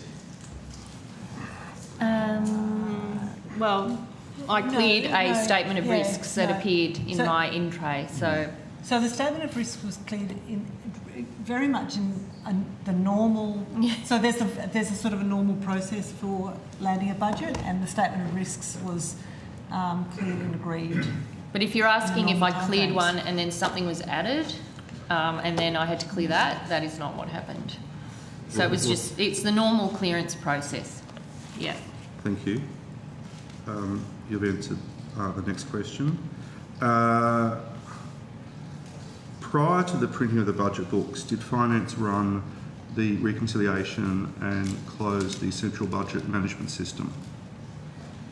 Well, we always do. Yeah, that's what So you did? happens. Yep. Yeah. Okay. God, we'd be worried if they didn't. In every budget, so Senator, in every budget process, there's a number of reconciliations which are undertaken, and every time that we are preparing to undertake a new reconciliation, you have to close off CBMS. Then you do the reconciliation, and then decisions taken to open it for the next set of decisions to go in. That's just the way it works. You know, in normal budget process, there's, I was going to say anywhere between 3 and 5 reconciliations take place in a normal budget, and maybe I shouldn't say this, but we always hope for 3, and I don't think I've ever been involved in a budget where there have been only 3. So how many were in this budget? So I think there were 4. I think that's right. Yeah. When was the first one? Can you tell me the dates? No, I'm not sure what sort of secret piece of information you're trying to gather here, Senator McGrath. Honestly, it was a normal process. Everything was cleared normally. The system worked properly. It was a little less stressful than the last time, from my memory or from my point of view. The system worked well. But well, we shouldn't be worried then about my line of questioning. No, but I'm just because it's so innocent. Well, exactly. Like, I don't know what, but are you really enjoying spending time here at 8:45 asking about the mechanics of the with respect, Minister, CBMS system? We'd all prefer to be somewhere else. Right. Well, feel free to find that place, Senator McGrath. Suspect that may happen tomorrow. But can you tell me when the first reconciliation happened and the subsequent ones, which dates? Well, I'm happy to take that on notice. I don't think we usually reveal that information in any budget that I've been involved in, but let me take it on notice. Would be within the last month. So, once again, within the last 4 weeks? Yep. Cool. I think so. Right. Approximately. Now, I do want to ask about the income tax cuts. And now I realise that Treasury. revenue, Yeah. that's just considering what's going to happen tomorrow, what assistance you can provide would be gratefully received. Well, very little. We're not responsible for the tax cuts. Treasury will appear tomorrow. But the Department of Finance would still brief the Finance Minister regarding revenue measures such as income tax cuts? Well, they briefed me on all matters relating to the budget. So when did the Department Secretary first brief the Minister on options for tax changes since the last budget? Oh, that's about government deliberations, and we don't go into that. The government announced the vast majority of major spending decisions contained in the budget before Cyclone Alfred hit. Is that correct? I don't know what you're referring to. Well, Medicare. Okay. Yeah, things like that. that. Well, specifically, yep, Medicare, yep. Yeah. So, but the one significant measure that was not announced was the income tax cuts. Did the department have any involvement in discussions of the income tax cuts or brief the minister regarding the tax cuts announced in the budget before the 7th of March? Well, I have a number of discussions both with colleagues and departments, and I'm fully across all matters relating to the budget at all times. That's the way we work. Between Dr. Chalmers and myself, there are very few secrets when it comes to the budget. We work together on almost every part of it, and I feel very well supported by the Department of Finance. But I suppose my question is, the department. Was the department involved in discussion of income tax cuts before the 7th of March? Well, the department doesn't confirm what discussions it's been involved in as part of the budget deliberations. That's long-standing practice. Yeah, so we're involved in any sort of in all matters to do with in all matters that end up in the budget, and that's just in the normal course of these things being considered. When was the Department of Finance first made aware of the income tax cuts in their current form? No, we don't. It's part of the budget deliberations. Secretary, that would have been your answer when Matthias and Simon were sitting here, and it's my answer now. Were they considered by ERC or were they done by a letter process? It went through our normal processes. The Prime Minister runs a very traditional government where ministers are consulted, unlike the government you were a member of, where the Prime Minister was the Treasurer, the Finance Minister and the Prime Minister all at the one time without the Treasurer or Finance Minister knowing. Our Prime Minister operates differently. He runs a traditional Cabinet, and we have our standard processes, which includes committees of Cabinet considering all matters relating to the budget. So the the income tax cuts would have gone through the ERC Well, I've answered process it. then. I'm answering. I'm not telling you what the ERC considered, but I've answered it in another way. Right. Move on to, can I confirm that there are no changes to the 1% efficiency dividend that was discussed in the last estimates? Correct. So no changes whatsoever. So it's still, It's still 1%. Still 1%. And the existing exemptions, both partial and full, remain the same, Senator.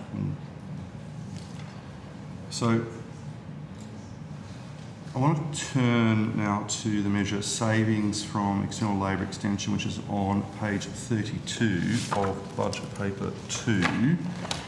Have to work with me here. It looks like the additional year of 28-29 in the forward estimates, you have like in the 2024-25 budget reduced departmental funding for agencies and departments worth